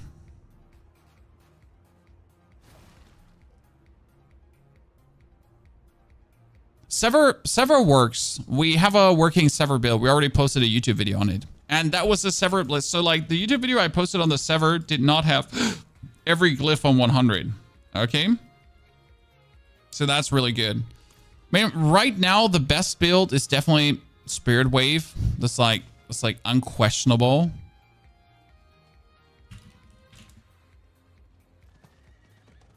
Right? Man, what do we have? We have, like, let's see what Skulm posted.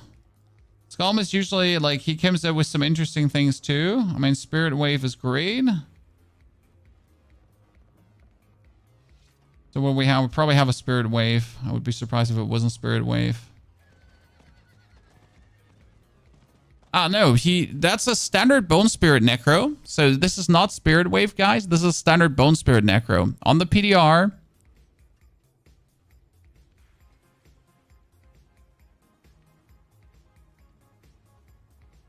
and we're looking at the standard billions of damage you can deal if you're then doing the full tech. So if you're playing the standard Bone Spirit, right? It is possible to still do billions of damage. But I have to say, like, if you look at this gameplay here right now, okay? So this is the Bone Spirit gameplay, right? Of going around, pulling things together, waiting slowly, getting things done. So this is Bone Spirit, okay?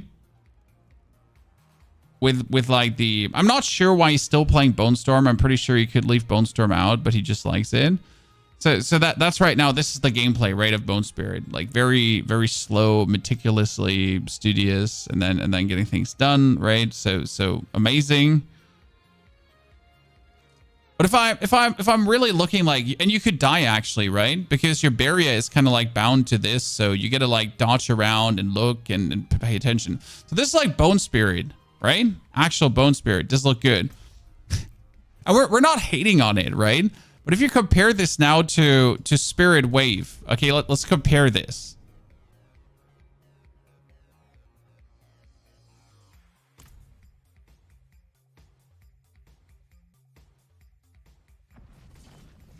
Oh, the Sever build is brilliant. Do you want to see the Sever build with all things leveled up, guys? So should we do this? So that was like here again, this was like the Bone Spirit build, right? You have seen the gameplay. And I don't think Bone Spirit is bad, but I think like a lot of people don't like it for reasons, right?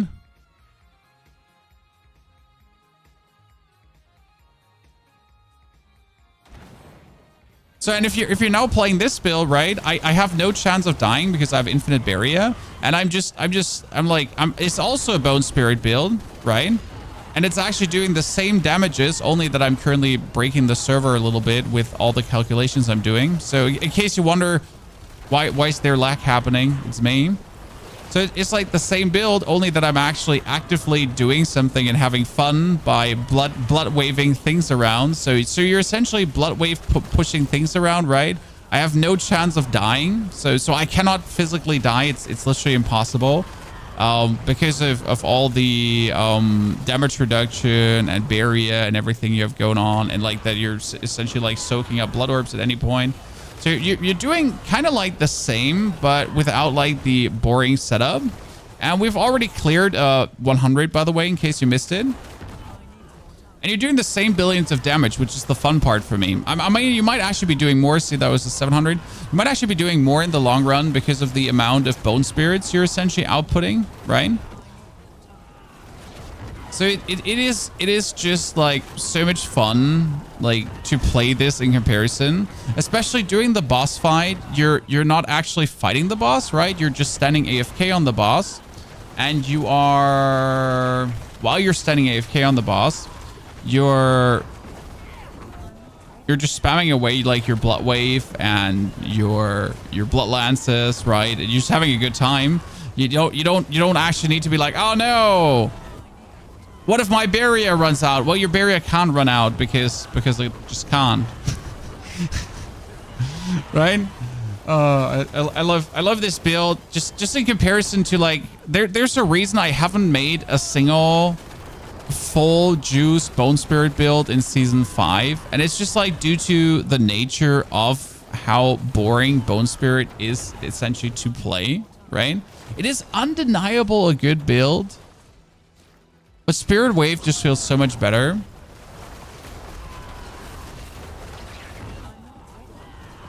We're about to make Affliction hit for 1 billion. No, you're not. Because Affliction sadly doesn't scale enough for that.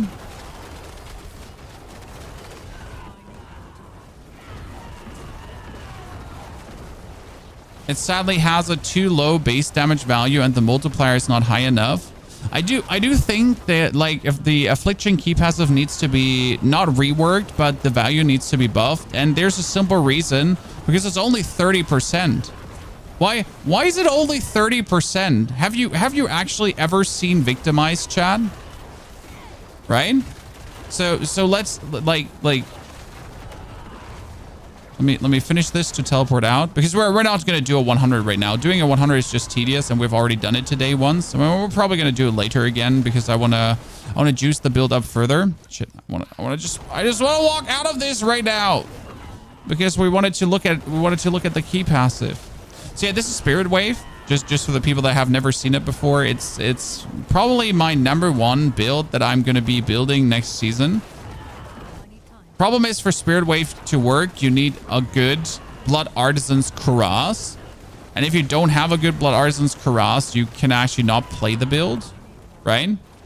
Like you can physically not play the build. It's also not a level build to play. You tried Shadow Dot build. Yes, didn't work. Was sad. Yes, did not work. Was sad. So, what do we have? We have the Affliction key passive. Okay, here we go. So the Affliction key passive says currently your curses deal 20,000 shadow damage when applied to afflicted enemies. This amount is increased by 30%. Okay, by 30% of your damage, crowd control, blah multipliers. Well, now let's look for a second at the other key passive that other classes have. So again, right? Affliction says 30%. Well, 30% sounds good, right? 30% is a cool multiplier. We all love to hear 30%. But if you're then like just going for the other classes and you're like, so where was Victimize? Okay, dealing direct damage to a vulnerable enemy has up to a 50% chance to cause an explosion, dealing 80% of the same type of damage surrounding enemies. Victimize damage bonus is increased by 120% of your vulnerable damage bonus? Hold on.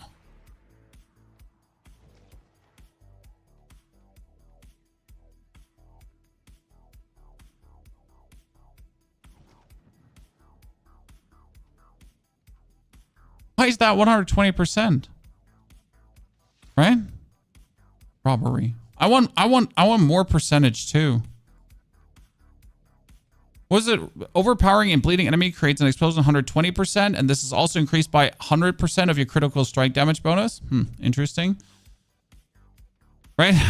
Where's my, you know?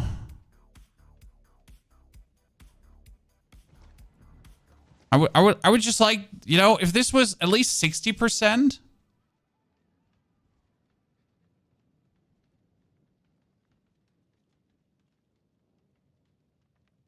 That would be great.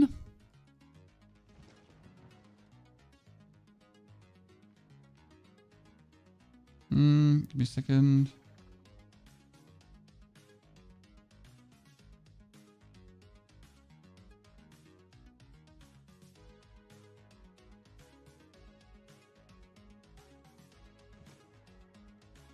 So yeah, I think this should be twice as high. Because I tried leveling with this. So we tried leveling with the Affliction key passive and it works. But it's just always way, way behind your core skill damage. So like if you have the choice between throwing your core skill or essentially doing a curse to deal damage, right?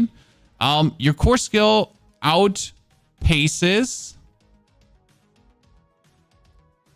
the chance for Decrepify, even if we juice this bonus up. So let's say we're using a Sever. Sever doesn't profit from damage over time, okay? And then we would juice up damage over time a lot to get the Affliction key passive to multiply up our curse a lot, right? So even if we do this and we're spamming Iron Maiden with 0 essence cost to use the Affliction key passive, even then Sever easily outpaces anything that the Affliction Key passive can do. I mean, maybe a core skill should outpace what the Affliction Key passive could do. But at the same time, I feel like I don't want that, right? Okay, so first things first, what are we going to do now, chat? We are going to make the Sever build because chat was asking for the Sever build. So this is Spirit Wave, and Spirit Wave is super fun, like just to show you. We'll improve on the equipment a bit further to then just clear the 100. I'm probably going to have to like use a better offend because right now I have like, what you really need to do is, right? You need to masterwork this multiple times. This is where all your damage comes from. So you want not the critical strike damage, right? You would think you want the critical strike damage. You don't want the intelligence because intelligence would be crazy. No, there's only one thing man want, Chad, and it's disgusting, okay? There's only one thing man want, and it's disgusting. And I can't show it to you because I seem to be unable to actually roll it. Jesus Christ, why are you hating me? I need to show people the only thing that man wanted at this point. And I can't because I don't seem to be able to roll it. It's not more minion damage done. It's better than that. It is better. It's chance for Bone Spirit to deal double damage. It's the only thing man want.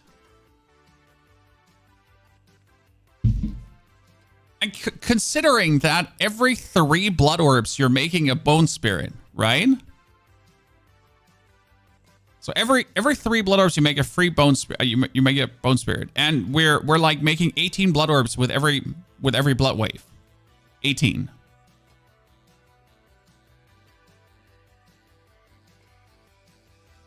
Stage look bad for our Necros next season. Builds look more squishy than ever. No. Did you pay attention? Necros are undying. Necros look the least squishy they have ever looked. I'm not sure if you did pay attention, like, honestly, no hate. But Necro are the least squishy they have ever been. Okay, now let's make the Sever Necro. And for the Sever Necro, we are going to make a new one. So we're gonna call him Sever Daddy. Mommy. Sever Mommy. She has very crazy eyes.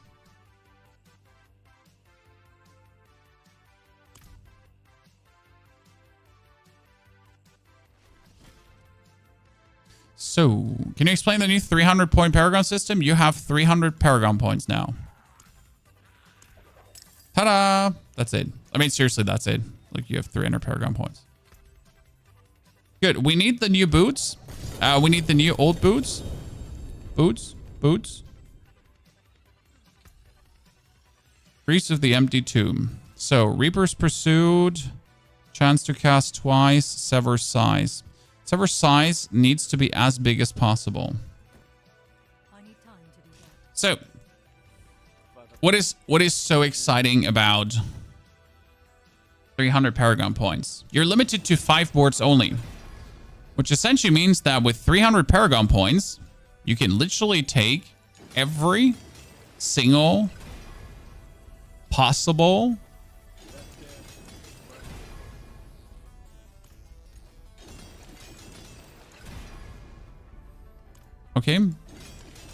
node on every single board, which is kind of cool. So this is Sever cast twice. There's one issue with Sever cast twice. That is that Sever casting twice does not, in fact, trigger the specters twice. So right now I have Sever cast twice and Sever cast twice, okay? So this is a 100% chance for Sever to cast twice. I mean, obviously 51.8 plus 44.8 is 100%. I mean, I did the math. You did the math. We all did the math, okay? If you have any questions, shut your face. No questions. Thank you. Now that we talked about this and you're not asking questions anymore, right? If you're now throwing out a Sever, And Sever makes people vulnerable on the third cast, which is kind of cool, right? What's happening is Sever splits up into these 3 guys. But sadly, it doesn't do that twice, right? So you're getting the original Sever out, right? And it does another Sever cast too. As you can see, that's like the dude in the middle that casts again. But it's sadly not doing the aspect twice. I mean, that might be a little bit OP, but since Sever does 180% bonus damage, that should be fucking fine now. Right? Good. Now, Sever damage to scale is super simple because we're getting shadow damage, 20%. You're getting vulnerable damage, 20%. And you're getting crit damage, 35%. And obviously now if we improve our sacrifice bonuses, we get even more of that.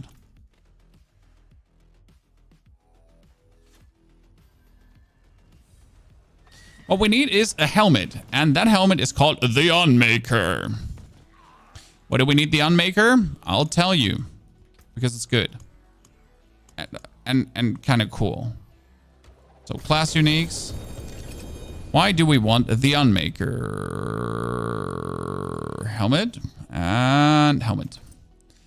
That's a 200% Unmaker, and it has ranks to imperfectly balanced. Woo! Ranks to imperfectly balanced, but what does that mean, Pony? Well, imperfectly balanced is the skill that makes our skill cost more but give us more damage. Ergo, with 5 ranks in, our skill costs 15% more essence, but we deal 25% increased damage. Cool. That's kind of nice. But how do we do even more damage now? Well, that's actually very simple. That is another 18% if we're fortified. That is more armor. That's another 12% more to cursed targets and cooldown reduction. Then we get some more lucky hit chance. Oh, and if we're actually hitting things with darkness skills, my skill is a darkness skill, right? We'd deal another 6% more damage. Plus, we would deal another 18% more damage against stun targets. That's crazy. Oh yeah, and if we're having Soul Rift active, we have infinite essence, but we don't actually only have infinite essence. We get 30% more damage and we make everyone vulnerable. No way. Which does actually mean that you could take the skill point out of here because you don't need your Sever cast to make things vulnerable anymore. And technically you could take Sever deals 2% increased damage for each minion you have up and cast, but we don't want to use minions because minions stink. Thank you very much for listening. The main reason that minion actually stink is that you are just rather sacrificing them for insane sacrifice bonuses. Because if we're now going for the bonus sacrifice bonuses, so the bonus of 75%, what actually happens is that we're now getting 83% sacrifice bonuses. So we're getting 37% more shadow damage. Okay. We're getting 37% more damage against vulnerable enemies. And we're getting 64% more critical strike damage.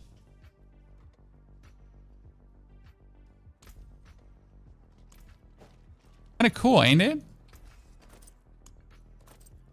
And then you would upgrade this until it hits more ranks to imperfectly balanced, not Soul Rift. Okay, not Soul Rift. Not resource generation. I mean, seriously, do you want to throw hands or do you want to throw hands? I hate you. You know what would be interesting to figure out if I could use the Helmet of Perdition instead of the Unmaker, but I kind of really want to use the Unmaker because like, oh my goodness, we're like, I hate you.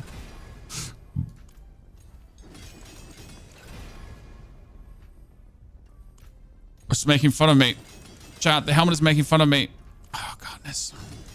See, there's a reason why I don't try to max out builds because this is making me unreasonably unhappy. Like, you know, on a scale from 1 to I'm really not happy about this game. Like, whenever I try to masterwork something the way I really want to, I just don't want to play this game anymore. Right? It just leads to the moment where you're like, yeah, you know what? This was fun. But I'm actually fine, you know? Like, maybe next season. That's like, when people ask me, hey, Pony, why are you not pushing Pit 200? That's the reason why I'm not pushing Pit 200. Do you know how annoying that is? Especially, like, that was just one item, right? And now I'm on the second item. And guess what I'm trying to get? I'm trying to get gloom or something in that direction to make sense, or imperfectly balanced or anything, to be honest. But obviously you would be not getting that, because getting that would be just asking for way too much, correct? That would be crazy if you actually get what you're looking for. So yeah, that's the main reason why I don't even bother, right? Because actually maxing out content is the least fun activity in the game. I know a lot of creators think different, and they're like, you know, what about the challenge? No. I mean, dude, this is not really challenging to do, right? It's not really hard to do this. It's just making me feel sick and sad, because I just really, really want that one thing, but I'm not getting it. And you know what you're going to see? You're going to see your billions of gold actually go away. And you're like, not only your billions of gold, which is the crazy part, right? You're just going to run out of materials doing this. On the live server, I ran out of iron chunks. Anyone else want to raise their hand and tell me they ran out of iron chunks? I was unable to keep re-rolling anything.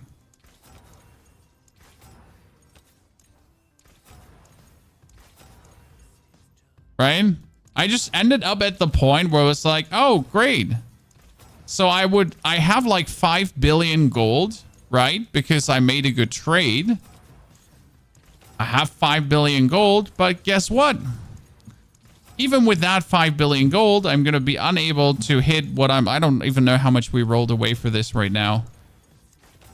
And we haven't even seen a single gloom or imperfectly balanced, right? I'm looking for gloom or imperfectly balanced. You know what I would like to see? And I don't know if this makes it too easy. Okay, so this is very, very important question. What do you think? I would like to see 3 options. I'm not sure if that's too easy and you're just getting too fast what you're looking for. But the 2 options just feel so, like, because it's often, I don't want any of these, right? It's not like, maybe I could take one of these, right? Maybe I should take one of these. No, it's more like, no, both are shit. Both are shit. Both are shit. Both are. There's not even like the remote thought one of them could be good, right? It's like, not like, oh, you know what? Maybe one rank is fine with me. That's like shit, shit, shit, shit, shit. I don't know if 3 would be too easy. Especially, so maybe give us only 3 rolls on ancestral items, right? I mean, if it's an ancestral item that you get later, maybe I can have 3 rolls on that before I'm just going to be starting to absolutely, like, I'm down. Yeah, 1-2 gloom. Thank you very much.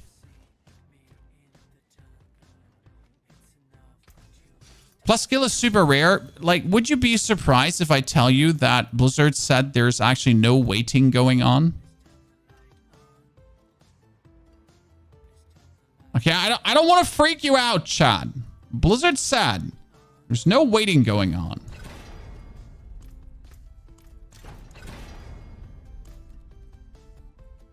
But I can't believe that. I am sorry. I have a hard time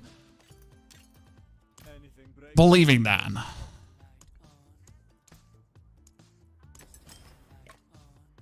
There's just I am exceedingly sorry. That sounds like a load of horseradish to me. Ring. Okay, what do we want? Attack speed or we can take core skills, I guess. Let's go, core skills. Sever Master MC. So for Sever, you need Starless Skies. I mean, like, this is going to be the big talk, like, now in like from this point on forever. Oh, you wanna get further? Well, you might as well get the Ring of Starless Skies. Right? Never not the question. Oh, yeah, you like Ring of Starless Skies, huh? Oh wow, we did get a 2 greater affix tunic. It's useless. Where's my Tyrells? I got Tyrell's might somewhere. Tyraels.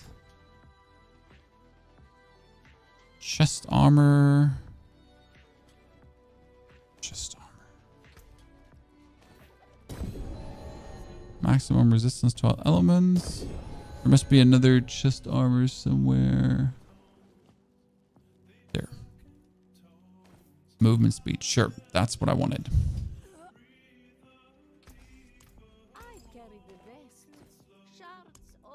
Max level is no. Max level is 300 Paragon points. So 300 Paragon points is pretty impressive, I'd say. Kind of good. So actually, for this one, I don't care what it hits unless it's any resistance to all elements thingy, right? Good. So we're playing Unmaker. We're playing Tyrells, or however you pronounce. I don't actually know how to pronounce Tyrells. How do you pronounce it correctly, chat? Someone help me. Excuse my Germanness taking over once again.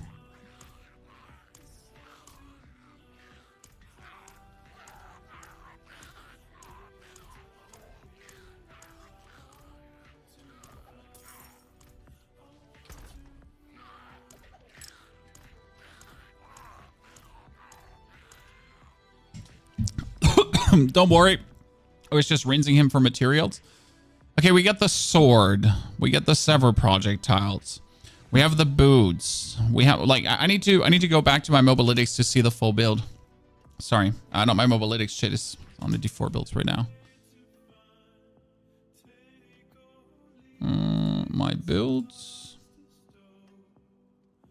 Season 6. Sever is OP now because it is. Oh, that brings me to what other skill do you put into Sever, guys? It's Blight. It sounds a bit weird, but it's actually really worth it to do that because you're going to use this and you're going to have 1 point in here just for the fueled by death. That's about it. You're going to have one this. You're not even going to slow with that, right? So because your skill tree looks like that. So you get Sever. You got Corpse Explosion and Blood Mist. You got 1 single Blight if you want to throw it every now and then. And then we also do have 1 point into this. So whenever you're in danger, you can do that. You can trigger this. You can throw 1 there, 3 and 4. So that's like kind of like the plan because the main thing this build does is you're going to stand on a boss. Okay. You're going to stand inside a boss. We're talking about inside a boss. And you're going to spam your Sever away while your Soul Rift is running, which makes you undying. So you can essentially not die anymore, right? So it's maximum armor.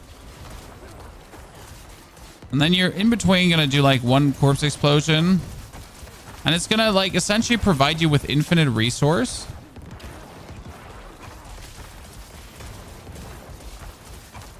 Considering that we push the resource cost for Sever a bit further down with a potion. It's actually one issue. Like, Ray, we're going to push this a bit further down. Or we're going to get essence per second on our chest, which we can't. Or on our boots, which we can't as well. Ta-da. So we're kind of like forced to reduce our resources. Probably on the amulet, I'd say. Because resource generation doesn't work. Resource cost reduction should be better. Oh, that wasn't the boss, by the way. Surely this didn't work because it was a normal training dummy. I always forget that part. Because versus a boss, like, in case you don't know this about Soul Rift, because you don't. Versus a boss, you get more resource. As you can see, my resource is suddenly infinite, right? Well, this is now without any of the boosts. And we managed to get Severed to do a couple of millions damage already. Easily. But we're obviously now in need of getting the rest of the things together.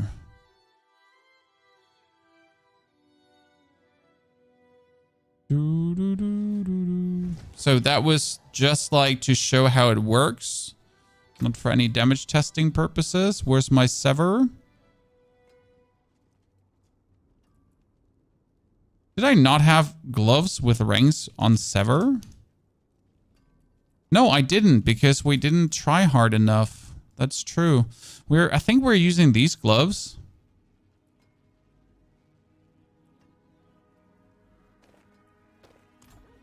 Because I don't have any more greater affix gloves currently. And we're rolling for ranks to Sever now, Chad. Woo, woo, woo, woo. Critical strike damage goes away. Nah, maximum life goes away. Suck it. Okay, ranks to Sever. Ranks to Sever. Ranks to Sever. Ranks to Sever. Ranks to Sever.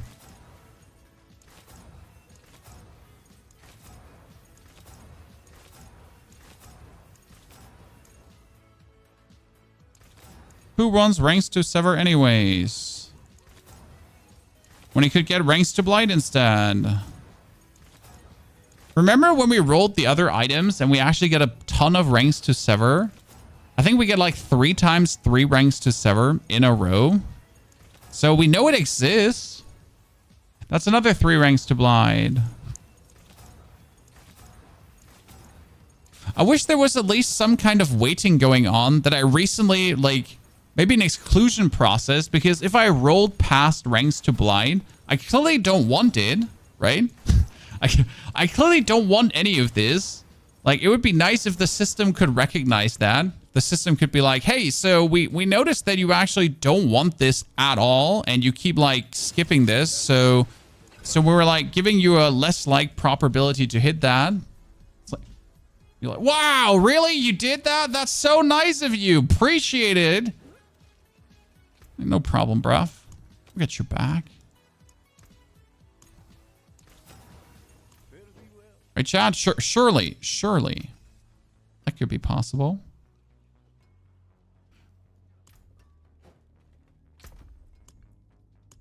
Okay, I wanted to have a ring with... no, here. We are gonna go for... Temper.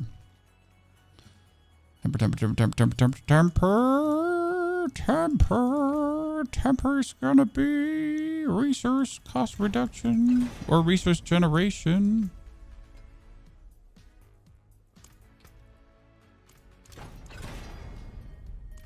I'm not sure if I want to take this, right? Because it's like not gonna be a lot, essentially. It's minimal, but it does do something. More critical strike damage. It would be funny if it comes out that, like, just literally Blood Surge is the greatest leveling build, and then you would later just swap over to Spirit Wave and that's it. I would be fine with that. Like, that would actually finish my Necro journey really quick for this season. I mean, I wish there were more Necro builds, right? I wish there were more Necro things to actually do. But it might be that we're literally stuck with like 2 really good builds and the rest is just acceptable.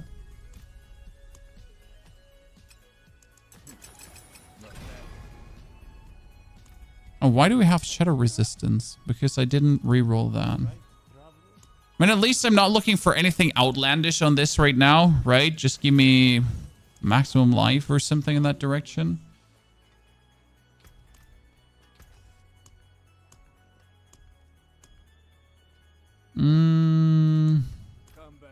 When I use Crippling Darkness, you can use Crippling Darkness to do a lot of stuns. There's no problem with that. It's even a good choice. Okay, so bunch of items.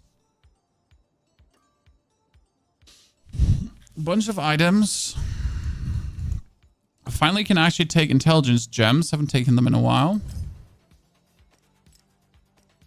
We're currently sitting at 1,500 critical strike damage. And in a battle operation, it's going to be at... Surprised it wouldn't show higher.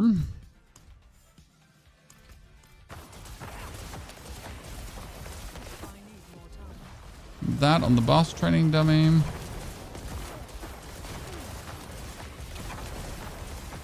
Good. Essence is fixed. Everything is fixed. Now let's put the actual aspects on and everything that we need. So Paragon points, because obviously we don't have any Paragon points. Let me whip out the board. We need Essence Glyph early. Does anyone know a better board for the Essence Glyph that kind of gives like the ultimate amount of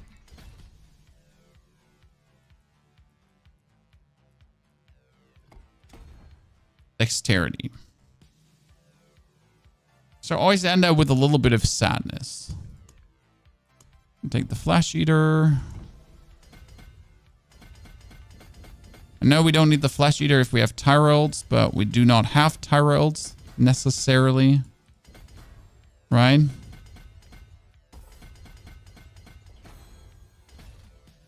That would be not Amplify. I've actually been taking Amplify, but I have to say no Amplify.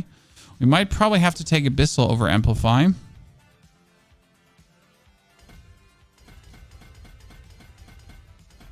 For the simple reason that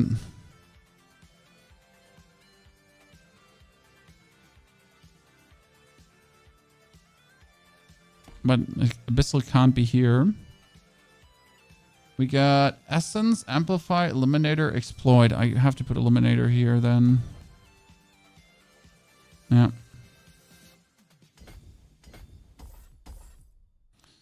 Put Eliminator there then. Then we're going into the Scent of Death board.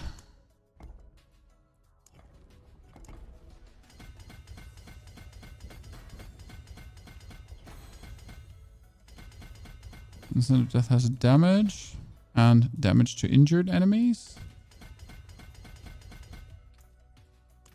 How much dex does the Scent of Death board have? That's crit. That's dex. It's not that much.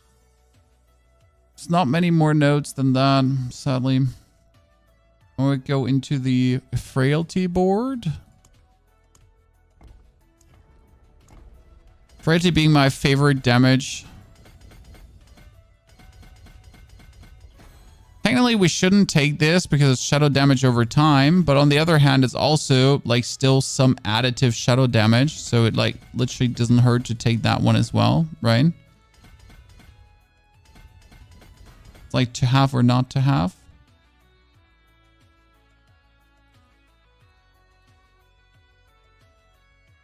This is where Exploit went, but it makes no sense to take Exploit.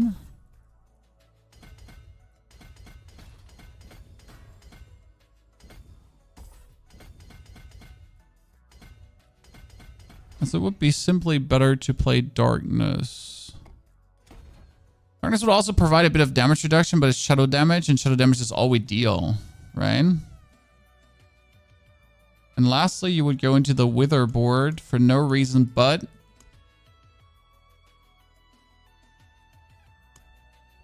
taking... So the only reason you go into the Wither board is that you're going to be taking... this here.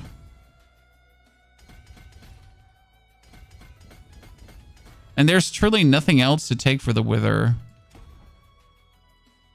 Right? So weird. And then you take the shadow damage again. And you would take the damage reduction from shadow damage over time affected. Or we take this. 1, 2, 1, 2, 3, 4, 5. Yeah. Kinda.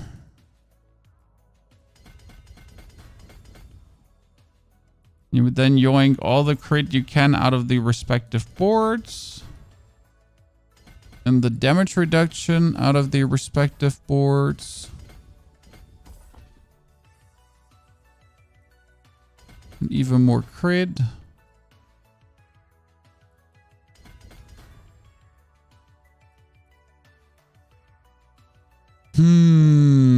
Something along that line, most likely. And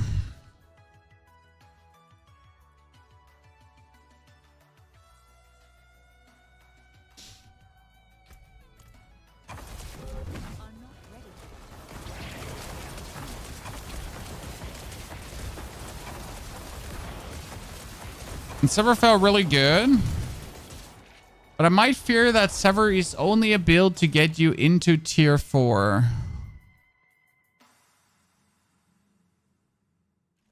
So it might be like Sever as a level build.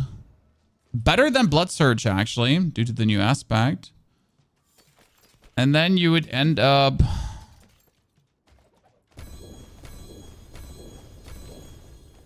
Probably just going for Spirit Wave. With Spirit Wave equipment being relatively easy to put together. Okay, where were we stuck? We needed... Oh yeah, we need our runes. So that's something to put on. The skill points all equivalently put out. So we get the bonus damage from blight. We get the bonus corpses. We get the corpse explosion into fueled by death. To actually get fueled by death. We get these. We get that. We get the 3 points in here. We get a 1, 1, 1, 1. Oh, we didn't have necrotic carapace. Good. Spirit Wave is really great. Spirit Wave is just the most fun to play easily. Unhinged, good of fun. So what you would need for Sever is essentially a simple combination of...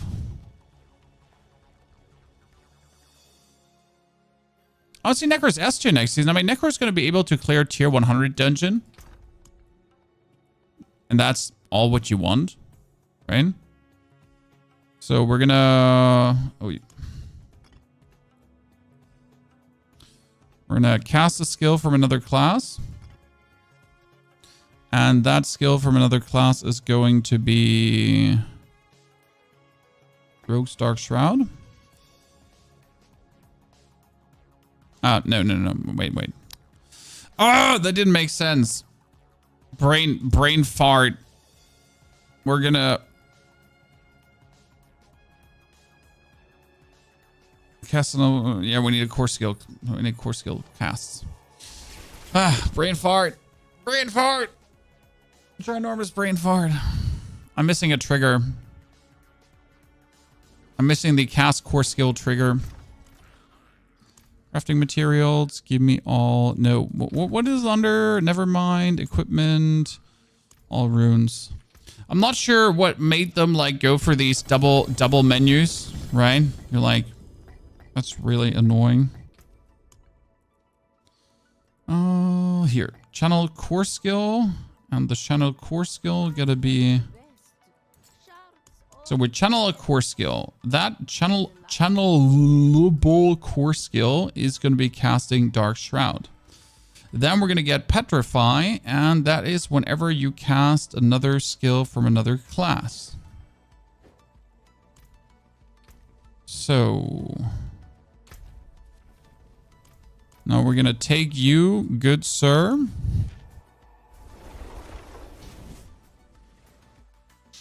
Yeah, I mean, like, if today's test reveals that Spirit Wave is just the wave to go, then we're very happy with this. We also got to try Spirit Wave versus Uber Lilith, by the way. So let's see, like, the important part is here, this 65, can we do Torment, right? Where do you put the builds? My builds land all on Mobalytics, so there's usually also links in the YouTube videos. We haven't obviously made anything now into Mobalytics currently, so because we are... in the process of crafting all of these. Oh, I forget to put more aspects on, right? Yeah, we can melt this, as you can see, very nicely with like some good area effect, but we kind of forget to put our aspects on to actually boost our damage. So we're currently missing out tons of multipliers. Give me a second. Let's put on the things that we need. Because there's actually really fucking good aspects for this. We got the Damned. Damned would be 50%, right? So that's aspect of the Damned. Then we get the Curse Aura, so we don't have to care about cursing anymore. We want the curse to happen automatically from our pans. And lastly, we're going to be using the Grasping Veins to pull everything together. Technically, you could probably use faster casting, right? That's never the plan. Okay, so you just need to get attack speed like that.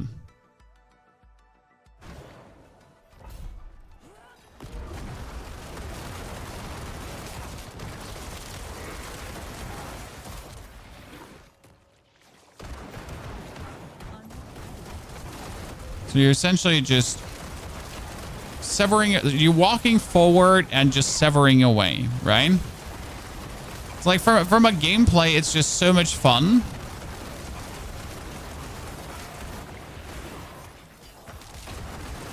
But you notice already the limitation of it. Like it's working really good. It's doing tons of damage, right? It's just eating things up.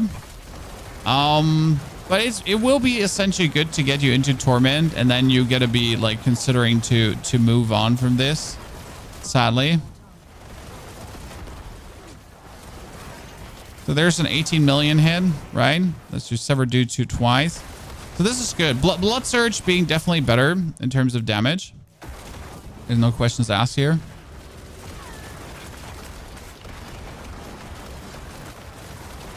But I know how many people are just going to be happy seeing a viable Sever build, right?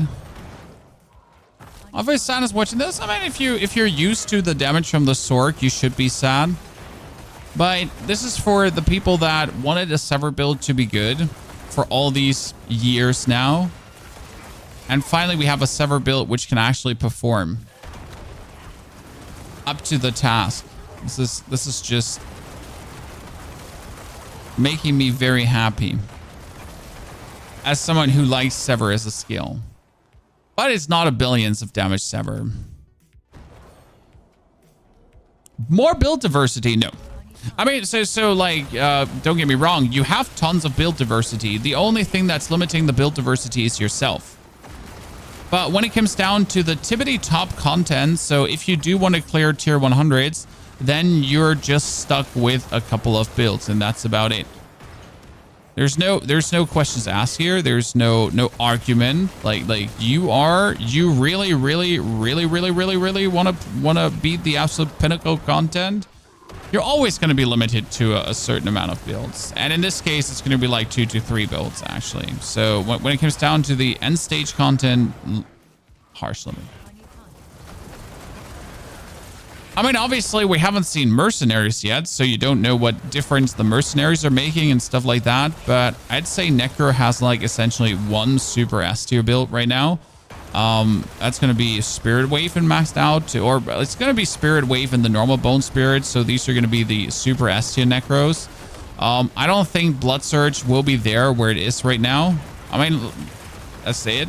I mean, Blood Surge will still be amazing to clear Infernal Hordes for farming and everything. So that hasn't changed, right? It's just there, just doing wonders.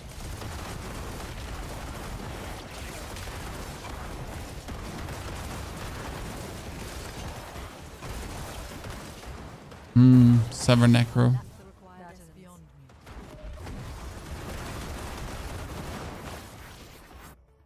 What is Spirit Wave? It's a Necro that shoots out blood waves and then turns these blood waves into Bone Spirit, aka Spirit Wave.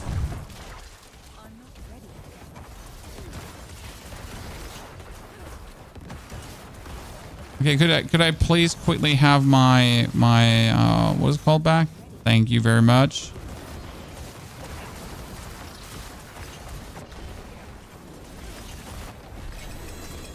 Yeah, this is good. I'm fine. I'm fine with how well the Sever does. But yeah, it's not as good as. See, that's my favorite helmet now with a super crit, but I don't think we can multiply this harsh up enough, right? Because I did the calculations on the helmet. So, like, the thing about the helmet is, like, right, you have the Deathless Visage, and the Deathless Visage would do 566 damage and a 30% critical strike damage bonus. So currently, if I put this on, right, we have 5,000 critical strike damage, and this would give us a bonus of 255%. Now, I could put on a Grandfather and essentially push this 5,000 bonus. I don't know if the Grandfather is currently in my stash.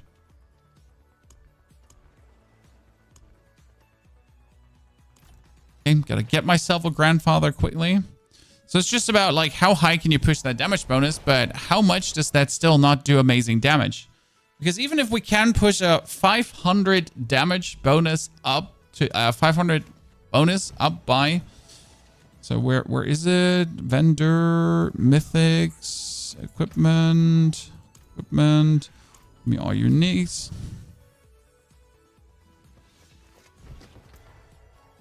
So if you now take a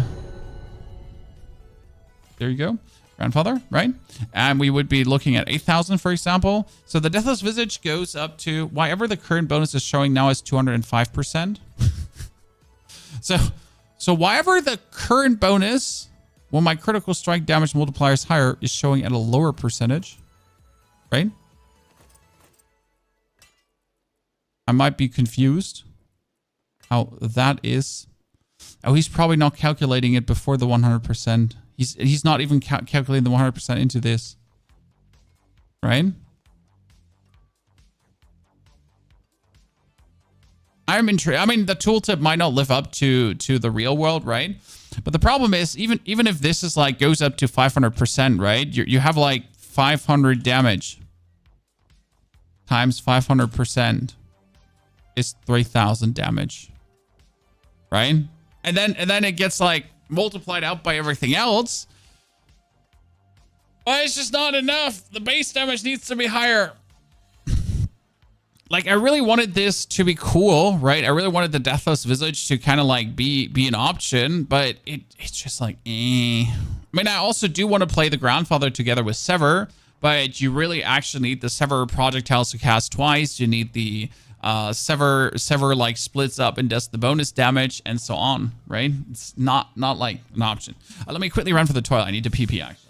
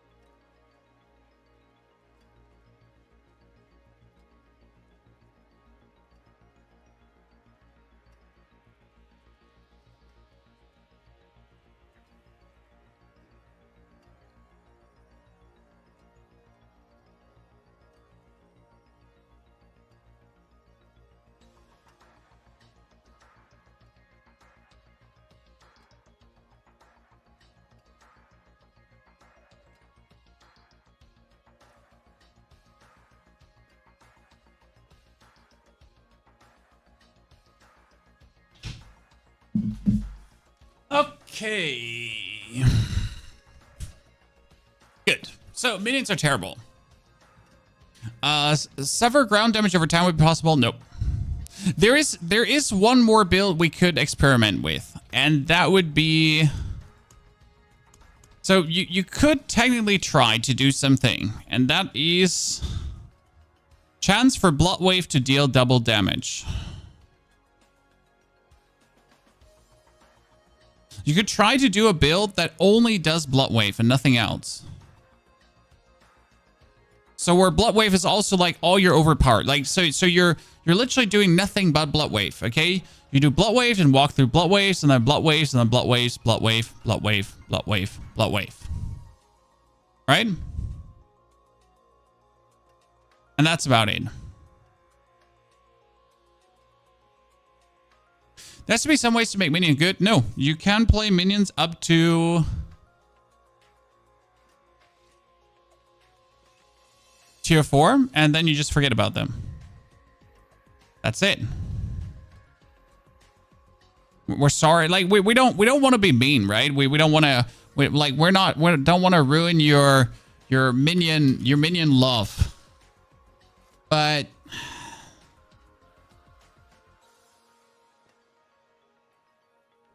yeah. Sadly not for season 6. I mean we have the Spirit Wave, and I think Spirit Wave is a good fun build to work with. Right? There's really good fun with Spirit Wave. But and there is chance for Golem to hit twice. Right? But nah. I mean, you can even have your Affliction passive do double damage, but even that is not worth it. So, like, the only chance you currently have is play around with Bone Spirit. And maybe with Blood Wave, because you can actually juice ultimate skill damage quite a lot, right? So there's a reasonable thought to make your Blood Waves deal double damage, right? The problem is with the Blood Wave deals double damage, you kind of want to do that in an overpower build. Because the thought would be that if one Blood Wave summons 18 Blood Orbs, okay, and you summon a Blood Wave, and then you run through these Blood Orbs, and I say run, okay, you dash through them. Get all the Blood Orbs back and straight up cast another Blood Wave that will be a 100% overpower as well. Dash through the Blood Wave, cast them again, 100% overpower. Dash through the Blood Wave, cast them again. Like, so you see where that's going, right? You see where the kind of thought process is coming from. That could technically be an option to play. But I'm not sure how good that would feel to play, right?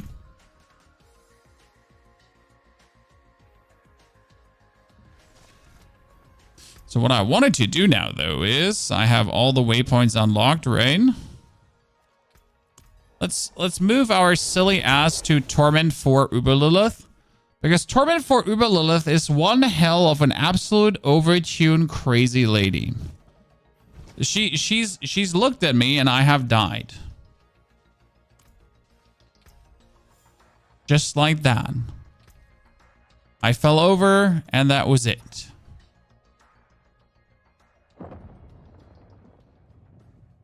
I'm interested in this gameplay. Just running for Blood Orb seems weak even with a strong wave. No, I don't think you understand the gameplay. It's a ping pong gameplay. You do a wave, walk through orbs, do another wave, and you just ping pong between waves. It actually works really well. We already did it in season 4. But in season 4, it wasn't as strong as.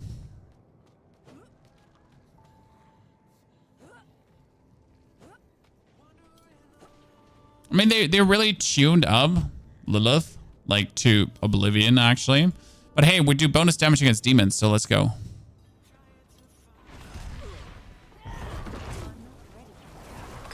Oh.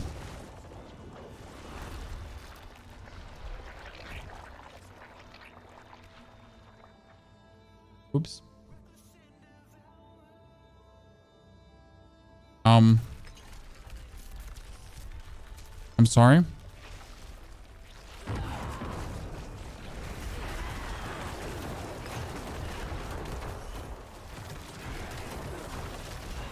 I didn't mean it that way. It's just a prank. I mean, it's just a prank, Mom. Like, seriously? I don't have the movement speed to do this. I need impeccable movement, chat. 20 out of 20 skills. I mean, seriously, I don't have it. You know what I need? I need blood waves. I need blood orbs. That's the trick. I'm making blood orbs, and then if I get hit by something, I'll just walk through the blood orbs. Yeah. 400 IQ. Watch me. Witness me, chat. Witness me. Oh, shit. Don't witness me. I'm dead. Nothing to witness here. No witnessing happening.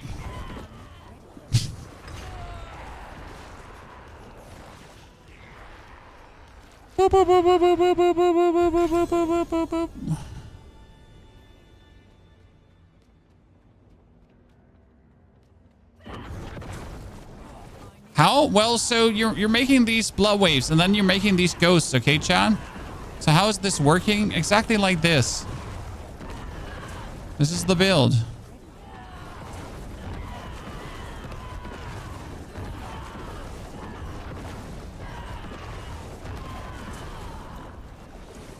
Do I have boss materials to summon something?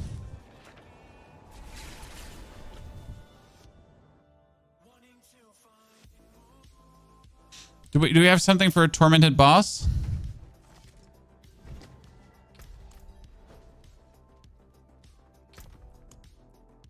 We can't get tormented boss materials, right? From this?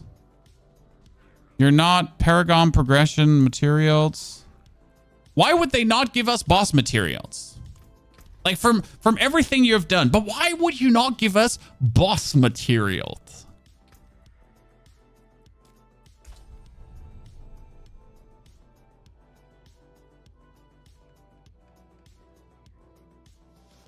Is that the best build for season 6? You could argue that the generic Bone Spirit build, and we're talking about the standard Bone Spirit Super Boom build, is stronger. Now, I'm saying stronger for one simple reason, because it's goddamn fucking awful to play. Okay? So the standard billions of damage Bone Spirit, where you're lumbering around your opponent and then trying to boom away, it works. But it's so clunky to play, and it's no fun. Whereas with this build, like, you have just booked the stupidity for yourself, right? You have just booked stupid fucking fun. And you're able to just ruffle stomp everything.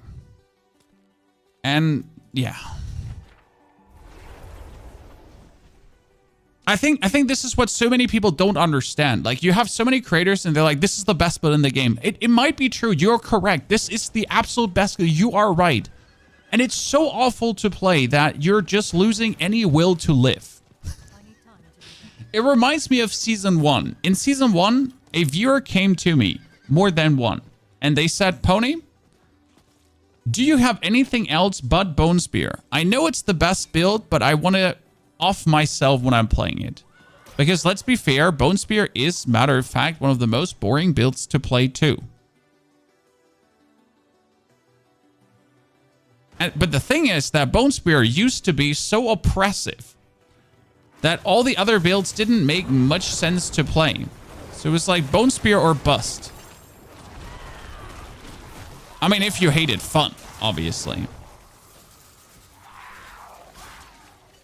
Now, these are self-inflicted issues, obviously. A Blood Surge is strong too. Blood Surge still works, and I would say up to pit. I mean, we can try a pit 80 if you want to. I think up to pit 80 Blood Surge works. I'll show you. Do you want to see Blood Surge too, guys? I mean, the difference is that this build just eclipses Blood Surge, but the cool thing is that the equipment you need for this, so the equipment you need to make this work, is also equipment you need for Blood Surge. So there is, like, you could essentially play Blood Surge until you have the equipment for this. So that's cool. Right? So you're essentially like, you can start as a Blood Surge minion necro, for example, make your way to where you need to be. And then be done, right? And swap over to Spirit Wave. probably be one of my recommendations for leveling. Because you can't level with Spirit Wave. It's actually impossible to level with Spirit Wave. Because you need the Blood Artisan's Kuraz.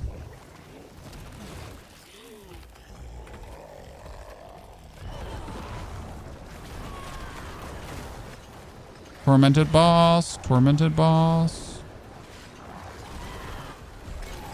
You saw 90s done in 3 to 5 minutes of Blood Surge. Do you have a link so we can check it out?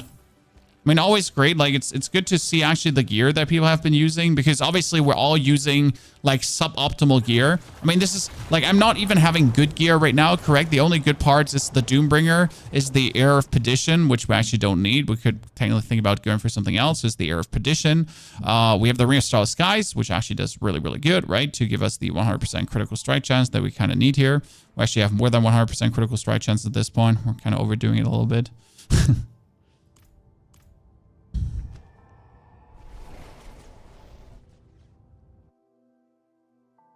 Oh, you can do billions with this. So the boss doesn't have enough HP to show the damage that you can actually deal with this build. Right? The boss does not have enough HP to really show what you could do. I mean, we can try another. Wait, let's do another Zur.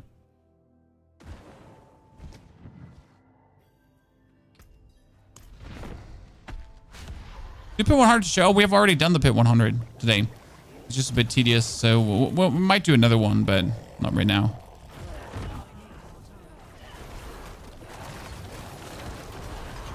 Boom.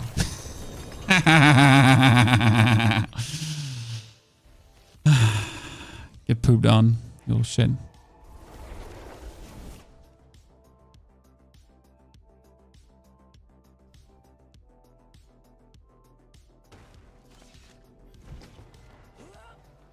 So yeah. Now let me put my Doombringer away. Doombringer needs to go here. Then we're going to go over to Blood Surge. So highest pit clear with this build 100. So this is a pit 100 clearing build. And there is actually no world where it's going to get nerfed. I'm saying this without being sure. But there's nothing about Spirit Wave that should be nerfed, if that makes sense. Right? Okay, so this is Blood Surge, and I needed my Doombringer. So right now we have like okay gear. Our offhand is a bit shitty, right? We have chance for Blood Surge to deal double damage. Congratulations.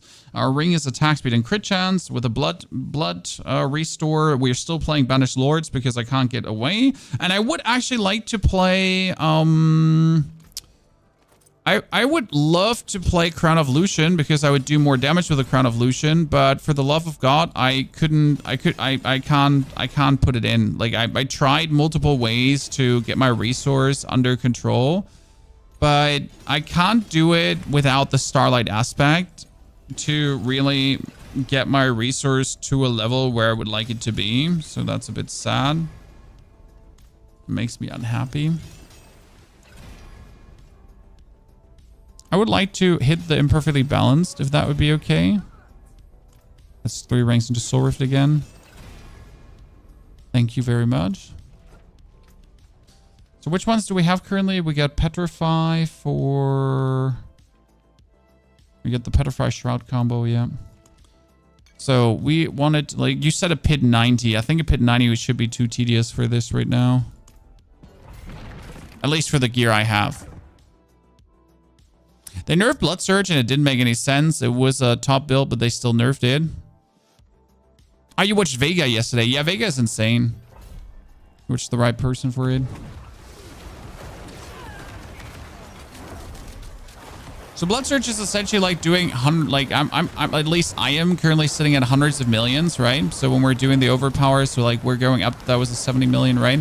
Like 85 million, 88 million. So we're doing like hundreds of millions, but I mean, the good thing is we can't die. So I'm just standing inside these guys, right? I'm just holding my button down. I'm doing all the overpower. So I am unable to die because I have the barrier from the Soul Rift and I reduce the Soul Rift like there's no tomorrow. And that's 130 million, right? We're casting Petrify. So this is kind of like the good thing, but like, yeah.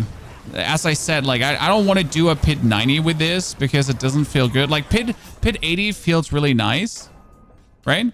So pit 80 feels really nice. Pit 90 is kind of like, it takes a while. And yes, we died to a poison explosion. Yikes.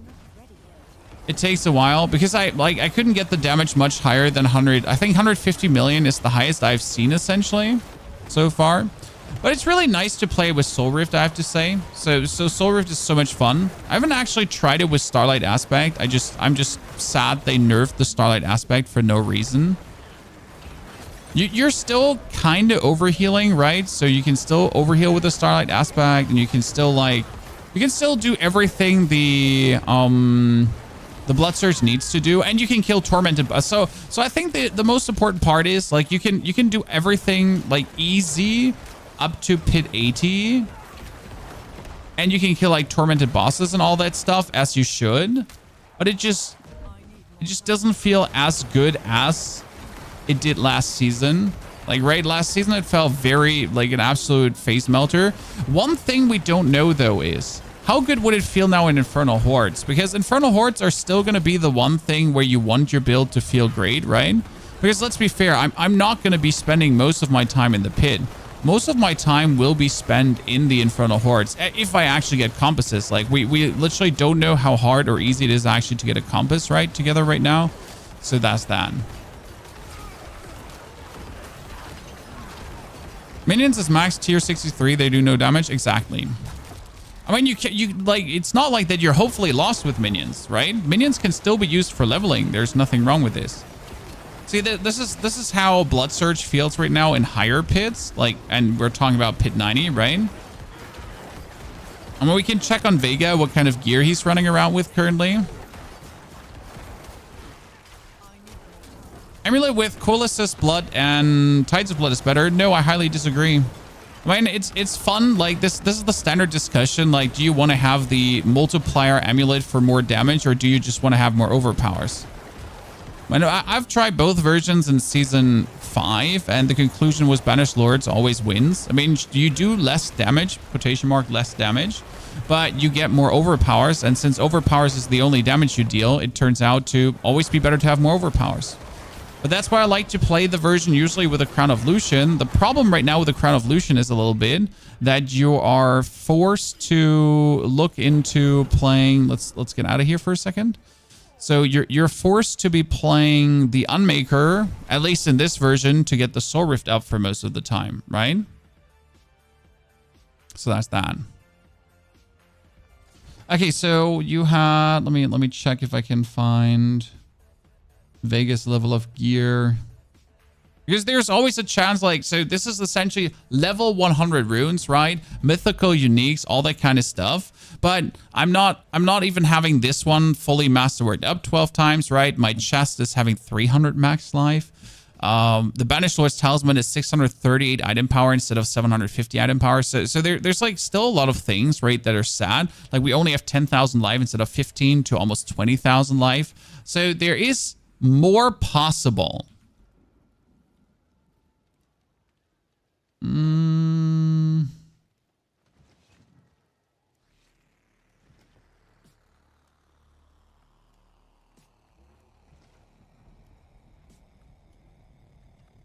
Let's see. You said you watched yesterday, Vega. What did you do? Did you do Blood Surge yesterday?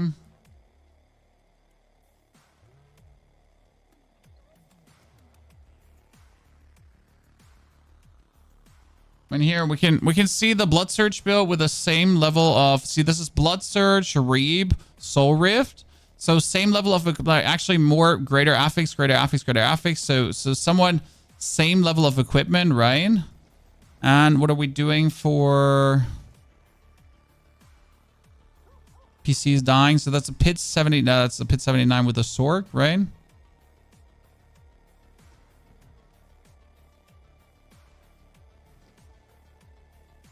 That's Sork.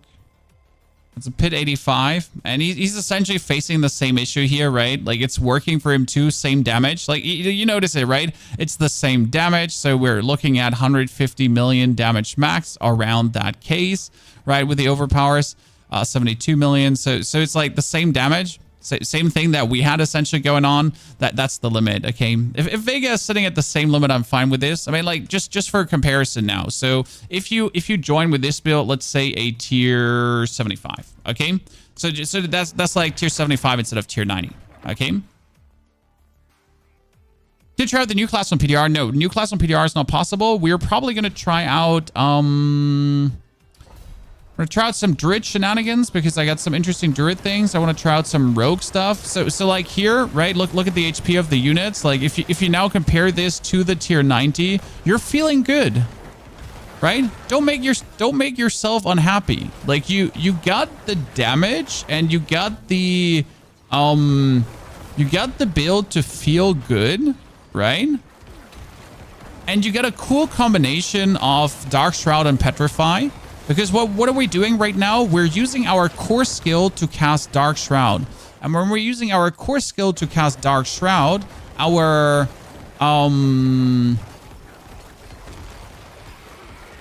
Petrify will get activated.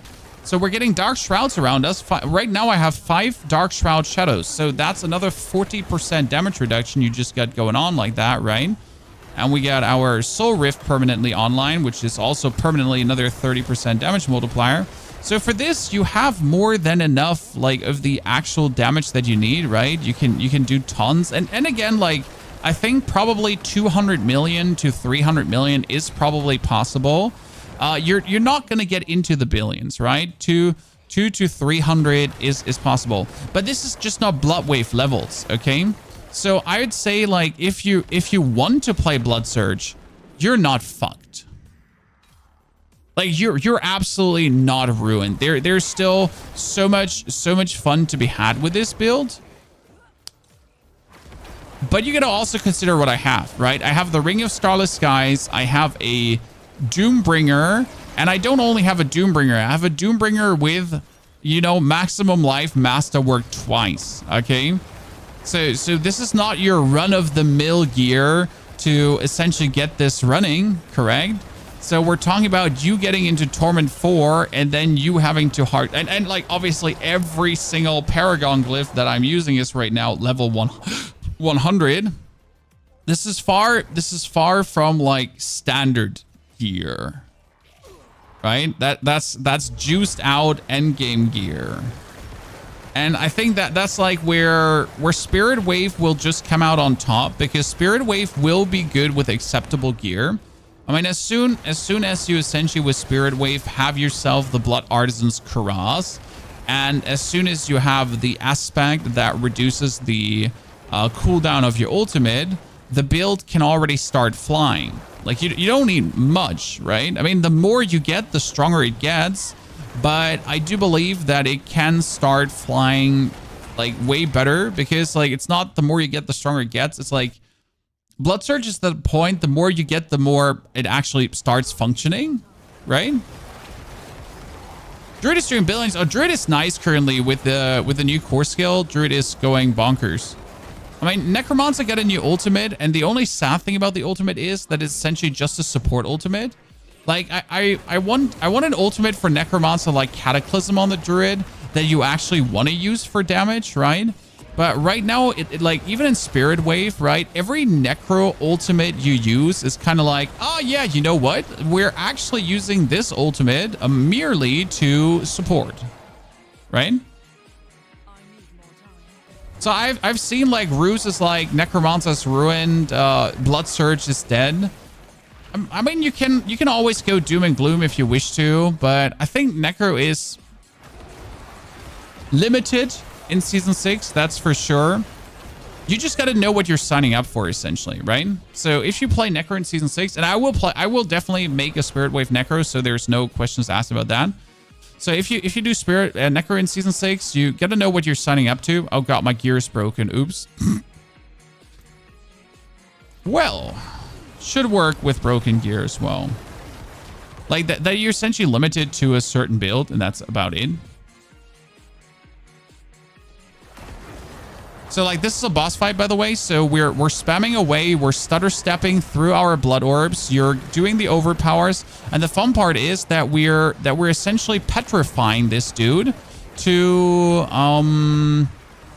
do even more damage. Now, sadly, we're missing out a lot of damage because my gear is broken. But this is like how even a boss fight as Blood Surge doesn't feel bad, right? Like I'm just dancing around him in a circle, right?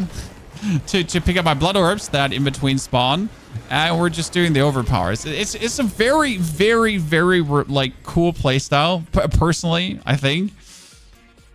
So I like Blood Surge still. I'm not mad at Blood Surge. It still makes me happy.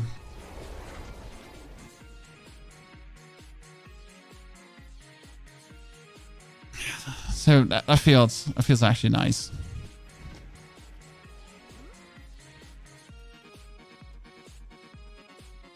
But we only, I mean, like there is a world where someone actually discovers the build. So there's a few options we still have left. So option number 1 is they kind of make sure that the Affliction key passive gets buffed. In that case, it might be possible to play an Affliction build. I doubt that will happen. Okay. There is technically a world where you figure out an Unmaker build where the Unmaker explosion goes crazy. Also not going to happen. Right? Two things that are just not going to happen.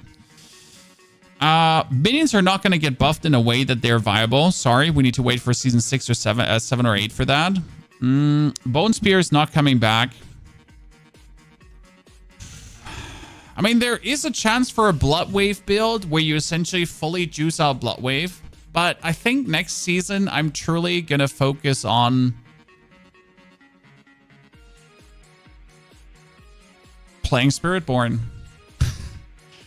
I hate to say that. You can scale the Affliction bonus damage. Not enough, Skior. Not enough. Yes, you can. Not enough. I wish I could tell you something better. I wish, like, right? Use it well.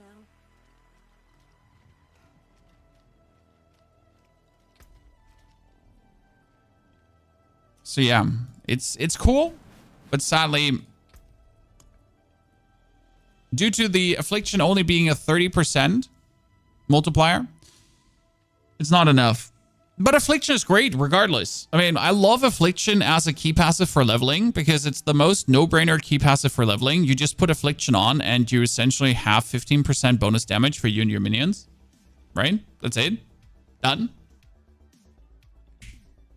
Only have to shadow damage over time enemies, and that's essentially just using the Shade Mist the Shade Mist aspect if you have it, or using Blight, and you straight up have Affliction going. I mean, like if you hit level 20, 25, that's when you get Affliction.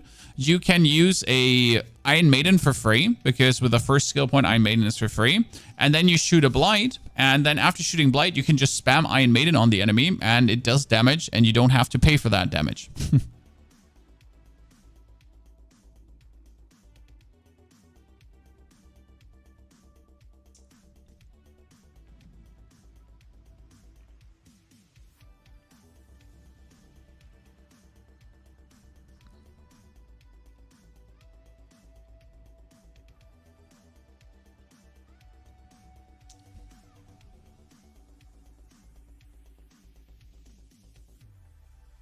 So, did you try Spirit Wave Splinters on PR? Your rune works well with Bone Spirit. Did you try Bone Spirit with Splinters?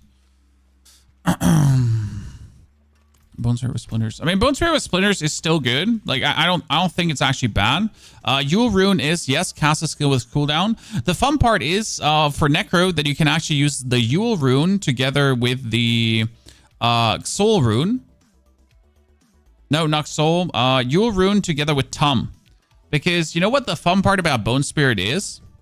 Bone Spirit is a core skill and a cooldown skill. So yes, Yule Rune works perfect to make 50 resource as you're spamming Bone Spirit. And the Bone Splinter build still works fantastic. I think the Bone Splinter... The problem with the Bone Splinter build works is that it doesn't profit from any of the tempers. So right, you're casting the Bone Splinter build. The only thing that could make the Bone Splinter build better is if this would cast the Bone Splinters too, but it doesn't, right? So there's a new Bone Spirit aspect, and the new Bone Spirit aspect says Poltergeist. When Bone Spirit explodes, it spawns 3 spirits that seek nearby enemies and deal 40% of its base damage. This effect can only occur once per cast. This is a cool aspect, the aspect of the Poltergeist. My problem is casting Bone Spirit also launches Bone Splinters, right? Dealing 600% damage and generating 6 essence. If the Poltergeist would also trigger the Spirit aspect, so let's say you cast Spirit, you get the Splinters, and then the Poltergeist go out and they also do Splinters, that would be great. But since that doesn't happen, like it doesn't work that way, yeah. Bit annoying, but technically, like it get buffed because this is now a 600% bonus, right? So Shattered Spirit is now a 600% bonus. And if you actually put Shattered Spirit on an amulet, the bonus is like huge at this point. And I think you were applying adaptability too, right? Yeah, basic skills generate additional resources when cast and below 50% max resource and deal 100% increased damage when cast above 50% maximum resource. So you're actually getting like cool bonuses with the adaptability again. You can juice that out if I wasn't mistaken. Like, so it like the Bone Splinter build got slightly buffed with something. I didn't look too deep into it at this point. It is a fun build, but I do truly think that I'll be stuck with Spirit Wave. As much as I enjoy Blood Surge, as much as I love Blood Surge and think it's still a viable, fun build, especially if you do get your gloves. I mean, see, my Crew's Embrace currently has only 3 sucks, and it could go up to 4 sucks, and then I could go for 7 sucks in total. That's gonna be killer. How is Corpse Explosion looking with the 2 new 2 Extenders Temper? Do you really want to know? Because you might cry. So you can go back into the VOD. Okay, I'm going to give you a TLDR chat to what we have tried out today. Okay, so step number 1, we did the Blood Surge. Blood Surge works, right? We did Sever, but Sever is only good until Torment 4, and then you can forget about it. We did a Blight build, full shadow damage, and it did 50 million Blight ticks, and that's about it. It wasn't bad, but I'm not waking up for 50 million Blight ticks. I'm sorry. That wasn't exciting. That was like, oh, cool. 50 million Blight. Nice. Works again until like pit 70, and then you can forget about it. It's a great build to nuke everything, but unless you want to go for pit 100. Then we did the Spirit Wave build. Spirit Wave is incredible and clears the 100 pit. Done. Beautiful. Normal Bone Spirit clears the 100 pit. Done. Beautiful. We did a Corpse Explosion build. We did a full super damage Corpse Explosion build. And it dealt, what was it? Maximum 15 million damage with a Corpse Explosion? Maybe 18, maybe 20. And you're limited by how many corpses you have. That's it.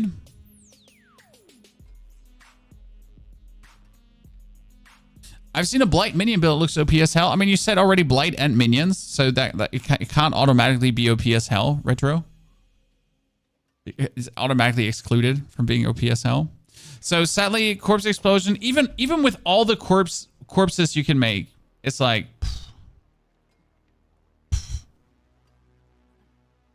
Rogue already has builds that hits for billions. Yes, we too. Minimal billions, but... You know, Mihail. So we have Blood Wave and we have Bone Spirit that hit for billions. And that's currently our billions build. I'm not saying that no one will come up with a new build. And I dearly hope. So what I'm hoping for, chat, is that someone in Season 6 will stumble across another fun build. Right?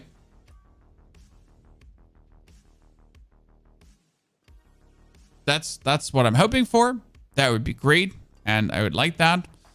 I doubt it, personally, but I hope I'm wrong, right? I hope I'm absolutely 100% wrong. And there is just more fun builds out there. But we will have Bone Spirit. We will have Spirit Wave. And Spirit Wave is, for me, already a #1 fun build. So it's gonna be cool. It's going to be cool. We have Spirit Wave. So we have a new exciting build because a lot of people still don't know that Spirit Wave actually exists. So we do have a fun and exciting build for this. And that makes me happy. That being said, I would say that ends our session today of the big testing, right? That ends our super big testing fun for today. We'll be back tomorrow with more. Okay. And we will probably move from Necro over to... I'm not sure. We might do some Druid or Rogue tomorrow. because I really want to try out Heartseeker again. You know, Heartseeker Rogue, which was always fun. So I can't wait for that, to experiment a bit more with this. Therefore, have a great, fantastic, good day, time, evening, night, and I'll hopefully see you all tomorrow. We might release a video tonight actually about the Spirit Wave. I might consider making one just for like Season 6 heads up. Can't wait to show you the full rundown. So thank you for coming. Love you all. Take care. Good night.